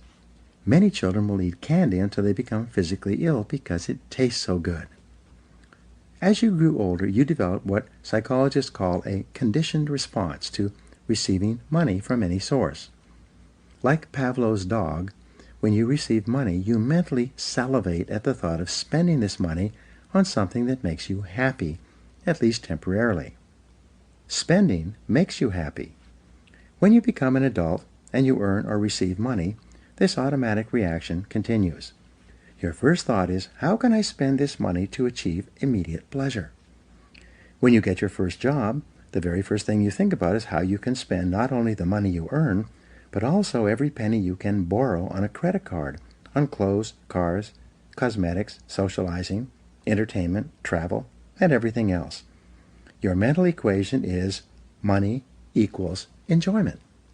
When you go on vacation to a resort of any kind, you find that the hotels and streets are lined with shops selling useless trinkets, baubles, and trash, plus clothes, artwork, and other items you'd never think of buying at home. Why is this? Simple. When you're on vacation, you feel happy. You have a conditioned response to associate happiness with spending money. The happier you are, the more unconsciously compelled you are to go out and spend money on something, or rather on anything. It's quite common for many people, when they're unhappy or frustrated for any reason, to go shopping. They unconsciously associate buying something with being happy. When it doesn't work as they expected, they buy something else. Sometimes unhappy people go on shopping sprees. They buy lots of things that they don't particularly need because they unconsciously associate spending with happiness. As an adult, whenever you receive your paycheck, a bonus, a commission, an IRS refund, a prize, or an inheritance, the very first thing you think about is how you can spend this money as quickly as possible and on as many pleasures as possible. Rewire your responses about money. The starting point of achieving financial independence is to discipline yourself to rewire your attitude toward money. You need to reach into your subconscious mind and disconnect the wire linking spending and happiness. You then need to reconnect that happiness wire to the saving and investing wire. From that moment on, instead of saying, I feel happy when I spend money, you will say, I feel happy when I save money. To reinforce this shift in thinking, open up a financial freedom account at your local bank. This is the account in which you deposit money for the long term. Once your money goes into this account, you resolve that you will never spend it on anything except the achievement of financial freedom. If you want to save money to buy a boat or a car, you open up a separate account solely for that purpose. But your financial freedom account is inviolable. You never touch it except to invest those funds so that they can yield a higher rate of return. Associate happiness with saving. When you begin saving in this way, something miraculous happens within you. You start to feel happy about the idea of having money in the bank. Even if you only open your account with $10, this action gives you a feeling of greater self-control and personal power. You feel happier about yourself.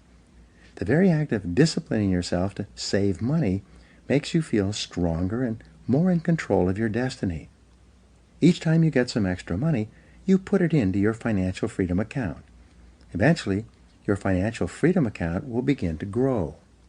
Then, as it grows, you activate two laws, the law of attraction and the law of accumulation. Because the money in your account is emotionalized by your own thoughts and feelings, it sets up a force field of energy that begins to attract more money into it. If you save $10 a month for a year, you'll be astonished to find that with the extra bits of money that you have put into that account, you'll probably have more than $200 rather than just $120. If you save $100 per month, you'll probably have more than $2,000. The law of accumulation says that every great achievement is an accumulation of many small achievements. The law of attraction says that you attract into your life those things that are in harmony with your dominant thoughts. Because of these laws, your financial freedom account begins to grow with the miracle of compound interest. The more money you have in your bank account, the more energy it generates, and the more money is attracted into your life. You've heard it said that it takes money to make money. This is true. As you begin to save and accumulate money, the universe begins to direct more and more money toward you that you can save and accumulate. Everyone who has ever practiced this principle of regular saving is absolutely astonished at how quickly their financial fortunes change for the better. The rule for financial independence, once you have rewired your attitude toward money, is simple. It is to pay yourself first. Most people save whatever is left over after their monthly expenses, if there is anything left over at all. The key, however, is to pay yourself first, off the top, from every amount of money you receive. Save throughout your lifetime. It used to be that if you saved 10% of your income from your first paycheck until you retired, you'd be financially independent, if not rich. Today, however, financial advisors suggest that you need to save 15 to 20% of your income in order to achieve all your financial goals. Any less than this opens you up to the risk of running out of money later in life. When we suggest to people that they need to begin saving 10% of their incomes, they shake their heads. Most people are spending everything they earn today. They have nothing left over. Most people are deeply in debt as well. The idea of saving 10% of their income right off the top appears impossible. But there is a solution. Practice the 1% formula. Begin today to save 1% of your income and learn to live on the other 99%. This is a manageable amount. This is a number that you can get your mind around. It requires only a small amount of self-discipline and delayed gratification for you to save 1% each month. If you are earning $3,000 per month, 1% is $30 per month, or only $1 per day. At the end of each day, come home and put your daily amount into a box or jar. Once per month, take your accumulated savings down to the bank and put it into your financial freedom account. This sounds like a small beginning, but remember that a journey of 1,000 leagues begins with a single step. In no time at all, you will become comfortable living on 99% of your income. At that point, you raise your savings level to 2% of your income per month. You then adjust your lifestyle to live on 98%. In no time, this will become a habit. You will find it automatic and easy to live on 98% of what you earn. Month by month, you then increase your savings level by 1%. At the end of the year, you will be saving probably 10% of your income. Then, something else remarkable will start to happen. Your debts will start to decline. As you become consciously aware of saving your money and moving toward financial independence, you will become more intelligent and thoughtful about each expenditure. You will find yourself spending less and gradually paying off your debts month by month. The payoff is tremendous. The reward for saving and investing is substantial. It is said that happiness is the progressive realization of a worthy ideal. So every time you save $1 or pay off $1 of indebtedness, you feel happy inside. You feel more positive and in control of your life. Your brain releases endorphins, which in turn give you a feeling of calmness and well-being. Within 2 years of beginning this process, you will have worked your way out of debt and will have begun to accumulate a growing amount of money in your financial freedom account. As this amount increases, you will begin to attract into your life more money and more opportunities to deploy those funds intelligently so that they yield a higher rate of return. At the same time, your attitude toward money and spending will gradually change. You'll become more disciplined and conscientious. You will investigate carefully before you invest.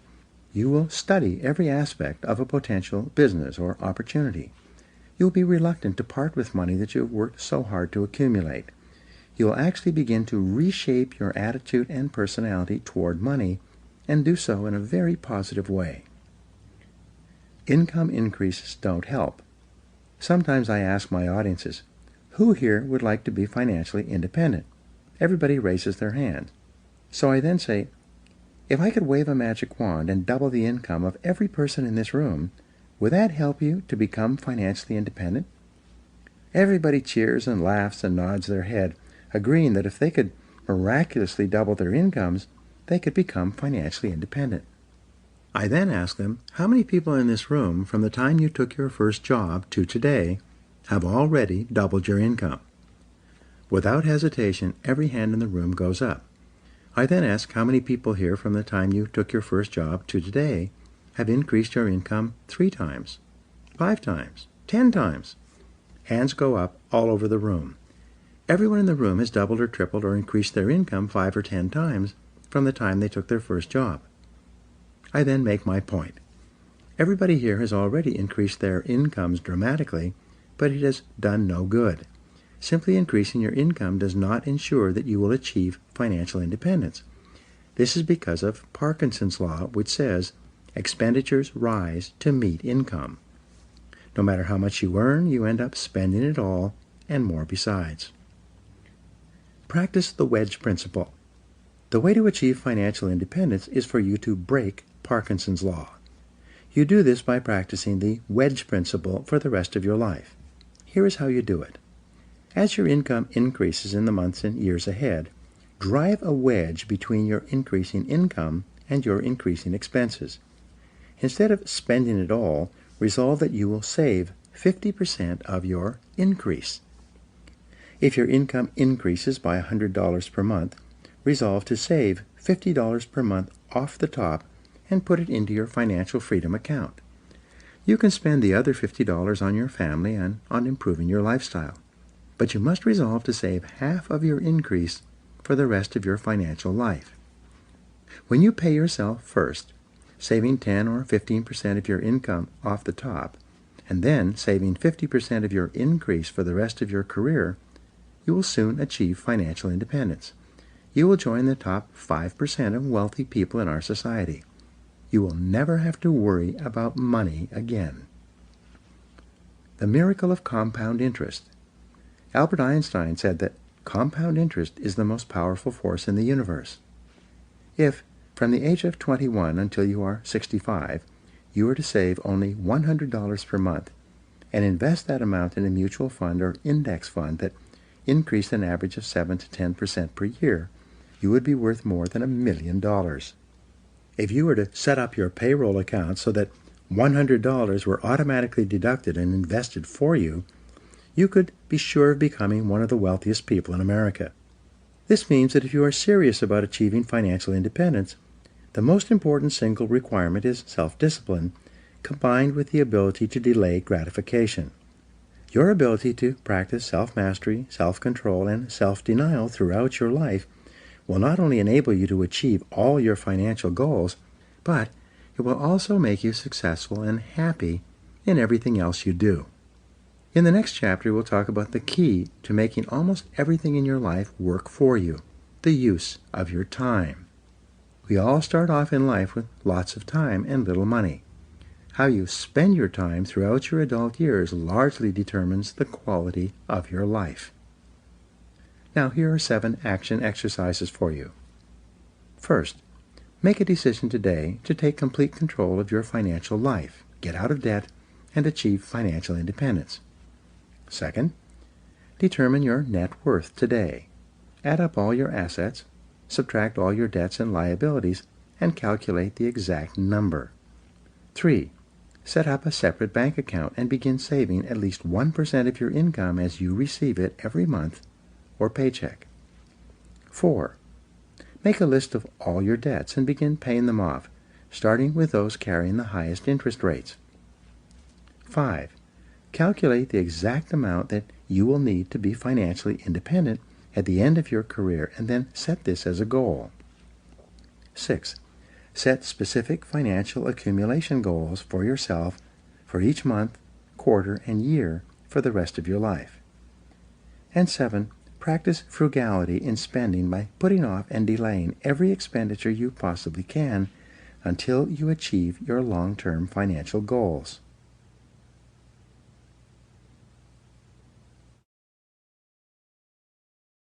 Chapter 13. Self-Discipline and Time Management. If you do not conquer self, you will be conquered by self, wrote Napoleon Hill. There is perhaps no area of your life in which self-discipline is more important than in the way you manage your time. Time management is a core discipline that largely determines the quality of your life. As Peter Drucker said, you cannot manage time, you can only manage yourself. Time management is really life management, personal management, management of yourself rather than of time or circumstances. Time is perishable. It cannot be saved. Time is irreplaceable. Nothing else will do. Time is irretrievable. Once it is gone or wasted, you can never get it back. Finally, time is indispensable, especially for accomplishments of any kind. All achievement, all results, all success requires time. You can't save time.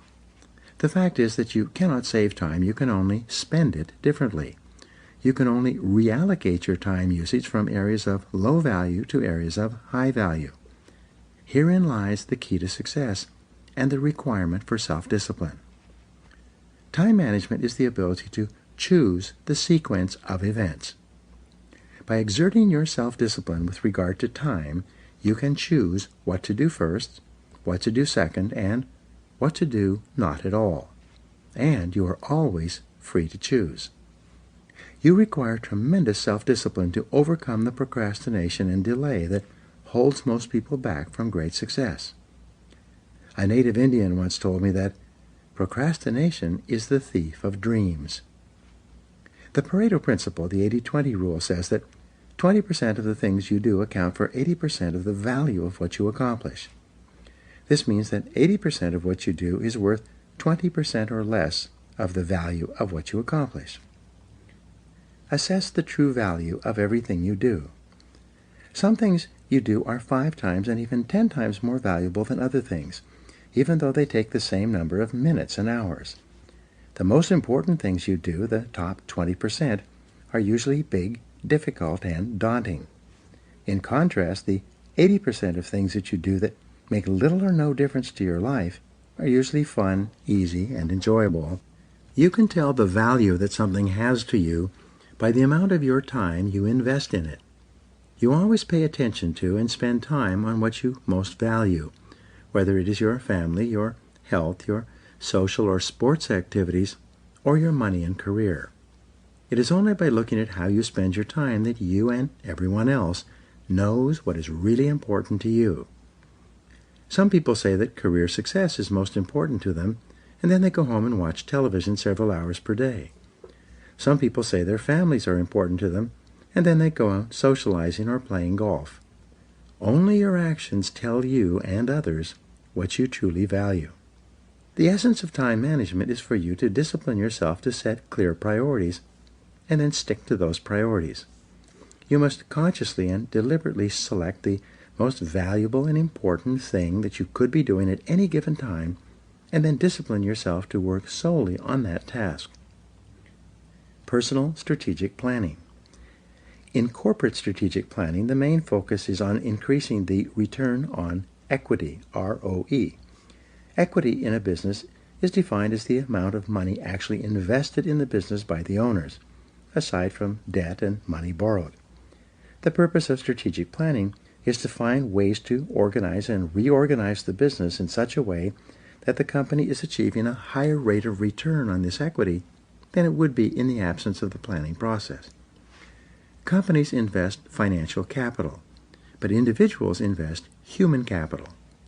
Companies deploy financial assets, but your most vital assets are your mental, emotional, and physical energies.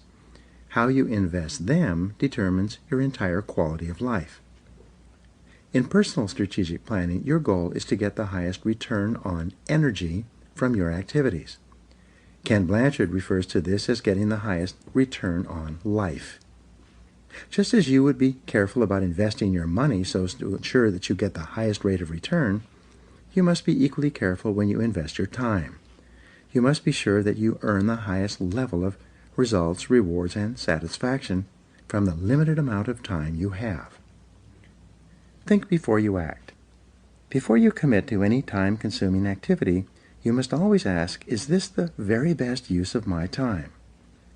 Lack of self-discipline in time management leads people to procrastination on their top tasks continually, causing them to spend more and more time on tasks of low or no value.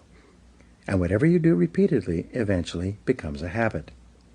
Many people have developed the habit of procrastination, of putting off their major tasks and instead spending most of their time on activities that make very little difference in the long run. Priorities versus posteriorities. Setting priorities requires setting posteriorities as well. A priority is something that you do more of and sooner, whereas a posteriority is something that you do less of or later. You are probably already overwhelmed with too much to do and too little time. Because of this, for you to embark on a new task, you must discontinue an old task. Getting into something new requires getting out of another activity. Before you commit to a new undertaking, ask yourself, what am I going to stop doing so that I have enough time to work on this new task? Go through your life regularly and practice creative abandonment. Consciously determine the activities that you are going to discontinue so that you have more time to spend on those tasks that can really make a difference to your future. Identify the consequences. One of the most important words in developing the discipline of time management is consequences. Something is important to the degree that it has serious potential consequences for completion or non-completion. A task or activity is unimportant to the degree that it does not matter if it is done or not. For example, completing a course of study at the university can have enormous consequences that can impact your life for the next 50 years. Completing a major task or project at work or making an important sale can have significant consequences for your job and your income. On the other hand, drinking coffee, chatting with coworkers, reading the newspaper, surfing the internet, or checking emails may be enjoyable, but these activities have few or no consequences. In other words, whether you do them or not makes little or no difference to your work or to your life. However, it is precisely on these activities that most people spend most of their time. Managing your time. There is a simple time management system that you can use to overcome procrastination. It requires self-discipline, willpower, and personal organization, but the payoff is huge.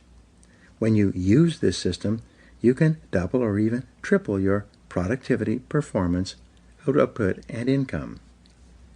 Before you begin each day, start by making a list of everything you have to do that day. The best time to make this list is the evening before, at the end of the workday, so that your subconscious mind can work on your list of activities while you sleep. You will often wake up with ideas and insights for how to more effectively complete the tasks of the day. Then apply the ABCDE method to your list. A is something that you must do. There are serious consequences for non-completion. A B is something that you should do. There are mild consequences for doing it or not doing it.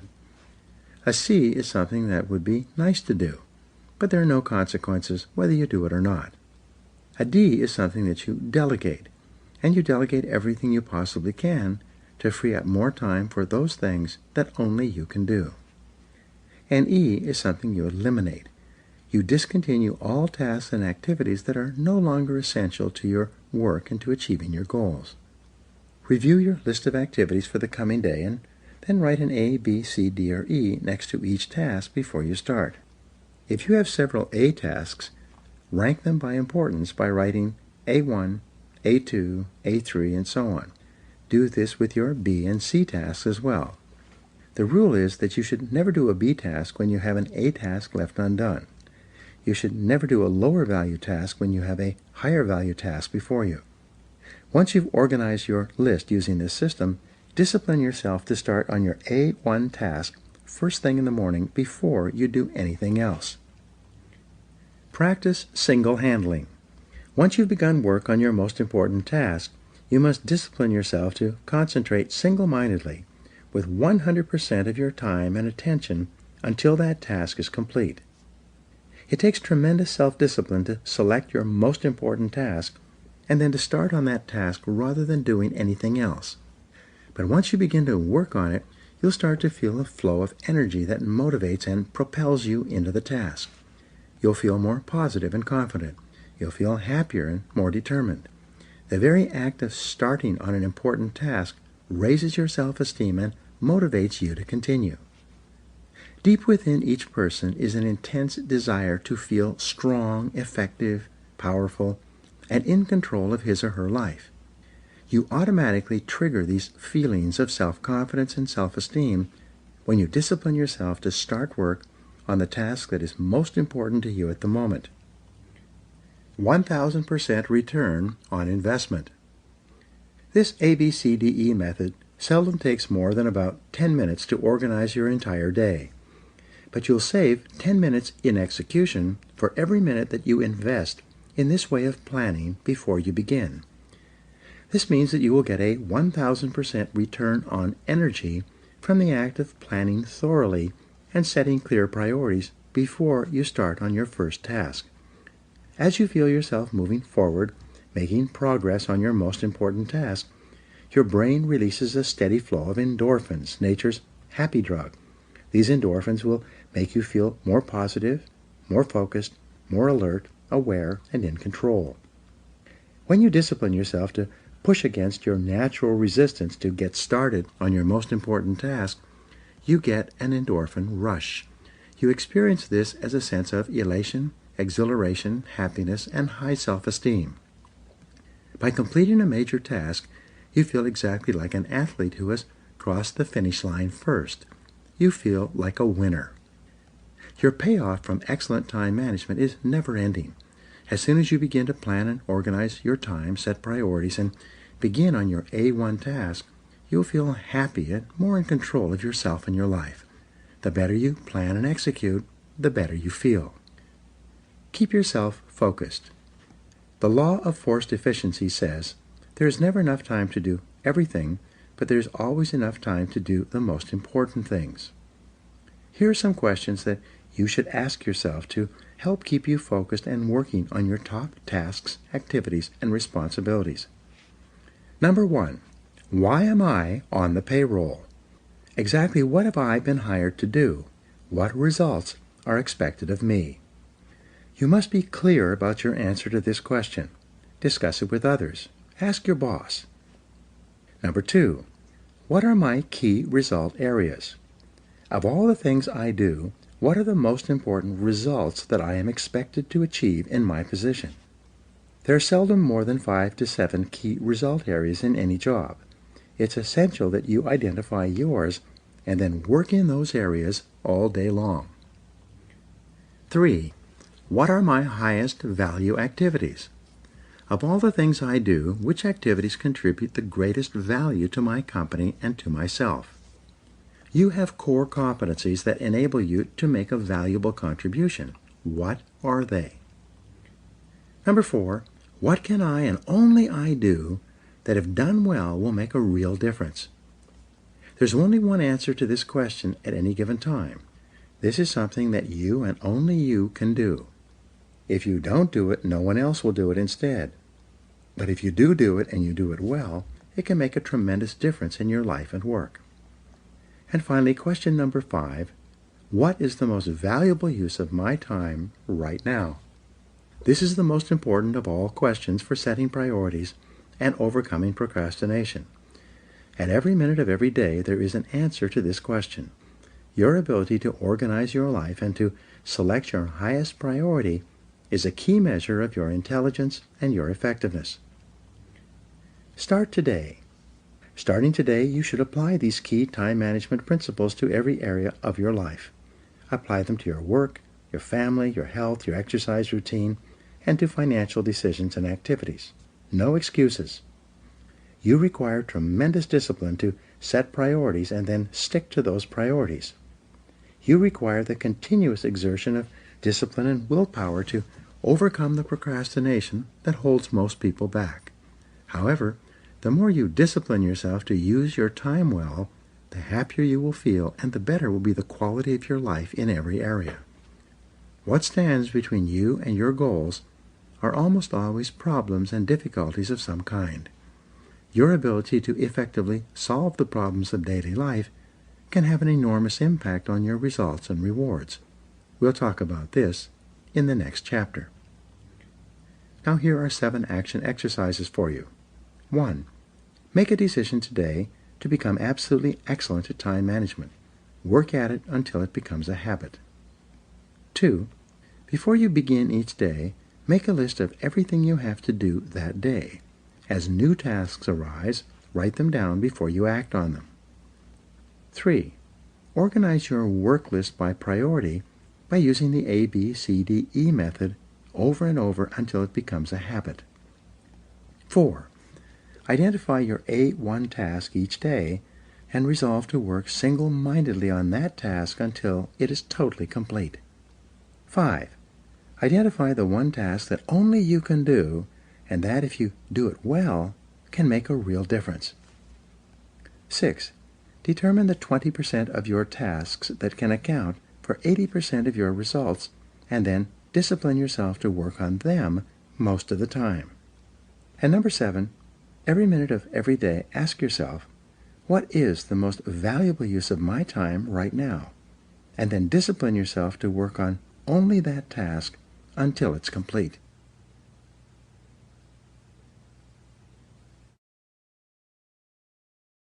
Chapter 14.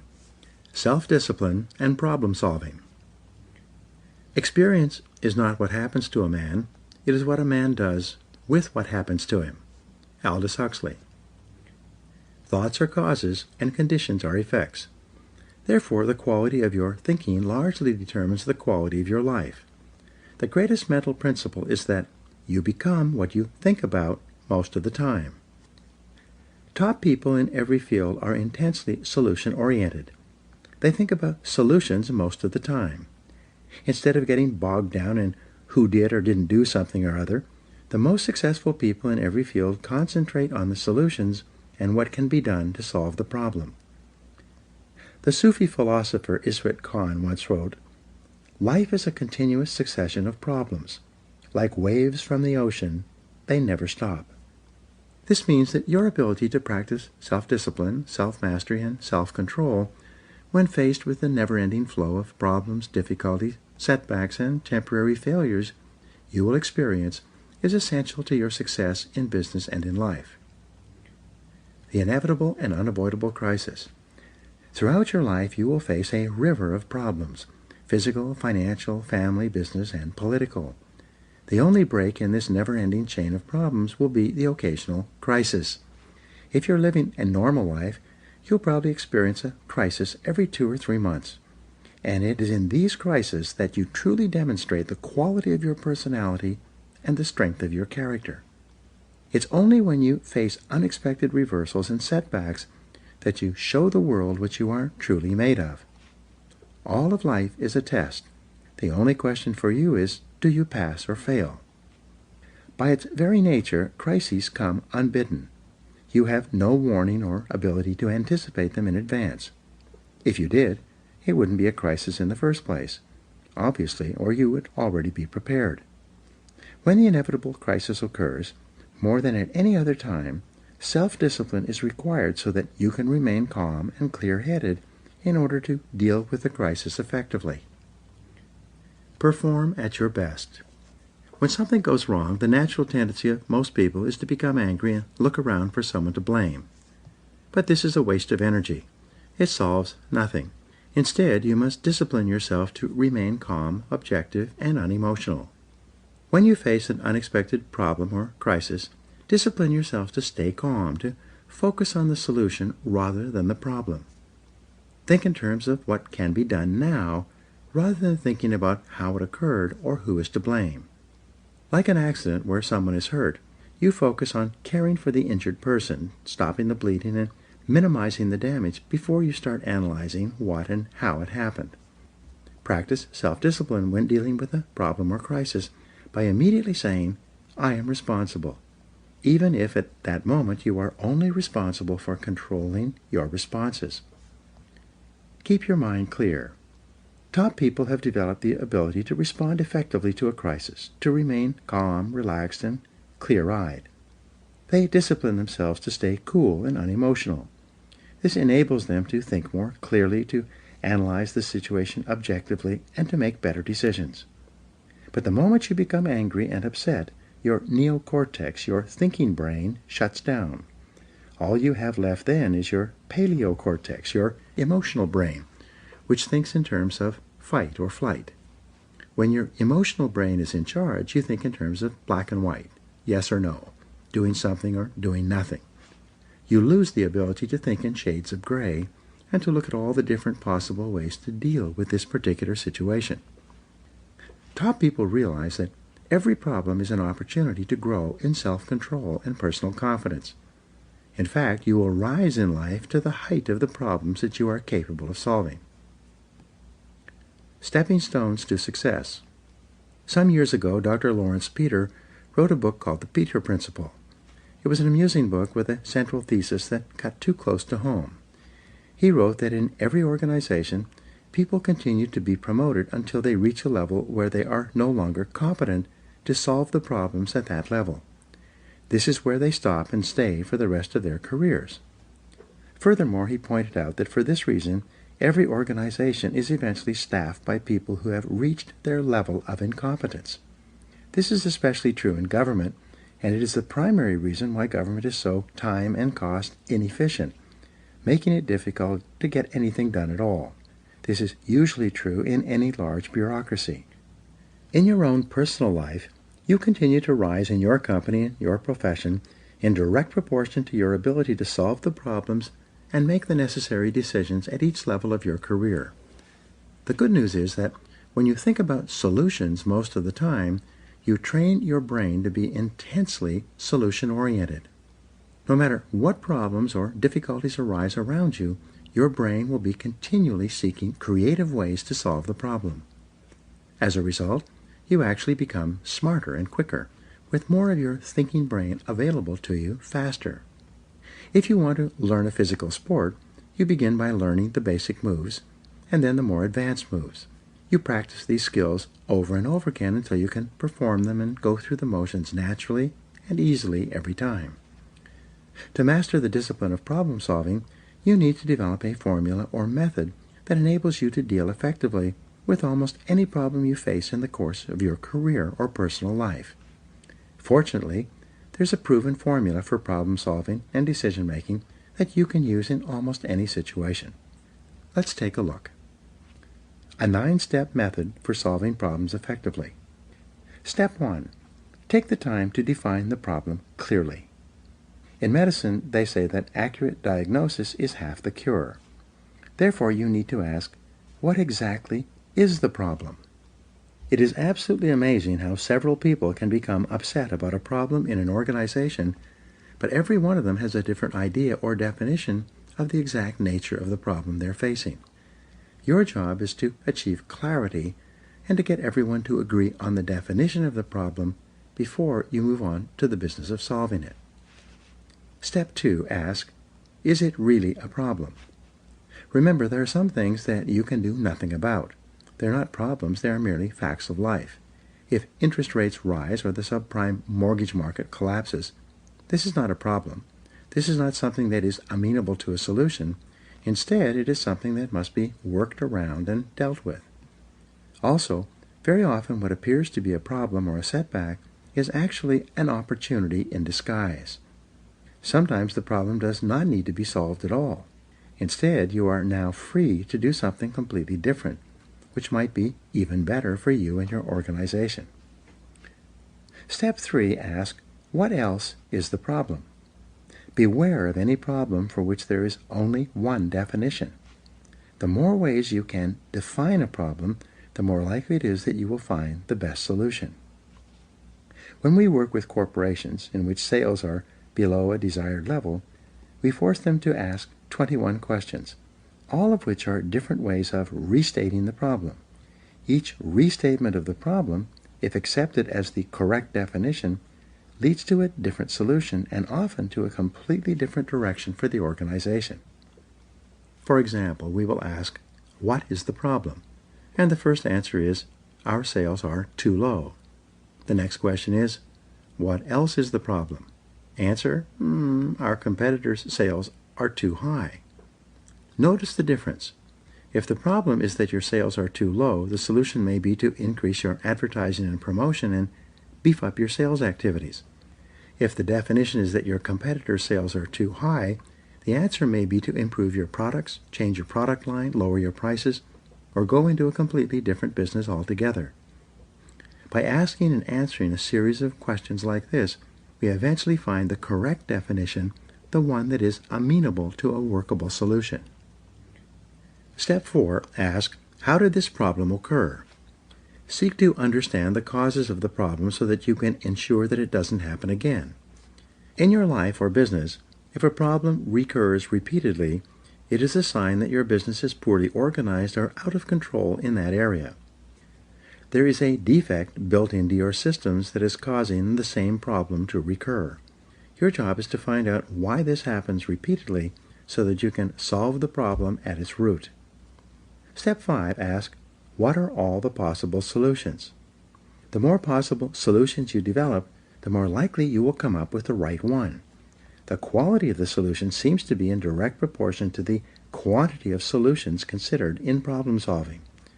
Beware a problem for which there is only one solution. Step 6, ask, what is the best solution at this time? Sometimes any solution is better than no solution. An average solution vigorously executed is often superior to an excellent solution that cannot be implemented because of its complexity or because no one has the ability to execute it. The rule is that fully 80% of all problems should be dealt with immediately. Only 20% of problems need to be put off to a later time. If you must put off a problem, set a specific deadline for making a decision on that problem, and then make your decision at that deadline with whatever information you have at that time. There is a rule that says that every large problem was once a small problem that could have been solved easily and inexpensively at that time. Sometimes the best strategy is to nip it in the bud. When it is clear that there is a problem and a solution, do what has to be done and do it quickly. Step number 7, make a decision. Select a solution, any solution, and then decide on a course of action. Always ask, what is our next action? What are we going to do now? Step 8, assign responsibility. Who exactly is going to carry out the solution or the different elements of the solution? It's quite common for a group to meet to solve a problem and to agree on a solution, but when the group meets again 2 weeks later, it turns out that nothing has happened. Why? Because no one was made specifically responsible for carrying out the decision. Step 9, set a measure for the decision. What are you trying to accomplish with this decision, and how will you measure results? How will you know that it worked? The more accurately you can determine the result that you want to achieve by the solution, the more likely it is that you will achieve it. the big reward. The main reward you get for solving problems is the opportunity to solve bigger and more important problems. Your rate of pay and speed of promotion, and therefore your forward movement in your career, is largely determined by your problem-solving ability. The more you focus on solutions, the more solutions you will come up with, and the more valuable your contribution will be to your organization. The flip side of self-esteem is called self-efficacy.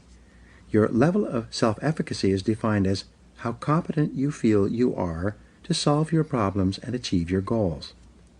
The more competent you feel you are to solve the problems and difficulties of daily life, the more you like yourself. The more you like yourself, the more confident and competent you become in solving even larger problems and getting even more important results. The determinant of your success. In your work, your problem-solving ability largely determines everything you accomplish. People who are good at solving problems are some of the most valuable and respected people in every area. For this reason, success has been defined as the ability to solve problems. This also means that happiness is the ability to solve problems. Leadership is the ability to solve problems. When you practice self-discipline and self-control in face of the inevitable and unavoidable problems and crises of day-to-day life, you become more competent and effective in everything you do. You will be respected and esteemed by everyone around you. You will experience a tremendous feeling of personal power and competence. In no time at all, you will become one of the most valuable people in your organization. Now, here are 7 action exercises for you. First, solving problems is like solving mathematical equations. It is learnable with practice and repetition. Start by determining the biggest problems facing you today. Write them down. 2. Accept complete responsibility for solving the problems you encounter in your daily work, and then think about the solutions. 3. Define your biggest business or personal problem clearly. Write it down.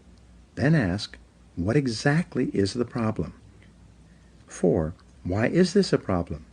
Could it be an opportunity in disguise? If so, what opportunity or lesson could this problem contain? 5. What else is the problem? Perhaps the real problem is something else, something you might not want to face. 6. What are all the possible solutions? And what else could be a solution? And number 7, select the best solution that is available to you right now and take action immediately.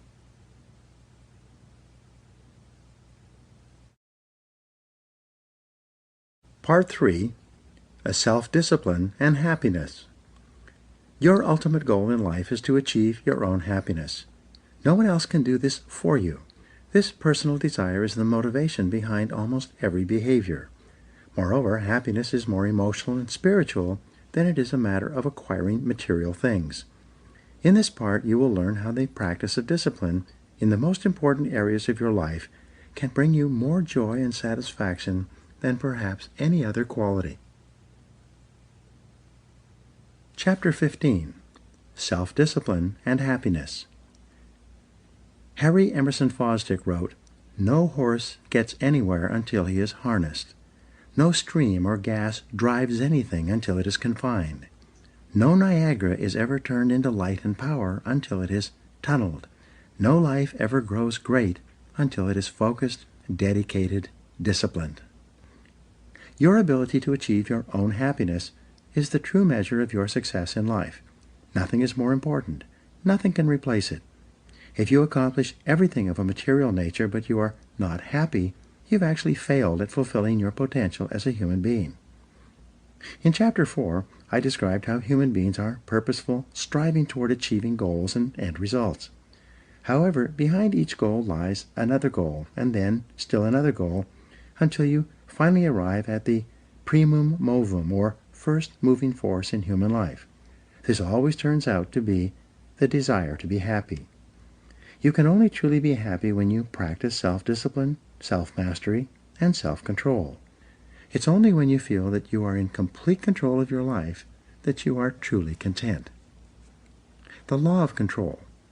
In my book, Maximum Achievement, I teach the importance of the law of control, which states that You feel happy to the degree to which you feel you're in control of your own life. You feel unhappy to the degree to which you feel you are not in control or controlled by other factors or people. Psychologists call this your locus of control. There are 50 years of research and hundreds of books and articles on the subject. They all conclude that stress and unhappiness arise when you feel controlled by outside circumstances.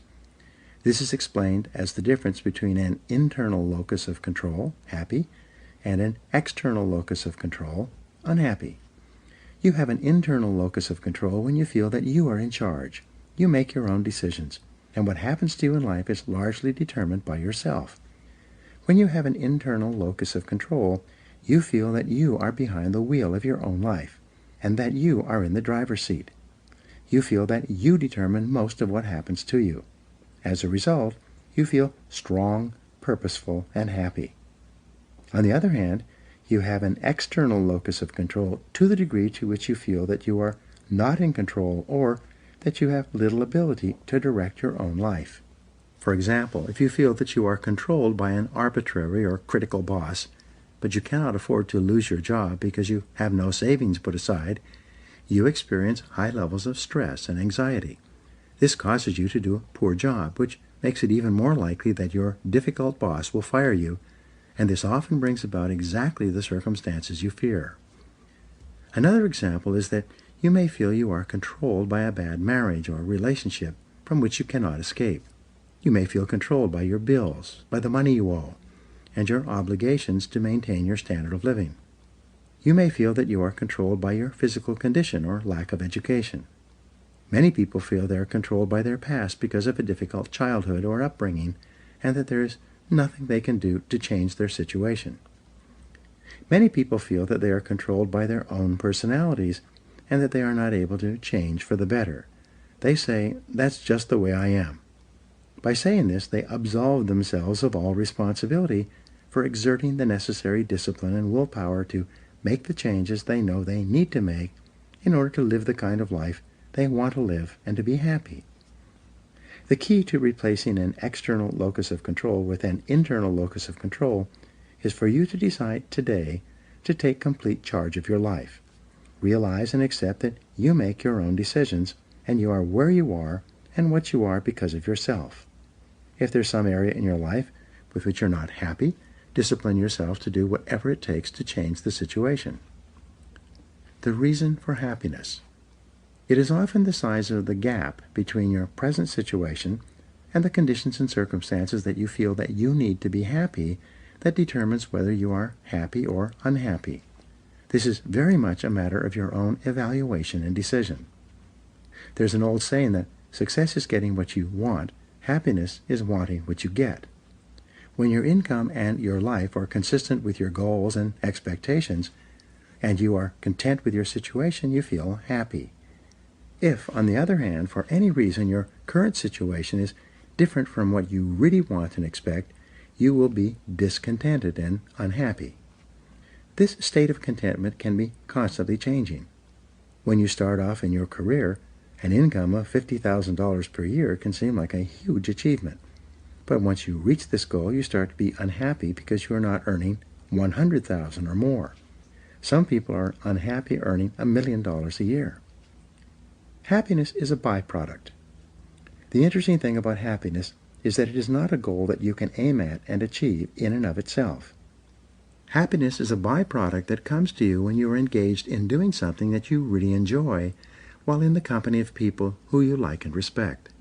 Earl Nightingale, perhaps the most famous and respected radio commentator on success in history, said that happiness is the progressive realization of a worthy ideal. Whenever you feel that you are moving step by step toward something that is important to you, toward your most important goals, you automatically feel happy. You feel satisfied and content. You feel a tremendous sense of personal growth and well-being. 5 ingredients of happiness. Self-discipline is essential to happiness. Self-discipline requires both that you determine clearly what happiness means to you, and also that you work progressively each day toward the achievement of that ideal condition. In my experience and teachings, I found that there are 5 ingredients to happiness. A shortfall in any one of these areas can cause stress, unhappiness, and a feeling of being out of control. 5 ingredients of happiness. 1. Health and energy.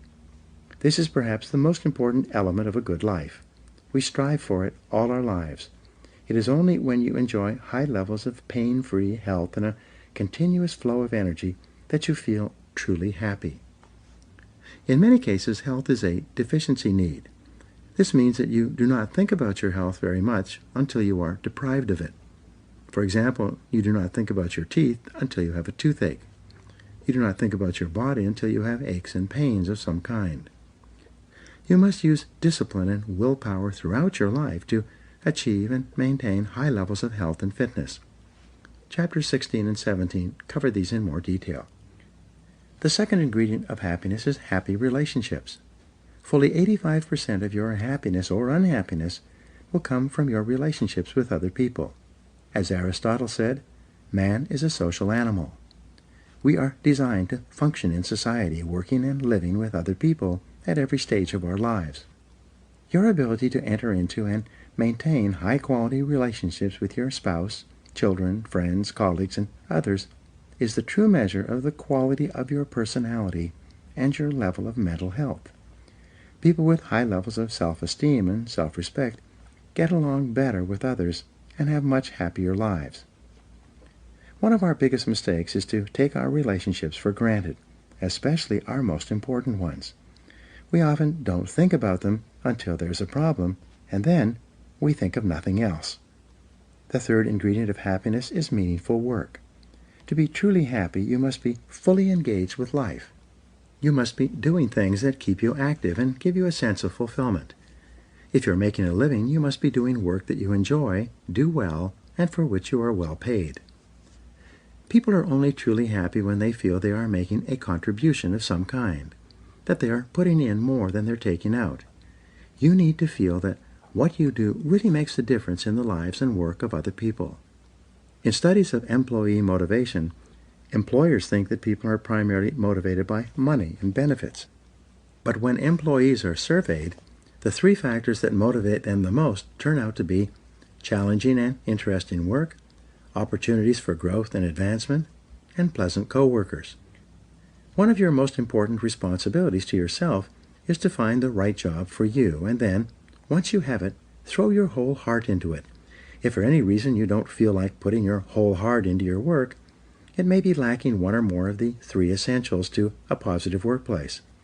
It may be a sign that this is not the right place for you. The 4th key to happiness is financial independence. Some of the greatest fears we experience are those of loss, failure, and poverty.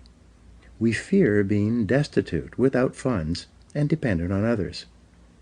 One of your chief responsibilities to yourself is to work toward financial independence and financial freedom throughout your life. The happiest of all people are those who have reached the point at which they no longer worry about money. This is not something you can leave to chance, but rather something that requires deliberate, purposeful action and tremendous self-discipline to achieve. Whenever you feel that there is a big gap between where you are today financially and where you would ideally like to be, you experience stress, worry, and unhappiness. The 5th ingredient of happiness is self-actualization. This is the feeling that you are becoming everything you are capable of becoming.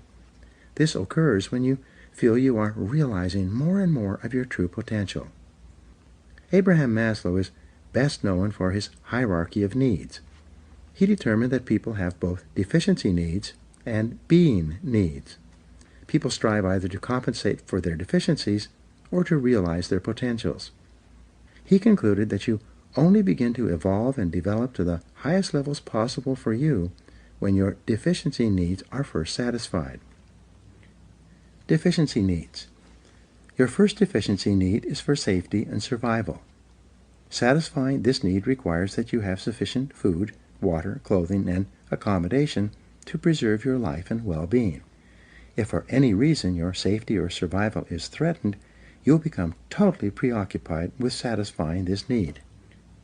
You will experience tremendous stress, and you will be completely unhappy until you are safe once more. For example, think about being in a life-threatening situation. The second deficiency need that Maslow identified is the need for security. This need embraces financial, emotional, and physical security. You need to have enough money to provide for yourself, security in your relationships at work and at home, and physical security to assure that you are not in danger of any kind.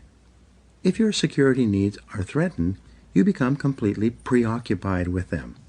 For example, think about losing your job suddenly. How would you feel? The third deficiency need that Maslow identified is belongingness. Each person has a need to be in social relationships with others, both at home and at work. You need to be recognized and accepted by other people in your world. Each person needs to be comfortable in his or her relationships with others and seen and accepted as part of a team or group. Self-esteem needs.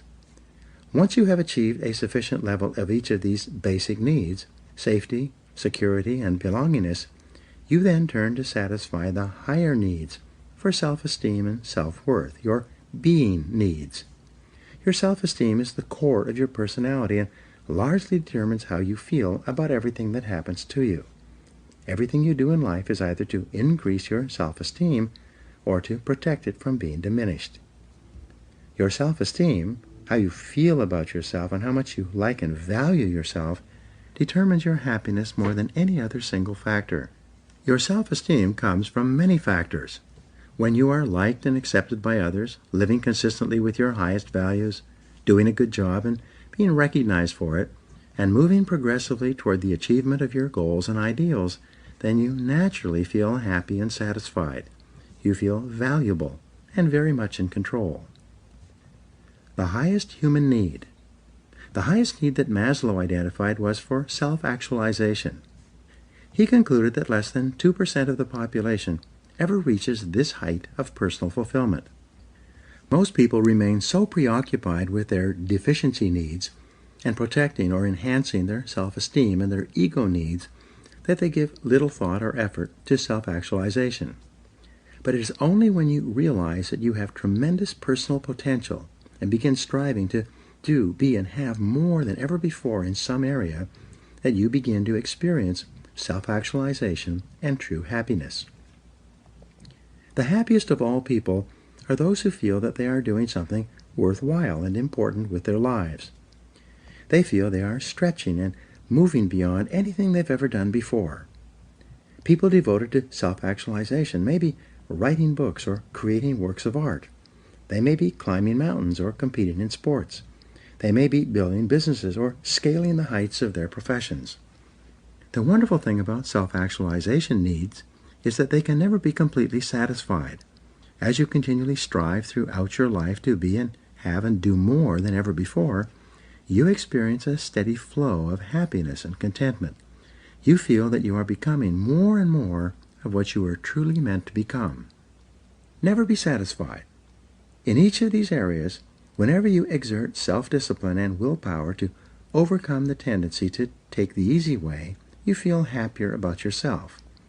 When you take a leap of faith in the direction of your dreams, and then discipline yourself to keep going in spite of all obstacles and hardships, you feel powerful. Your self-esteem and self-confidence increases, and then as you move step by step toward your ideals, you feel genuinely happy. In the next chapter, you will learn how to incorporate self-discipline into your daily health habits to assure that you live a long, happy, healthy life. Now here are some action exercises for you. 1. Identify the areas of your life in which you feel the happiest and the most in control. How could you expand them? Number 2, identify the areas of your life in which you feel controlled by other people or factors. What could you do to resolve these situations? Number 3, identify those areas in your life where there is a gap between your current levels of accomplishment and what you would really like to achieve. What could you do to bridge these gaps? Number 4, identify the most pressing needs you have today that are not being fulfilled. How could you begin to satisfy these deficiency needs? Number 5, identify those activities that give you the greatest feeling of personal happiness, your peak experiences in life.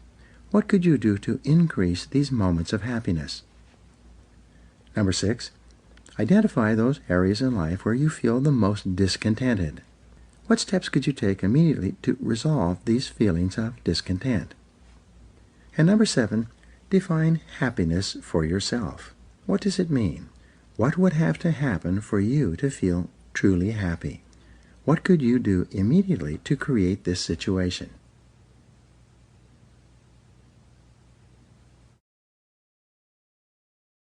Chapter 16, Self-Discipline and Personal Health. Abraham Joshua Heschel said, "Self-respect is the root of discipline. The sense of dignity grows with the ability to say no to oneself." More people are living longer and better today than ever before in human history, and your goal should be to be one of those people. There's no area in which self-discipline is more important than in your practices regarding your health. Your number one goal for yourself should be to live as long and as well as you possibly can. This requires lifelong self-discipline with your health habits. And as mentioned in Chapter 15, good health is one of the ingredients of overall happiness.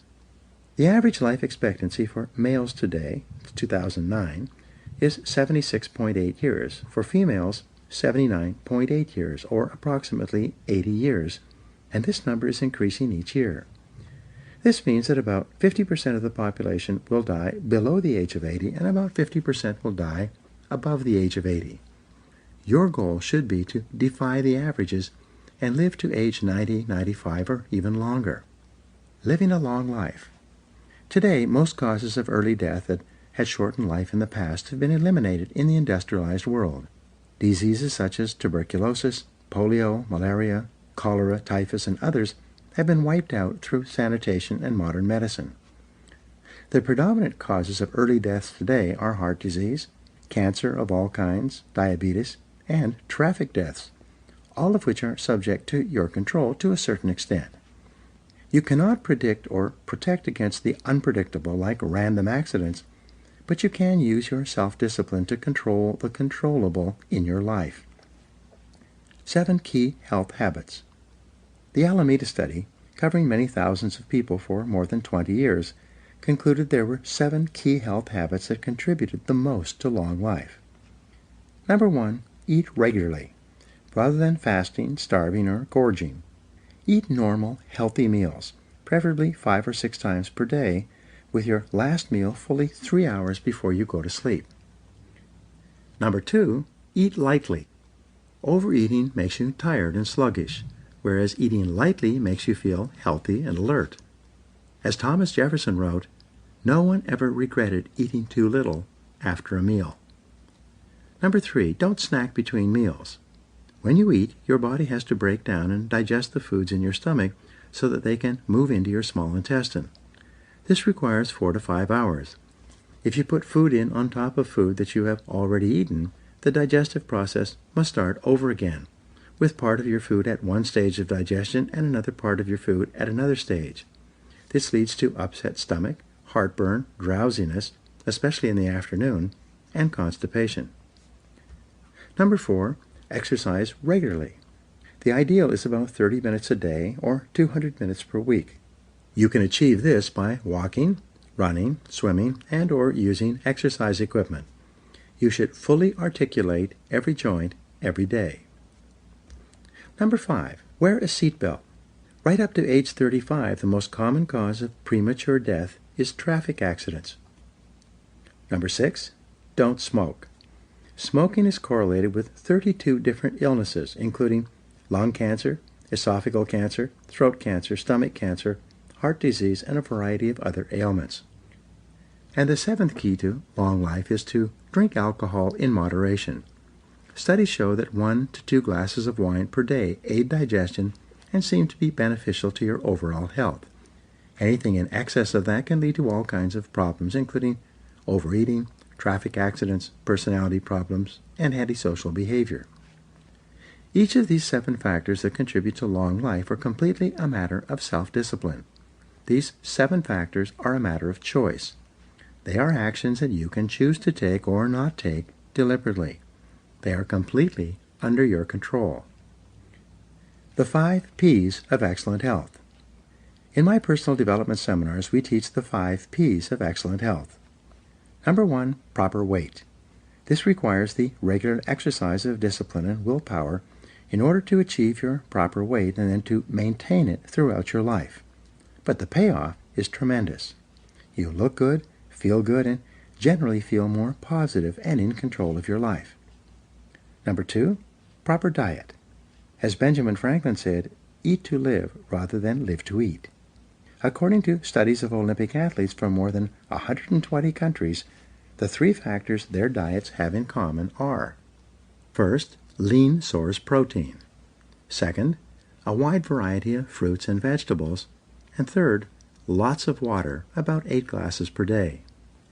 When you begin this Olympic diet, you will feel more alert, awake, and aware all day long. Number 3 of the 5 P's is proper exercise. The most important exercise for long life is aerobic exercise. This requires that you get your heart rate up to a high level for 30 to 60 minutes 3 times per week. You can achieve this through brisk walking, running, cycling, swimming, or cross-country skiing. Exercise physiologists have determined that the exercise effect clicks in at about 25 minutes of vigorous exercise. At this point, your brain releases endorphins that give you a feeling of elation, or what is called a runner's high. This natural drug produced by your body can become addictive in a very positive way. People who develop the habit of regular, vigorous exercise find that it becomes easier and easier to do. They begin to look forward to the feeling of happiness they enjoy as the result of exercising aerobically. 4 is proper rest. This is very important. More than 60% of adults do not get enough sleep. They are suffering from what is called a sleep deficit. They go to bed a little bit too late, sleep poorly, arise a little bit too early, and go through the day in a form of fog. This phenomenon of not being sufficiently rested leads to poor performance, more mistakes, industrial accidents, car crashes, short tempers, personality problems, and many other difficulties. If you're living and working a normal life, you require about 8 hours of sleep each night. If you get only 6 or 7 hours of sleep when you actually require 8, you begin to build up this sleep deficit. By Thursday or Friday, when you get up in the morning, the first thing you think of is how soon you can go back to sleep again that night. When you start thinking about going to sleep again, at the moment that you arise, you know that you are not getting enough sleep. In addition to 8 hours of sleep per night, you need regular breaks from work, both weekends and vacations. When you take time off from work, you allow your mental and emotional batteries to recharge. After a 2 or 3 day weekend, when you go back to work, you will feel fully rested and ready to perform at your best. The 5th P is proper attitude. This is perhaps the most important of all. The quality that is most predictive of health, happiness, and long life is optimism. As you become more optimistic about yourself and your life, your health will also be better in every area. People who are positive and optimistic usually have stronger immune systems, and as a result they are seldom sick. They seldom get colds or flu.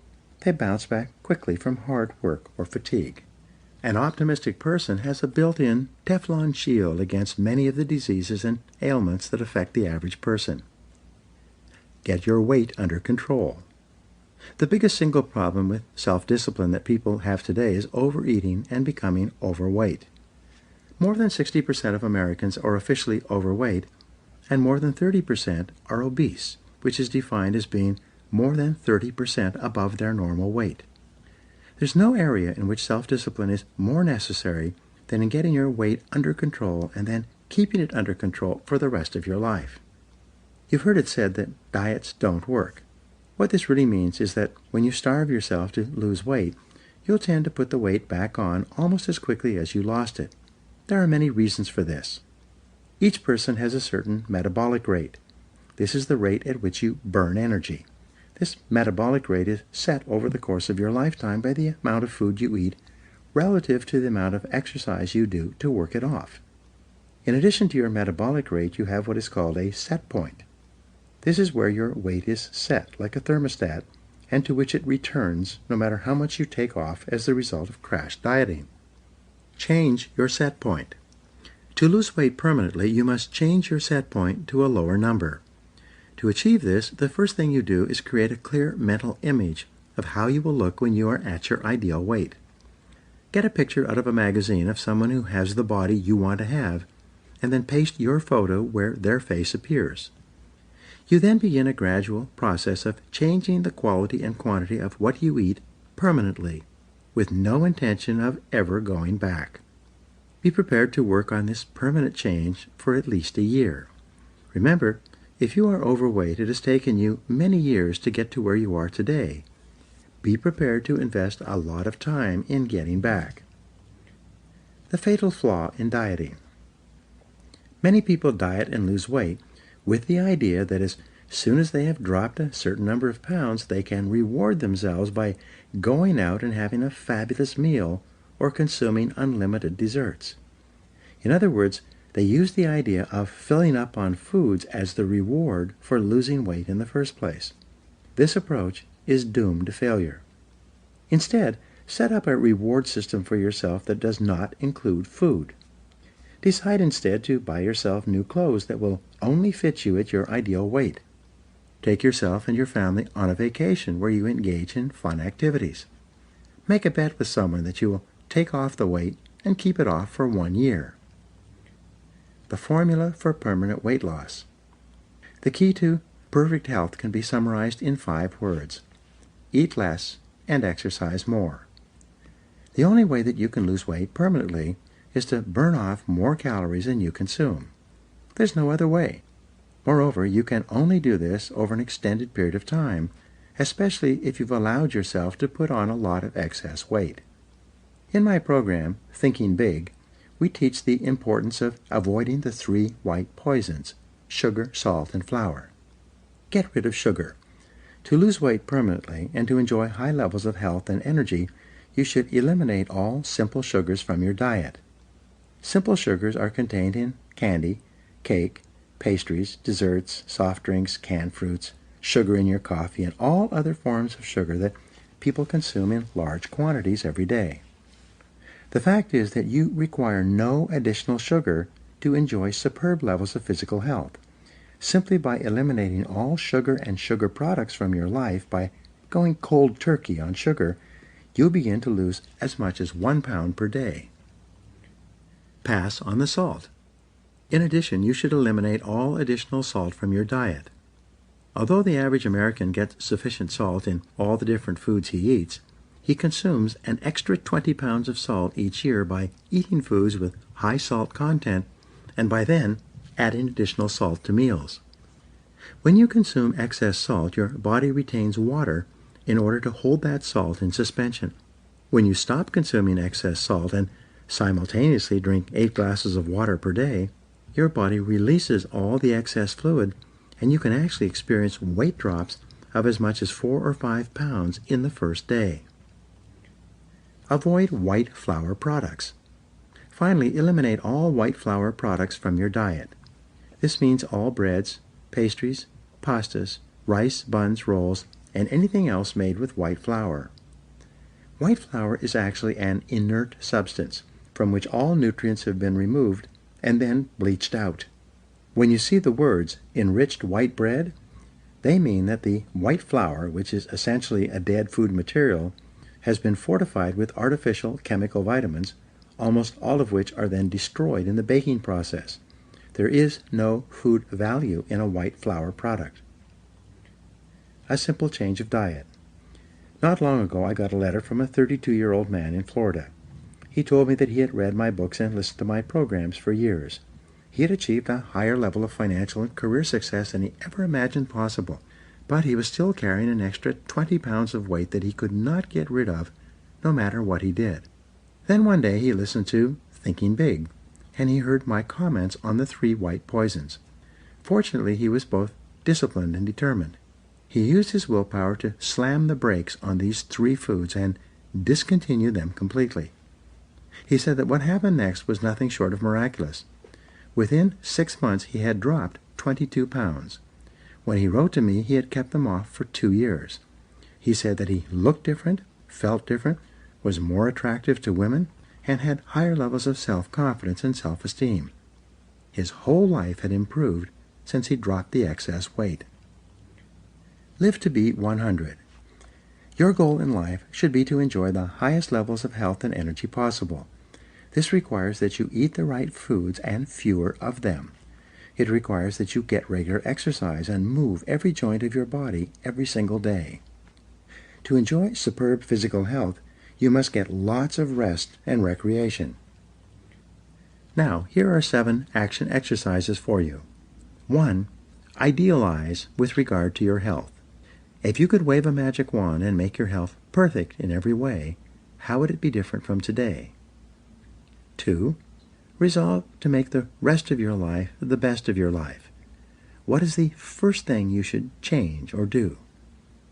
3. Get a complete medical examination and ask your doctor for advice on how to enjoy superb levels of physical health. Then, follow that advice. 4. Determine your ideal weight and set it as a goal. Use the goal-setting process you learned in Chapter 4 to make a plan to achieve it and keep it there for life. 5. Use mindstorming, described in Chapter 4 as well, and write out a list of at least 20 answers to the question, what can I do every day to enjoy superb levels of health and energy? 6. Review the health habits and research discussed in this chapter and give yourself a grade ranging from 1 to 10 on how well you are practicing them. And 7. Decide on one specific action that you're going to take immediately to ensure that you live to be age 80, 90, and beyond.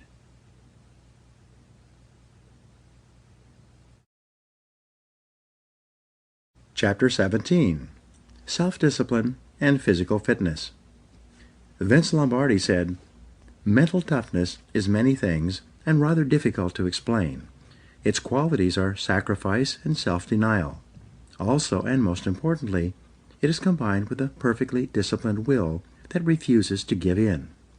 It is a state of mind that you could call character in action." For you to achieve and maintain high levels of physical fitness requires a lifetime of self-discipline and willpower. The good news is that physical fitness is its own reward. Not only do you feel good while you're exercising, but you feel wonderful about yourself the rest of the time. If your goal is to live a long, healthy, happy life and be fit and trim physically, there's no substitute for regular exercise. Fortunately, you do not have to train for the Olympics or a triathlon to enjoy superb levels of physical well-being.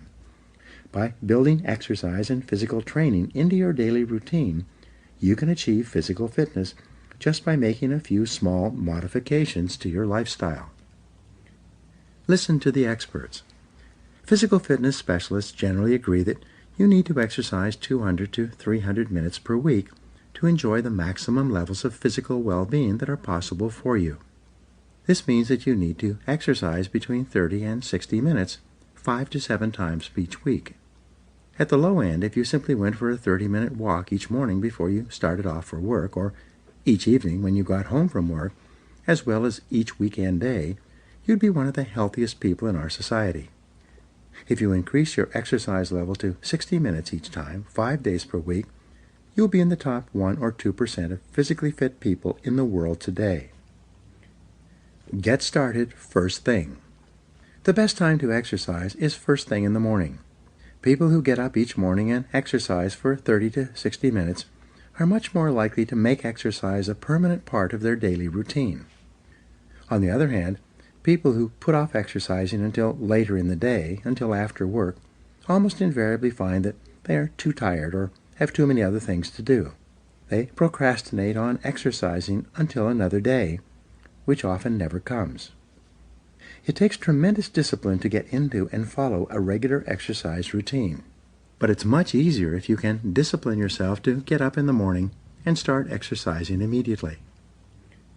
Trick yourself. Many people, including myself, trick themselves into exercising in the morning by putting their exercise clothes right next to the bed so that they trip over them when they get up. Before they are even awake, they find themselves pulling on their exercise clothes and running shoes and starting off around the block. Before they even know what has happened, they are halfway into their exercise routine, their heart rate is up, their lungs are puffing away, and they're feeling good about themselves. Whenever people come back from a morning run or any other form of morning exercise, they're always happy and smiling. This is because of the exercise effect that kicks in after 25 or 30 minutes. Their brains release endorphins and they feel exhilarated. Increase your intelligence. People who engage in aerobic exercise first thing in the morning have been shown to be brighter, more creative, and more intelligent throughout the day. They actually score higher on intelligence tests, and they seem to come up with more ideas to help them do their work better during the course of the day. The reason for this is obvious. When you engage in aerobic exercise first thing in the morning, you drive hyperoxygenated blood into your cerebral cortex, the part of your brain that you use for thinking, analyzing, and decision-making. This makes you wide awake and alert from first thing in the morning and then for several hours afterward.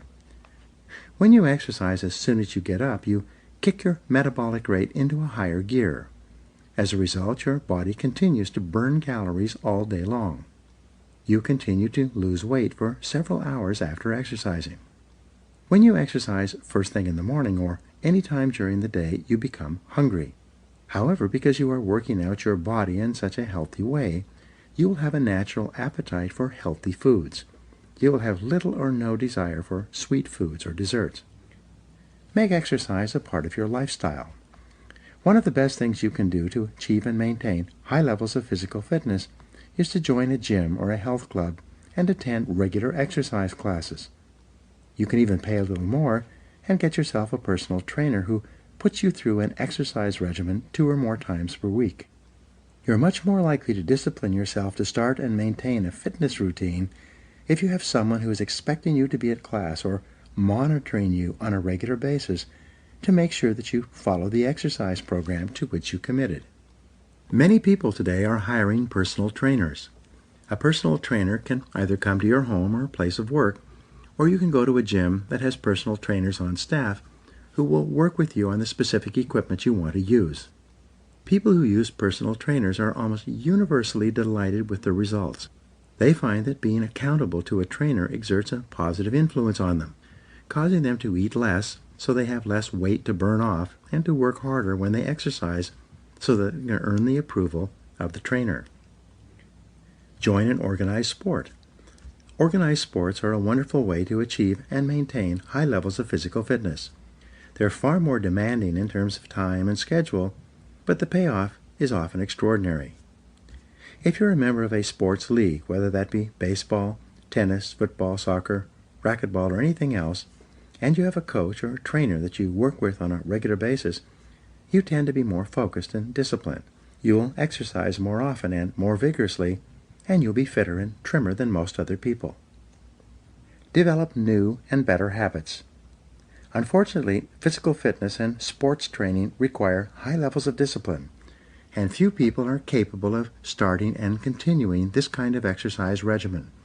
For better or worse, whatever you do repeatedly becomes a habit, and many people get out of the habit of regular exercise and never go back.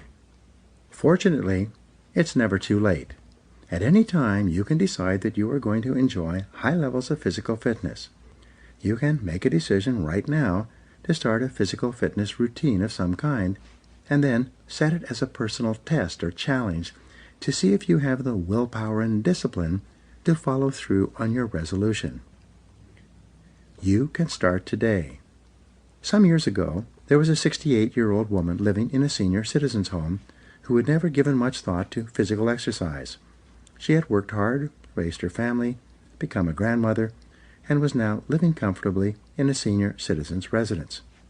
One day she saw a television special on jogging. During this special, they interviewed a couple of people in their 50s and 60s who were running marathons. Some of them had started running later in life. This 68-year-old woman decided that she wanted to run a marathon as well. She drove down to a nearby store and bought the proper shoes for walking and running. That day she began her exercise regimen by walking around the neighborhood where she lived. Over the next few weeks she walked ever greater distances. she bought books and sought advice on how to exercise and train her legs for running. After 2 months, she began jogging a little as part of her walking routine. After 6 months, she began running as part of her walking and jogging routine.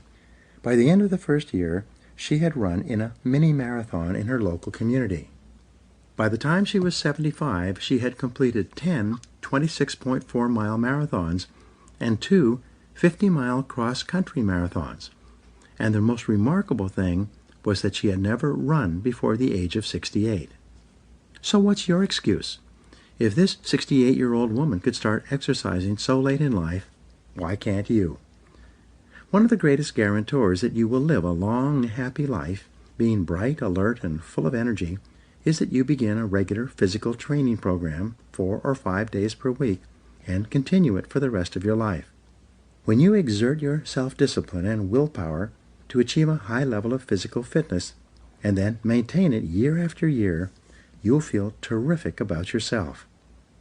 In the next chapter, you'll learn how self-discipline in marriage can have a wonderful effect in assuring a long life of happiness and fulfillment with another person. Now here are 7 action exercises for you. First, today is the day. Make a decision that you're going to achieve the best physical condition of your life in the months ahead, and then take action immediately.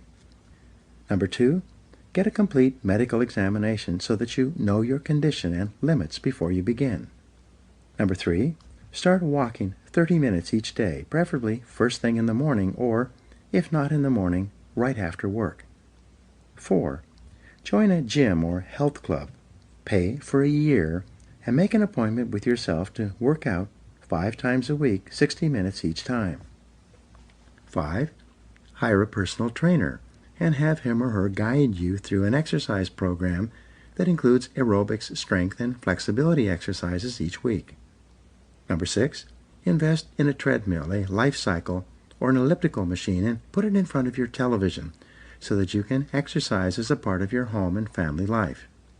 And number 7, start gradually and work up slowly, resolving to exercise for several weeks before you notice a major difference.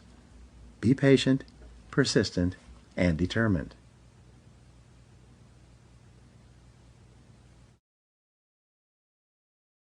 Chapter 18. Self-Discipline and Marriage.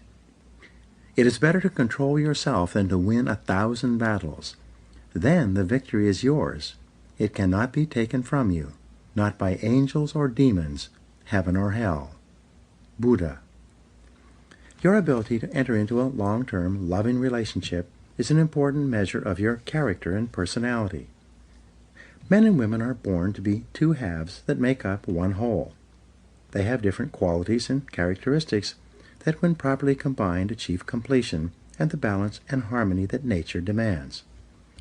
The foundational qualities for marriage and loving relationships are trust and respect. Men and women can have many disagreements over the course of their married life together, but as long as the trust and respect between them endures, the marriage can go on indefinitely. If ever one or the other party can no longer trust the other or no longer respects the other, the relationship is finished. Many marriages end in divorce, and many divorced people have multiple marriages, each of which ends in failure. Yet some people get married once and stay married contentedly for the rest of their lives. Why is this? The key to a happy marriage. Perhaps the most important reason for a happy marriage is compatibility. The 2 people are ideally balanced with each other, with each one possessing complementary qualities and characteristics that combine comfortably to form a perfect balance. People often say that opposites attract. This is a misunderstanding. Opposites attract in only one area, and that is temperament. You will always be most compatible with a person who has an opposite or counterbalancing temperament to your own. For example, if you are outgoing and extroverted, you'll be most comfortable with a person who is more reserved and self-contained. If you are voluble and expressive, you'll be most compatible with a person who is relaxed and a good listener. Nature demands a balance in temperament for 2 people to be compatible and happy together. Birds of a feather. In all other areas, especially in the area of values, it is similarities that attract. Birds of a feather do flock together. You will always be attracted to people and most compatible with those who have the greatest number of fundamental values in common with yourself. All of love of any kind is a response to value. We love what we most value both in ourselves and others. When a couple is truly happy together, they seem to have very much the same values regarding family, money, ethics, work, children, politics, religion, and other people. People will often point out that there are happy couples who vote for different parties or come from different religious backgrounds. But the critical issue in balance and harmony revolves around the intensity with which a person values something. This intensity determines if a person is absolute and unbending or relaxed and flexible in his or her adherence to a particular belief about a particular part of life. People can love and live together happily for many years, even though they support different political parties, as long as political belief is not so important to either of them that it takes precedence over more important elements of their relationship, such as children, family, and values. Love is our greatest need in life. It is said that everything we do in life is either to get love or to compensate for a lack of love. Psychologists generally agree that the root cause of personality problems in adult life can be traced back to love withheld in infancy and childhood. People need love like roses need rain. Without sufficient love and acceptance, individuals exhibit all kinds of personality and physical problems.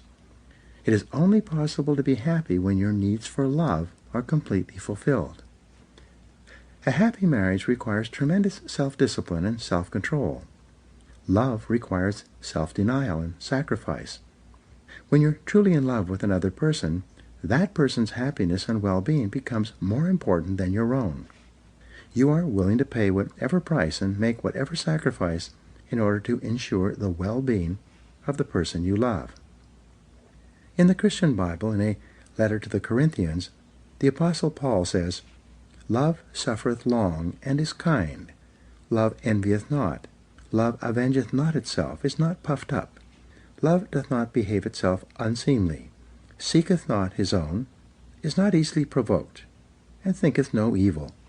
Love rejoices not in iniquity, but rejoices in the truth. Love beareth all things, believeth all things, hopeth all things, endureth all things. Love never fails." Different strokes require tolerance and understanding. Each person is an individual with unique and special characteristics that make him or her different from all other people.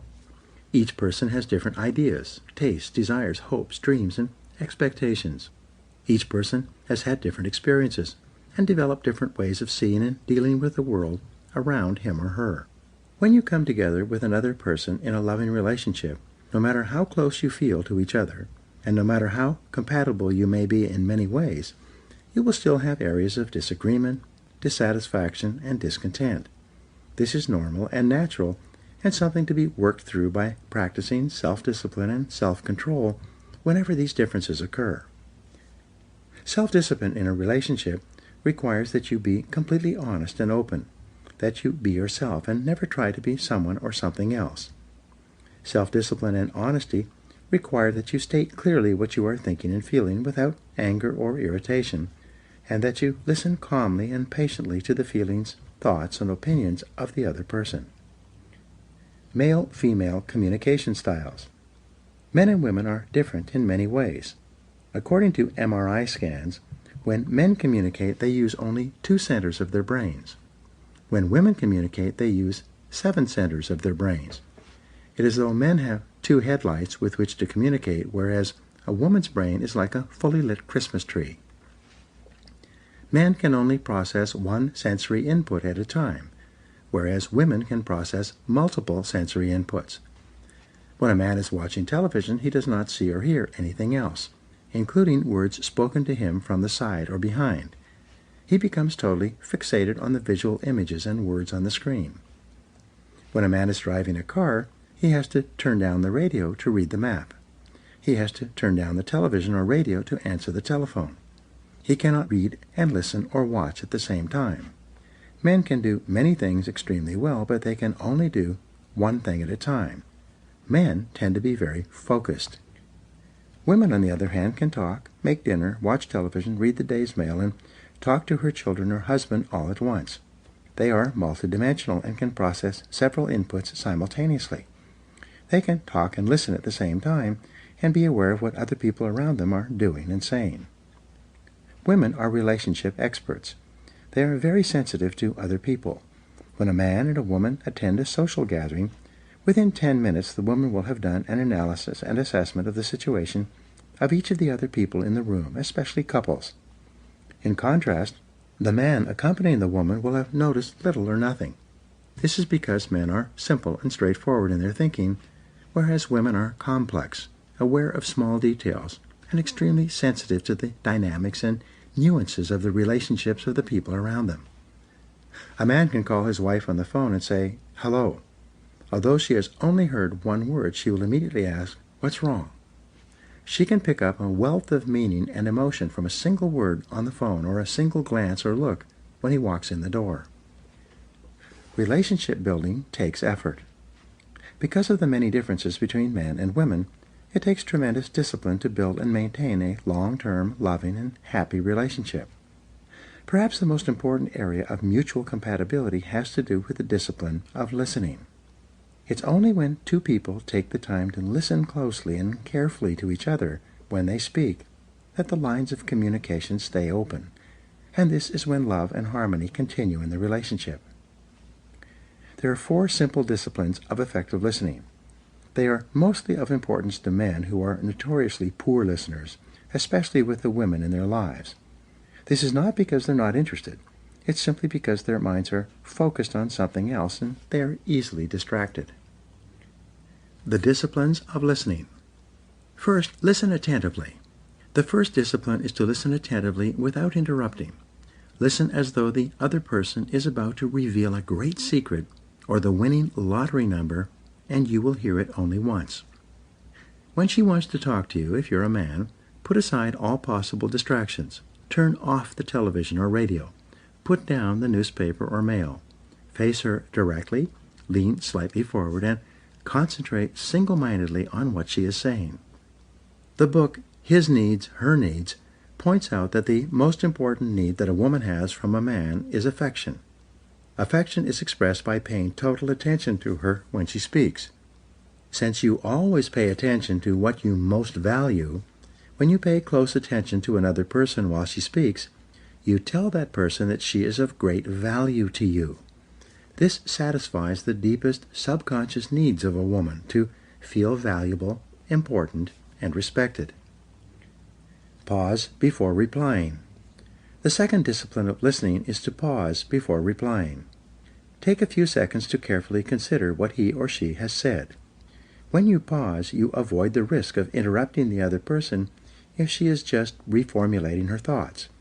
You tell her that you value what she said and that you're giving her words careful consideration.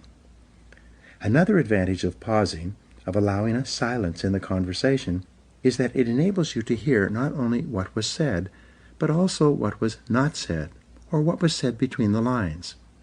The actual message soaks into a deeper level of your mind, enabling you to understand better and to therefore respond with greater awareness and sensitivity. Ask for clarification. The third discipline of effective listening is to question for clarification. Never assume that you automatically know what the other person is thinking or feeling.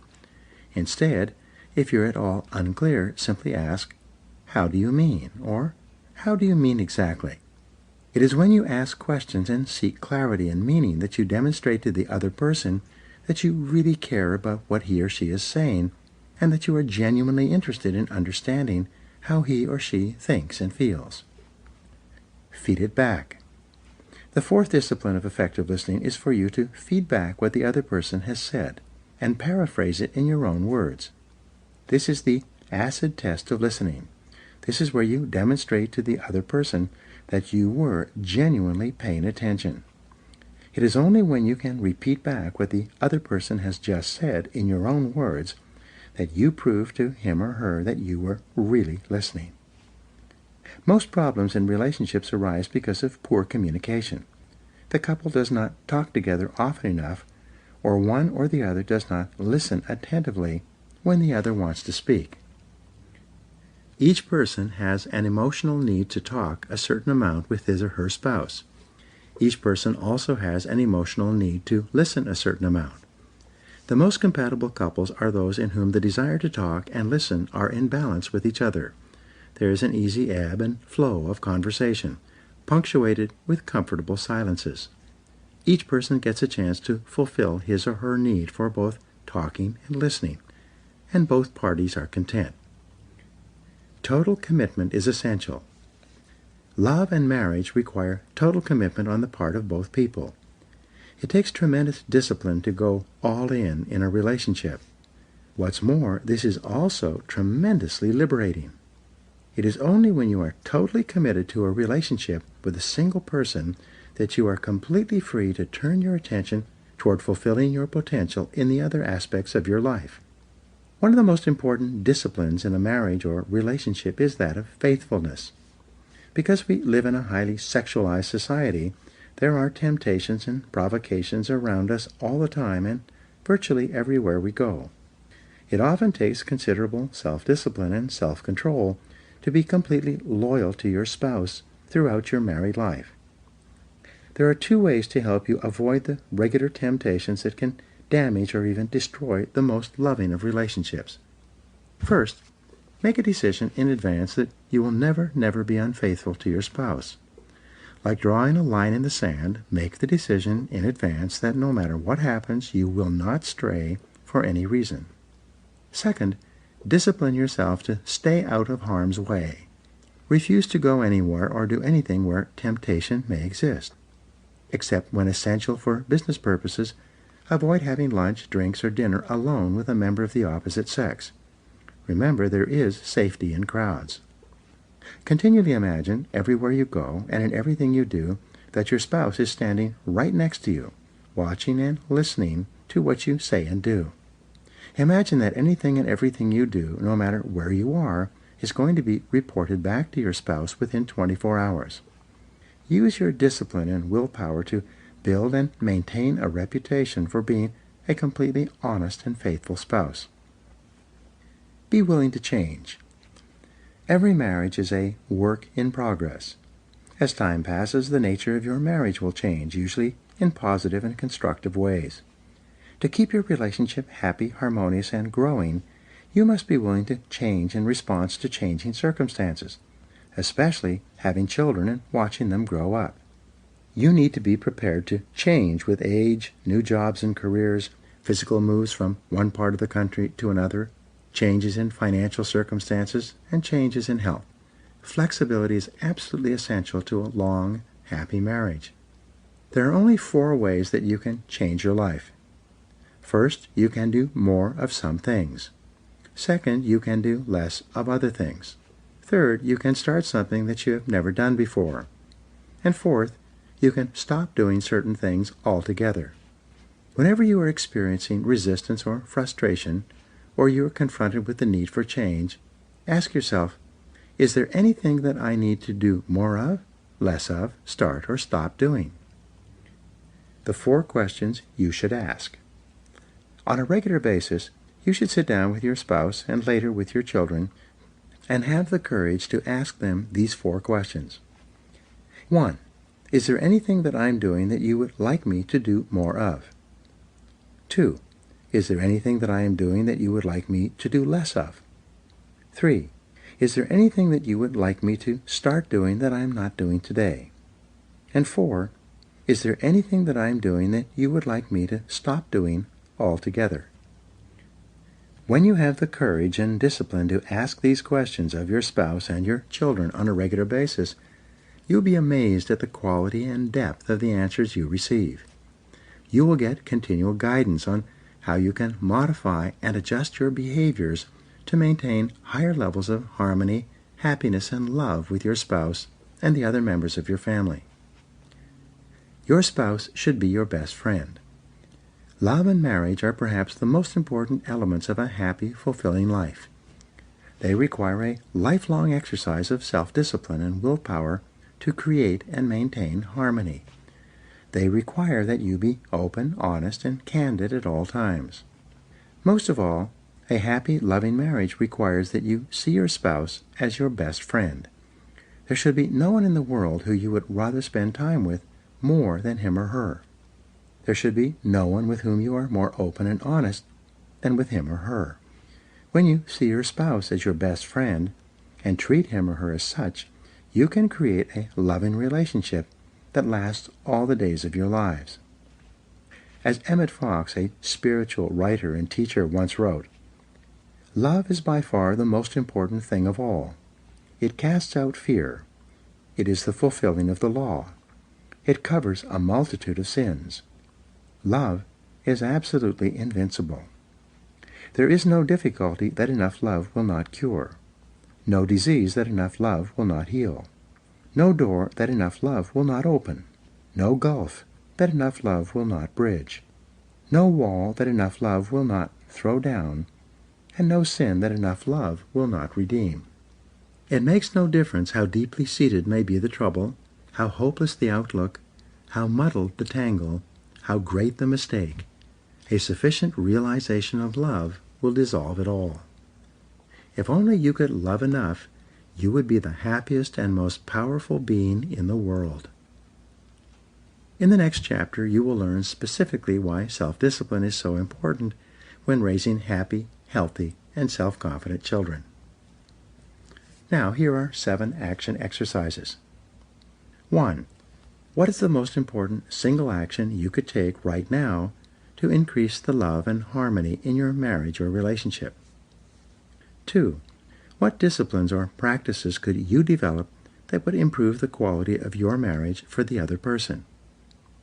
3. Identify one behavior you could engage in that would improve your communications in your marriage. 4. Sit down with your spouse and ask him or her for ideas on things that you should do more of, less of, start, or stop doing. 5. Identify the 2 qualities that you most admire in your partner. 6. Identify the areas in which you and your partner are the most compatible. And 7. Identify the most important values that you and your partner share.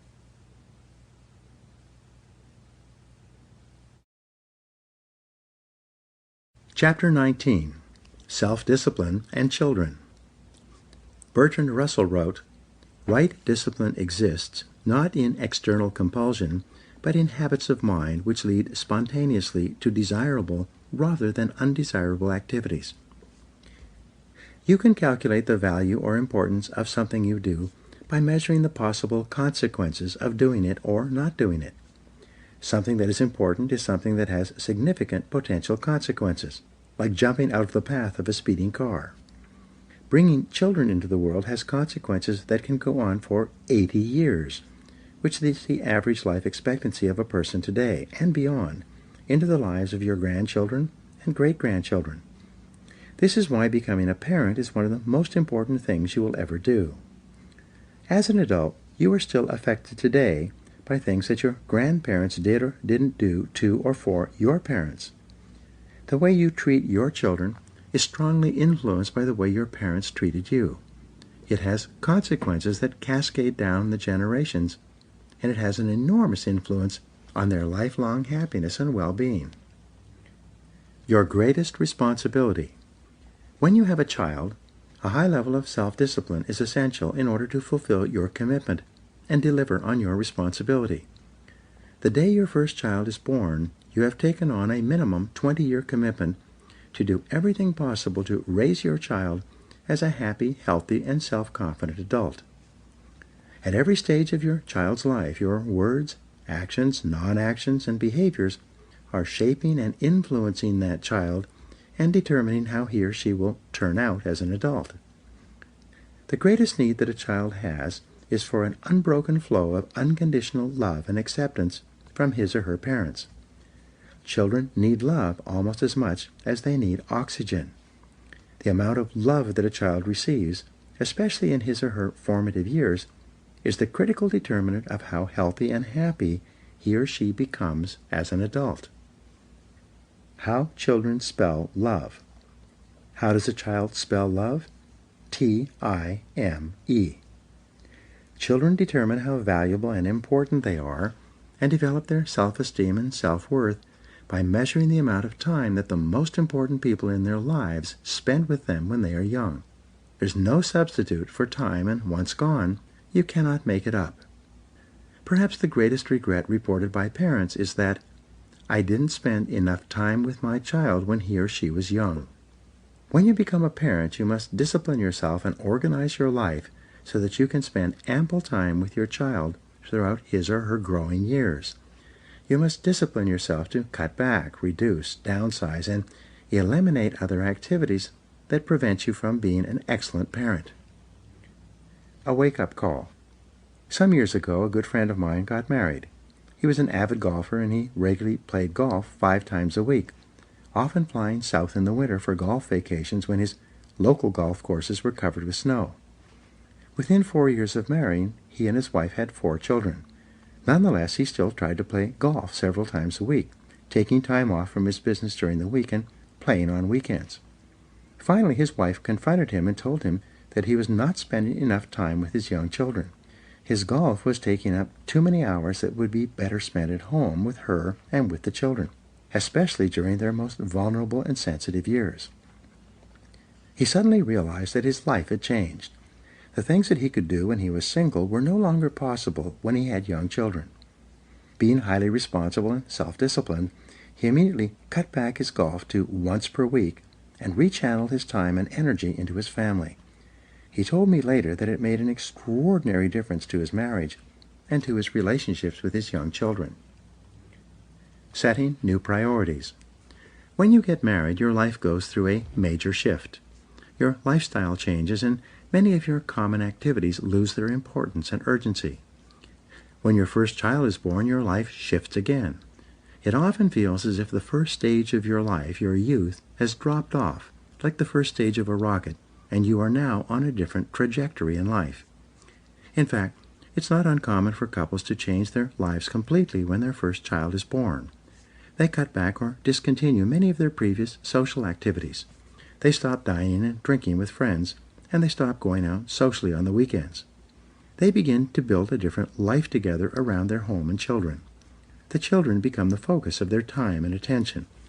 The children become the primary subject of their conversations. Responsible parents approach child-rearing as the most important part of their lives. They plan and organize their time and activities so they can fulfill this responsibility at a high level. Long-term thinking. Children force you to think long-term. When you realize that everything that you do or fail to do with your children in their formative years will have a lasting impact for generations to come, you become far more thoughtful and sensitive to the things you say and the way you treat them. When you are young and single, you can let it all hang out. You can blow up, get angry, express your feelings freely, and be your own person. But when you have a child, you need to impose a higher level of discipline and self-control on yourself. Children are hypersensitive to the influence of their parents during their formative years. They see and experience each word and reaction of their parents, and they incorporate those words and actions into their worldview and self-image. In almost every case, when you see a dysfunctional adult, you can trace it back to dysfunctional parenting. When that dysfunctional adult was a child, their parents did or said things to them that hurt them, confused them, scared them, and created within them feelings of insecurity, anger, and inferiority.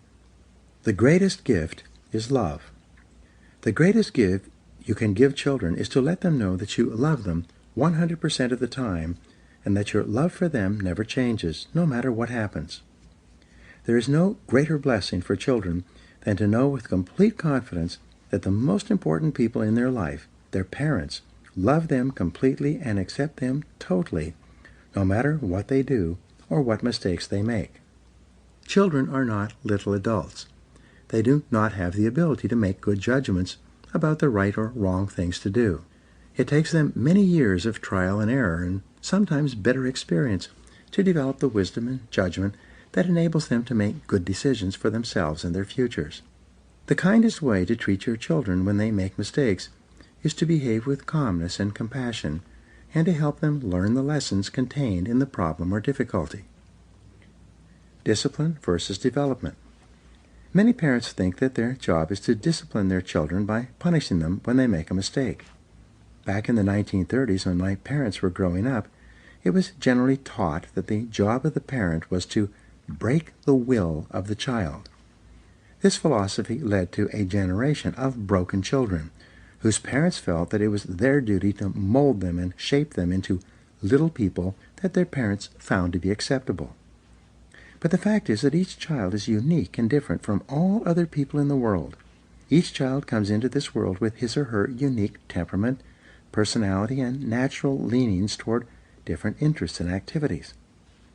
Parents are often amazed to see that each of their children is very different from each other child, even though they come from the same parents and grow up in the same household. In my experience, each child marches to the beat of a different drummer. No matter what you do to or for them, they have their own special destiny. They're going to grow up with a particular personality, and they'll be attracted to particular people and activities. Your main job is to create an environment in which they feel safe and confident enough to follow their inner promptings and personal inclinations. Question your beliefs. A philosopher once said, "Before I had children, I had 4 philosophies about raising children. Now I have 4 children and no philosophies." Each child is different from any other child and from any other person. When raising your children, be prepared to question your most cherished beliefs about what they should or should not do, say, or be. Above all, be prepared to admit that you could be wrong, because you are going to make more mistakes than you can possibly imagine. Perhaps the most important responsibility you have as a parent is to instill values in your children, especially the value of self-discipline. One of the most common desires that parents have for their children is to raise them with a sense of self-responsibility and self-control. Parents want their children to be self-disciplined and to practice self-mastery and self-denial, or the ability to delay gratification. Set a good example. Albert Schweitzer once wrote that, "You must teach men at the school of example, for they will learn at no other." The most powerful influence you have on your children is the example that you set for them all the time they are growing up. Your children are always watching you out of the corners of their eyes or from another room. They take everything in. They measure and analyze your behaviors, especially when you are under stress. By watching the way you behave, especially when you're angry or upset or when they have made a mistake, they develop a clear picture for themselves of how adults are supposed to behave in the world. Your example sets the standard that they consider to be the normal way that adults act in various circumstances, especially when under stress. Your children, if they admire and respect your example, will strive to emulate you while they are growing up and then continuing on for the rest of their lives. Perhaps the best question you can ask yourself over and over is, what kind of a family would my family be if everyone in it were just like me? Be a role model. When you practice self-discipline and self-control, especially when you feel angry or upset, your children absorb the lesson. Later, when they are angry or upset, they will practice self-discipline and self-control as well. In a recent study, researchers concluded that children form their idea of the world by watching how their mother deals with the ups and downs of daily life. If their mother seems calm, relaxed, and in control, children assume that this is a logical and rational world, so they are much more likely to practice calmness and self-control themselves. If their mother seems to be frustrated, angry, or overwhelmed by too much to do and too little time, children absorb the worldview that life is confused and stressful. Building character. The most important job you have as a parent is to instill values and to build character in your children. You do this by teaching them what values are important, especially those of integrity and truth-telling. You set yourself up as a role model and demonstrate the values you want your children to have in every situation where those values are called for. Because the core value of character is integrity, the most important value that you instill in your children is truthfulness. Much to the shock of most parents, children lie. When they are growing up, they don't tell the truth. They tell both little and big lies.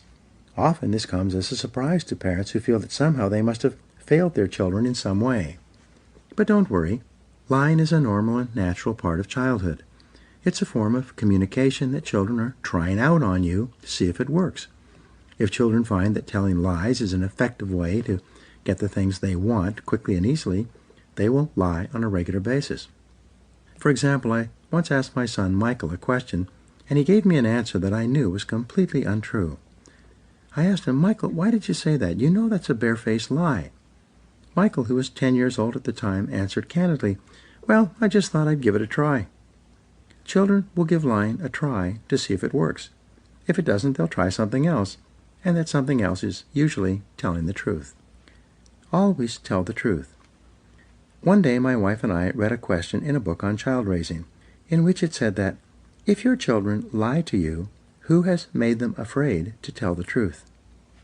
That was a real eye-opener for us. We immediately sat down with our children and told them, from now on, always tell the truth. We promise you that you will never get into trouble for telling the truth. If you tell a lie, we will be upset and you'll be punished. But if you tell the truth, you'll always be okay with us. From that day onward, with few exceptions, our children tried us out with the truth. Over time, they got into a habit of telling the truth, no matter what it was. And we kept our promise. We never punished our children for telling the truth. One day, as we were sitting around the family dinner table, one of our children was talking about his friend, who had told him to lie to us about something he was planning to do. My son said, "I told him that I never lie to my parents." His friend said, "Everyone lies to their parents." My son repeated, "I never lie to my parents because I don't have to. I can always tell them the truth and everything will be okay." Our 3 children listened to this and they all agreed. They told us that this was a great family because they never had to lie to their parents. The foundation of self-confidence. When children tell the truth, they grow up straight and strong with high self-esteem and high levels of self-confidence. They have higher levels of self-respect and personal pride. They look you straight in the eye and tell you exactly what they are thinking and feeling. They're very different from children who must continually lie or shade the truth in order to get things past their parents. In raising your children, there will be countless times when they will do or say something of which you disapprove, or which makes you angry. During these times, you must discipline yourself to think before you act or react, controlling yourself and your temper. You must remind yourself that what you do in a moment of stress is registered and recorded by your child and can have an effect on him or her for an indefinite period into the future. Children learn values by teaching and example, given to them repeatedly while they're growing up. When you teach them values and personally practice the values of love, especially for your spouse, compassion for those who are less fortunate, generosity with those who need it, patience when it is required, tolerance for different viewpoints, courage in the face of difficulties, and perseverance in the face of setbacks, your children will adopt these behaviors as norms. They will see them as the appropriate way to respond to these kinds of situations as they grow up. The power of forgiveness. One of the most important of all values that you teach your children is forgiveness. The inability to forgive lies at the root of most negative emotions. When you practice forgiveness, when you freely let things go, your children grow up with the ability to forgive as well. This saves them from years of unhappiness as a result of someone hurting them in some way, which will always happen. My parents were adamant and inflexible. They had low self-esteem as a result of difficult Depression-era childhoods. As a result, once they had taken a position on any subject, however wrong, they could never back down and admit that they were wrong. I resolved that when I had children, I would do exactly the opposite. From the time my daughter, Christina, was a little girl, if I shouted at her for any reason, I would always go to her and apologize. I would say, "I should not have shouted at you. I was wrong. Will you forgive me?" When you raise children, they will make countless mistakes while they are growing up. Sometimes you will overreact. Unless you are a saint, this is almost impossible for you not to do. However, whenever you make a mistake with your child, you should have the courage and compassion to realize that destructive criticism from a parent is extremely painful to a child. Go and take it back. Apologize and ask your child for forgiveness. Even if the child has misbehaved, this does not justify reacting in a negative and hurtful way toward your child. Just say, "I apologize. Will you forgive me?" And they always will. The minute you apologize and ask your children to forgive you for anything that you may have done to hurt them, you liberate them from feelings of negativity or inferiority. By taking it back, you allow them to be happy and confident once more. Teaching your children is never-ending. Developing proper values and teaching proper conduct to your children is a lifelong job. You cannot give a single lecture on truthfulness and compassion and then forget about it. You must repeat the lesson by discussion and example over and over, year after year, all the time while your children are with you. In a letter to Miss Manners, a parent asked, "How long does it take to teach my children table manners? No matter what I say, it seems that my children still eat in an unmannered and disorganized way." Miss Manners responded by saying, "Be patient. It takes about 15 years of continual repetition to teach your children table manners, and even then there are no guarantees that your instruction will be successful." Be their role model. Of course, if you want your children to behave in a certain way, you must model that method of behavior continually, year after year. If you want your children to dress properly, you must dress properly. If you want your children to groom themselves properly, you must groom yourself properly as well. If you want your children to be organized and efficient, you must show them the way by being organized and efficient yourself. Remember each day that your children are going to behave the way that you behave for the rest of their lives. When you think like this, it forces you to practice higher levels of self-discipline and self-control, knowing that the consequences of your behaviors are going to affect your children's chances in life many years from now. The discipline of raising children so that they grow up with high self-esteem, being positive and confident in themselves and their own value, is one of the most important things you ever do. The results of your child rearing will last you all the years of your life.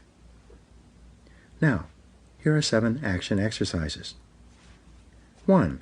What 2 qualities would you like your children to identify with you by observing your behavior? 2. What 2 qualities would you like most to instill in your children, and how could you achieve this? 3. If you were an excellent role model for your children, how would your behaviors be different starting today? 4. What mistakes have your children made that you should forgive and forget about starting immediately? 5. What actions are you going to take immediately to spend more time with your children? 6. What actions should you take to instill the quality of truthfulness in your children? And 7. How could you encourage and reward your children so that they practice greater self-discipline, self-control, and self-mastery?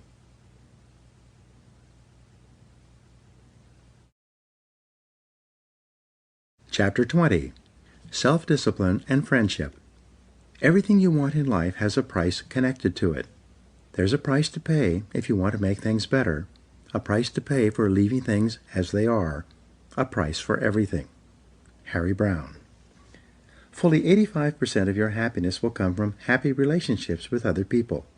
Unfortunately, fully 85% of your problems and unhappiness will be associated with other people as well. Chapters 18 and 19 offered some ideas on how to have a happier marriage and raise happier children. But in addition to your family, of course, your friendships are also important to your well-being. It therefore behooves you to become absolutely excellent at human relations. Fortunately, this is a learnable skill. You can become one of the most popular people in your work and social circle by simply engaging in the behaviors that other popular people practice on a regular basis. Aristotle wrote that man is a social animal. This means that we define ourselves in terms of our relationships with other people. Our destinies are determined by our interactions with others and theirs with us. We only learn who we are and know about ourselves through interacting with other people. The core of personality. Psychologists tell us that everything we do is either to build our self-esteem or to protect it from being torn down by other people. Each person is hypersensitive about their own sense of personal value and importance. Your self-esteem, how you feel about yourself, how much you like yourself, is largely determined by your self-image, or the way you see and think about yourself. Your self-image is made up of 3 parts, like the 3 wedges of a pie, each touching the others. First, your self-image is made up of the way you see yourself. This largely determines the way you walk, talk, behave, and interact with others. The second part of your self-image is the way you think others see you. If you think other people like, respect, and admire you, you see yourself in a positive way, and you enjoy higher feelings of self-esteem and self-importance. The third part of your self-image is the way people actually do see you and treat you. If you think you are well-liked and popular, and someone treats you in a rude or disrespectful way, it can be a shock to your self-image and lower your self-esteem. On the other hand, if you see yourself as an average person, and the people you meet treat you as though you are a valuable and important person, you can experience a positive shock to your self-image that causes you to like and value yourself even more. The key to happiness. You are only truly happy when you feel that all 3 parts of your self-image coincide. You're happy only when you feel that the way you see yourself, the way you think others see you, and the way they actually see you all seem to be consistent in a particular situation. In life, you seek out friendships and relationships with people who make you feel comfortable with the way you see yourself and think about yourself. When you are with people who treat you as if you are valuable and important, you enjoy higher levels of self-esteem. You like and respect yourself more. You feel happy in their presence. For example, in school, you always did better and got better grades when you felt that the teacher liked you and cared about you. At work, perhaps the greatest motivator is an attitude of consideration on the part of the boss toward the employee. Whenever an employee feels that the boss cares about him as a person, rather than just as an employee, he feels more valuable and performs his job better. The law of indirect effort. The secret to building and maintaining wonderful friendships and relationships is simple. It is for you to practice the law of indirect effort in every interaction with other people. You must get out of yourself and your own preoccupations in order to get into other people and how they might be thinking and feeling. Therefore, if you want to have a friend, you must first be a friend. If you want people to like you, you must first like them. If you want people to respect you, you should first respect them. If you want to impress others, you should first be impressed by them. In this way, by approaching people indirectly, you appeal to their deepest subconscious needs. Raise other people's self-esteem. The deepest subconscious need that people have is the need to feel important. Since you have this need as well, whenever you practice the law of indirect effort and focus on making other people feel important, you reinforce their self-image, increase their self-esteem, and make them feel happy about themselves and, by extension, about yourself. Whenever you say or do anything to raise the self-esteem of another person, you trigger a boomerang effect that causes your own self-esteem to go up at the same time and in the same measure.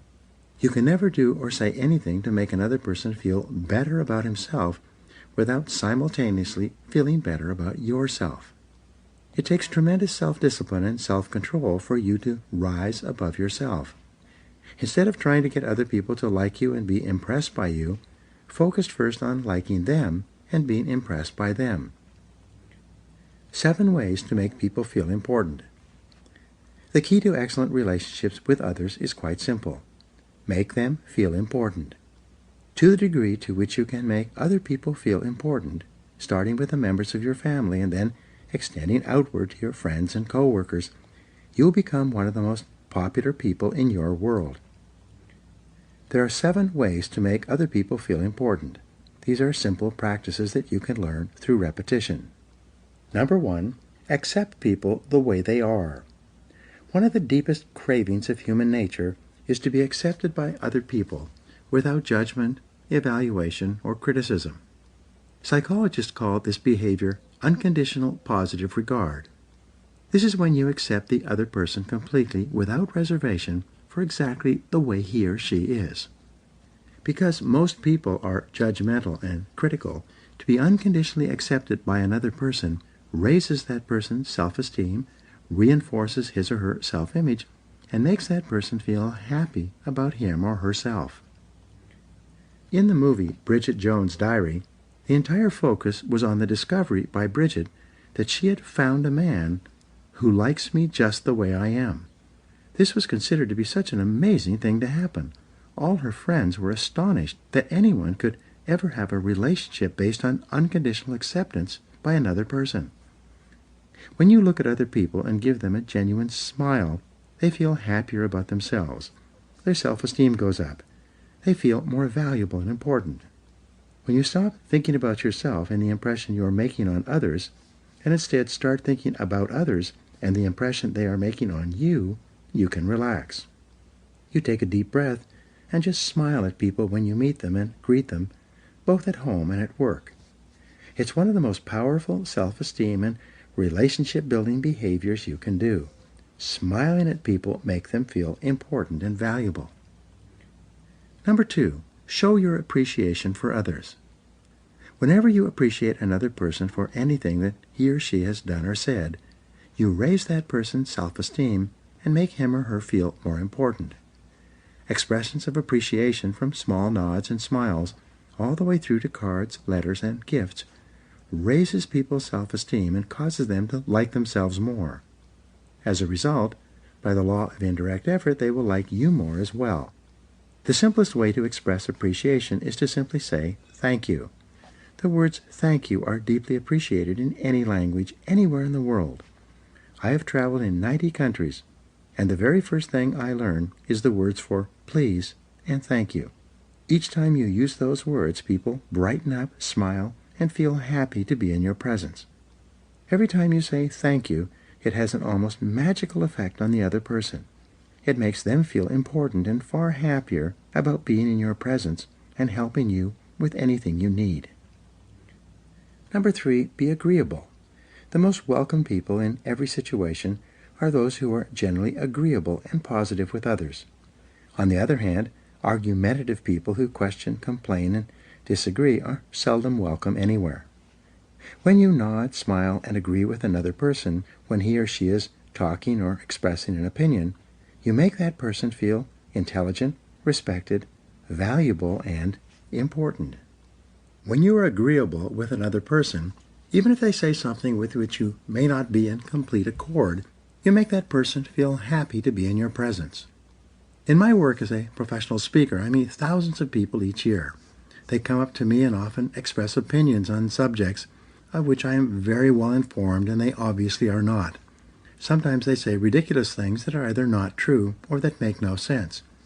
In every case, however, I smile and agree, nodding and asking them questions and listening to them express their ideas and opinions. They go away feeling that they've had a good conversation with the speaker and that I probably agree with them. It costs me nothing, and it makes them happy. It makes them feel important. Number 4, show your admiration.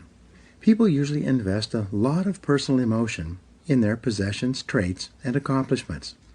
When you admire something belonging to another person, it makes them feel happy about themselves. As Abraham Lincoln said, "Everybody likes a compliment." Express your admiration for a person's appearance and specific items of their clothing or dress. Men are especially complimented when you say something nice about their ties or their shoes. Women enjoy being complimented about their hair or any other item of their appearance. People spend a lot of time putting themselves together before they go out. You can also compliment a person's traits or characteristics, saying things such as, "You are certainly persistent."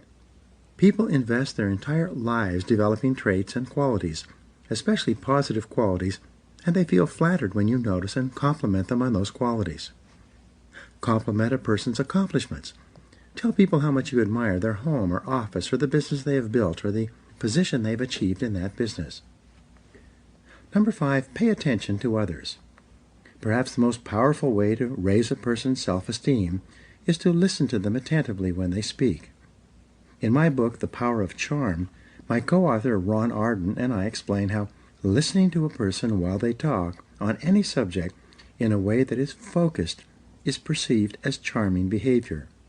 The key to great listening is for you to ask questions and then hang on every word of the answers. When the person slows down or comes to the end of a statement, ask another question. Lean forward attentively. Listen without interrupting. Listen as though what the person is saying is the smartest and most interesting thing you've ever heard. When a person is attentively listened to, their brain releases endorphins. As a result, they feel happy about themselves. Their self-esteem goes up. What's more, they associate this happy feeling with being in your presence. From this, that person will like you more and find you to be a more interesting and intelligent person. Number 6. Never criticize, condemn, or complain about anything, whether it be directly or indirectly. Never do or say anything that lowers a person's self-esteem or makes them feel less important or valuable. Refuse to gossip or discuss other people in a negative way. Never say anything about a person that you would not say to their face. The most harmful force in all of human relationships is destructive criticism. It lowers a person's self-esteem, makes them feel angry and defensive, and causes them to dislike the source. So never complain about people or situations that you don't like.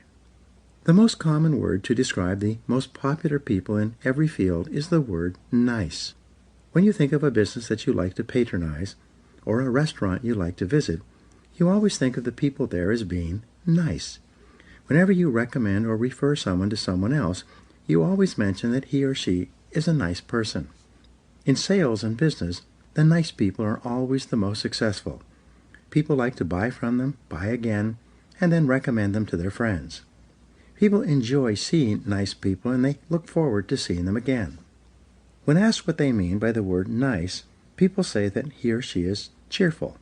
The more positive you are, the more cheerful you are likely to be. The more cheerful you are, the nicer personality you will have. The nicer personality you have, the more people will look forward to seeing you and being around you. Number 7, be courteous, concerned, and considerate of everyone you meet.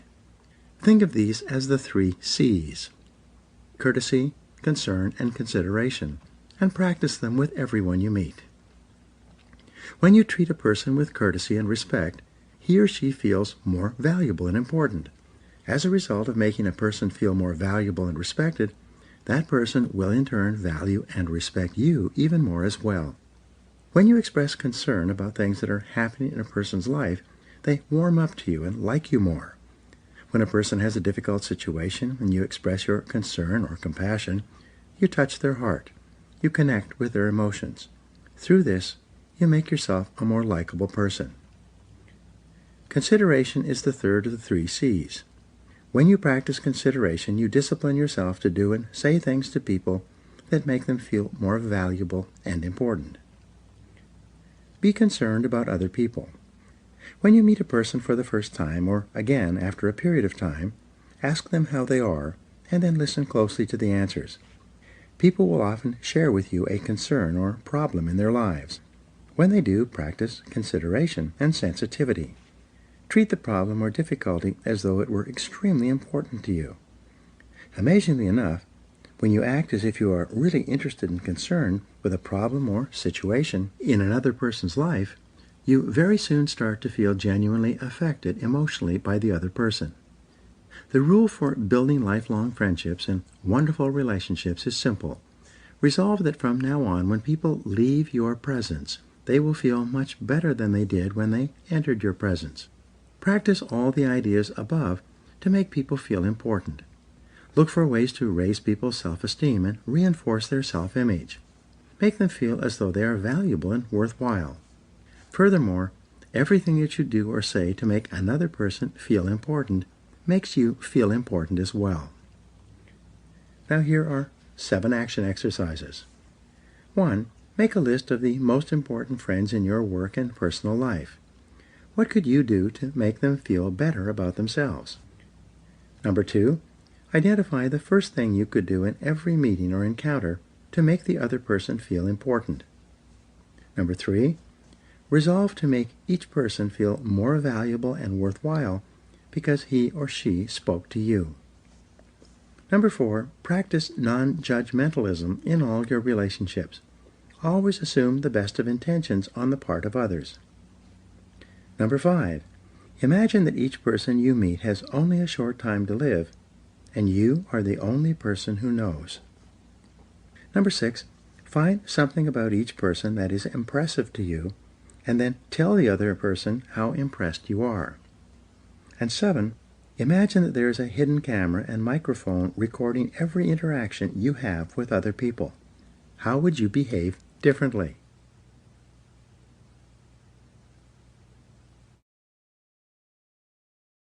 Chapter 21. Self-Discipline and Peace of Mind. James Allen wrote, "Men are anxious to improve their circumstances, but are unwilling to improve themselves. They therefore remain bound. The man who does not shrink from self-crucifixion can never fail to accomplish the object upon which his heart is set. This is true of earthly as of heavenly things. Even the man whose object is to acquire wealth must be prepared to make great personal sacrifices before he can accomplish his objective. And how much more so he who would realize a strong and well-poised life. You require high levels of self-discipline if you truly desire to develop all your inner resources and fulfill your true potential. Throughout the ages, in all religions and philosophies, the highest human good or idea has been peace of mind. Your ability to achieve your own peace of mind is the true measure of your success and the key determinant of your happiness. To develop spiritually and to become a fully functioning person, you must regularly apply self-discipline and self-control to your thoughts, feelings, and actions. Spiritual development, inner peace, and the experience of joy all require self-mastery and self-control. To succeed in the outer world, you must discipline yourself to focus and concentrate, work hard at your job, take continuous action toward your goals, and become better and more capable as you move onward and upward in life. To succeed in the inner world, however, requires almost the opposite abilities. To achieve inner peace, you must discipline yourself to let go of everything that can disrupt your sense of inner peace and contentment. Zen Buddhism teaches that the main cause of human suffering and unhappiness is attachment. People become attached to ideas, opinions, and material things, and then they are reluctant to let go of them. Sometimes people become so preoccupied with these external factors that it affects their mental and physical health, even keeping them awake at night. When you practice detachment, separating yourself emotionally from things or outcomes, the negative emotions involved stop as well, like unplugging a light from the socket. The need to be right. Most people have a deep-down need to be right. However, when you stop caring if you are right or wrong, all the emotions surrounding this need for rightness disappear. Dr. Gerald Jampolsky asked the great question, do you want to be right or do you want to be happy? Some people become passionate about their political or religious beliefs, all of which have been learned from someone else in some way. But when you put these beliefs aside for a while, they lose their ability to stir your emotions or inflame your anger. I have friends and meet people with ideas and opinions that range all over the political and religious spectrums. In most cases, we get along well together because we simply put aside the discussion of opinions on which we differ. We consciously and deliberately discipline ourselves to detach from these ideas, and we focus instead on subjects that we agree on and in which we share common interests.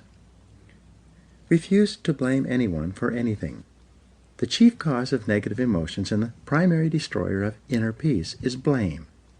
As I mentioned earlier in the book, it's not possible to have a negative emotion without having someone or something to blame in some way or for something. Blame requires one or both of two factors to exist. The first is identification. This occurs when you take something personally. You identify with it. As soon as you decide to feel that someone has done or said something negative that affects your personal interest in some way, you immediately become angry and blame that person. Even if someone who is hurrying to work, completely preoccupied, and who may have just had a fight with his or her spouse accidentally cuts you off in traffic, you can immediately become angry at that person, a complete stranger, because you took their driving behavior personally. But when you discipline yourself to detach and stop taking things personally, the negative emotional charge connected with the person or incident stops almost immediately. For example, when someone cuts you off in traffic, you can detach from the situation emotionally by saying to yourself, "Oh well, he's probably in a hurry to get to work. Maybe he's late." The minute you say that to yourself, all negativity associated with the event vanishes, and you become calm, relaxed, and positive once more. The second root cause of blaming is justification. This occurs when you tell yourself and others why it is that you are entitled to be angry or upset in this situation. Many people fall in love with their suffering. Their past problems become a primary focus of their lives. They think about what happened all the time. They go through the day and even the night carrying on angry conversations with people who are not present, people who they feel have hurt them in the past. Whenever they get into a conversation for any period of time, they bring out their suffering, like a trader in a bazaar, and display it to the other person. They then recycle through the unhappy events of their lives, telling what happened and how they were badly treated and how awful the other person was to have behaved in this way. However, when you discipline yourself to stop justifying your negative emotions by continually rehashing what happened and what the other person did or didn't do, and when you instead calmly accept that stuff happens in life, your negativity accompanying the other person or situation dies away. Practice forgiveness. The height of self-discipline in spiritual development is the practice of forgiveness. The law of forgiveness says you are mentally and emotionally healthy to the degree to which you can freely forgive anyone who has hurt you in any way. Every person, including you, has experienced destructive criticism, negative treatment, unkindness, rudeness, unfairness, betrayal, and dishonesty from others over the years. These events are unfortunate, but they are an inevitable and unavoidable part of being a member of the human race. The only way you can avoid the problems and difficulties of living in a busy society with many different kinds of people is to live in a cave. The only question you need to ask and answer after you've had a negative experience is, how long does it take you to get over this event and get on with your life? This is a decision only you can make. It is one of the most important types of decisions that you make in your own life if you truly want to be happy. What's more, it is a true test of your mental and spiritual discipline. The forgetting curve. Each person has a forgetting curve, or what is often called a forgiveness curve. This curve measures how quickly you forgive and forget a negative experience, and it determines how mentally and emotionally healthy you really are. Imagine a rectangle with a scale from 0 to 100 ascending the left side of the rectangle. This is the scale of the intensity of the negative emotion you experience when you are hurt or offended in some way. Across the bottom of this graph are the months and years of your life. You can have either a flat forgiveness curve or a steep downward sloping forgiveness curve.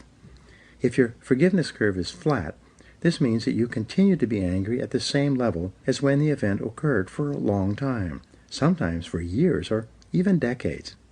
There are countless people who are still angry about something one of their parents did or said to them decades ago.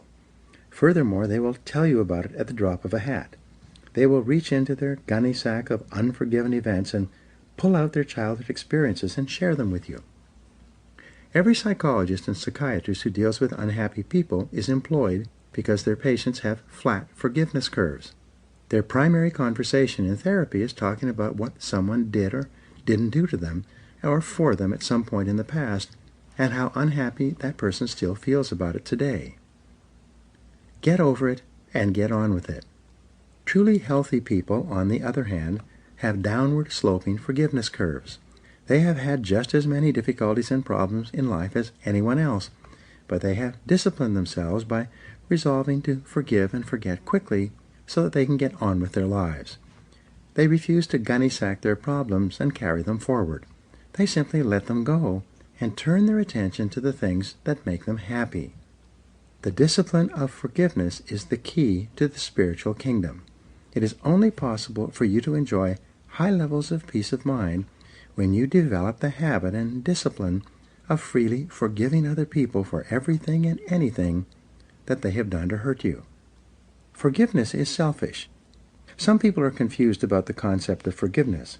They think that forgiving someone else for having hurt them is the same as condoning that behavior or even approving of it. Quite the contrary. Forgiveness is a purely selfish act. Forgiveness has nothing whatever to do with the other person.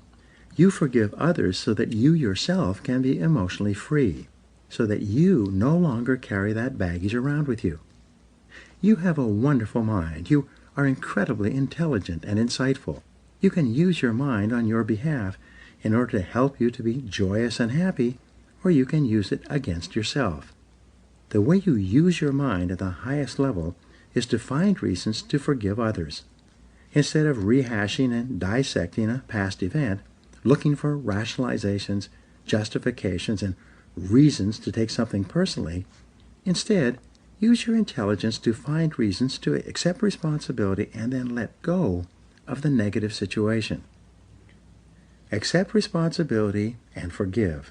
The instant you accept responsibility and forgive everyone for anything that they ever did to hurt you in any way, you liberate yourself completely.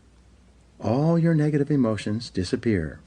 In place of your negative emotions, you experience a sense of inner peace, love, happiness, and joy. The payoff for using your self-discipline to practice forgiveness on an ongoing basis is extraordinary. When you use your incredible abilities of self-control, self-mastery, and detachment to separate yourself emotionally from situations that would otherwise make you unhappy, the entire quality of your life improves in a wonderful way. Now here are 7 action exercises. Number 1, take the forgiveness test. Do you want to be right, or do you want to be happy?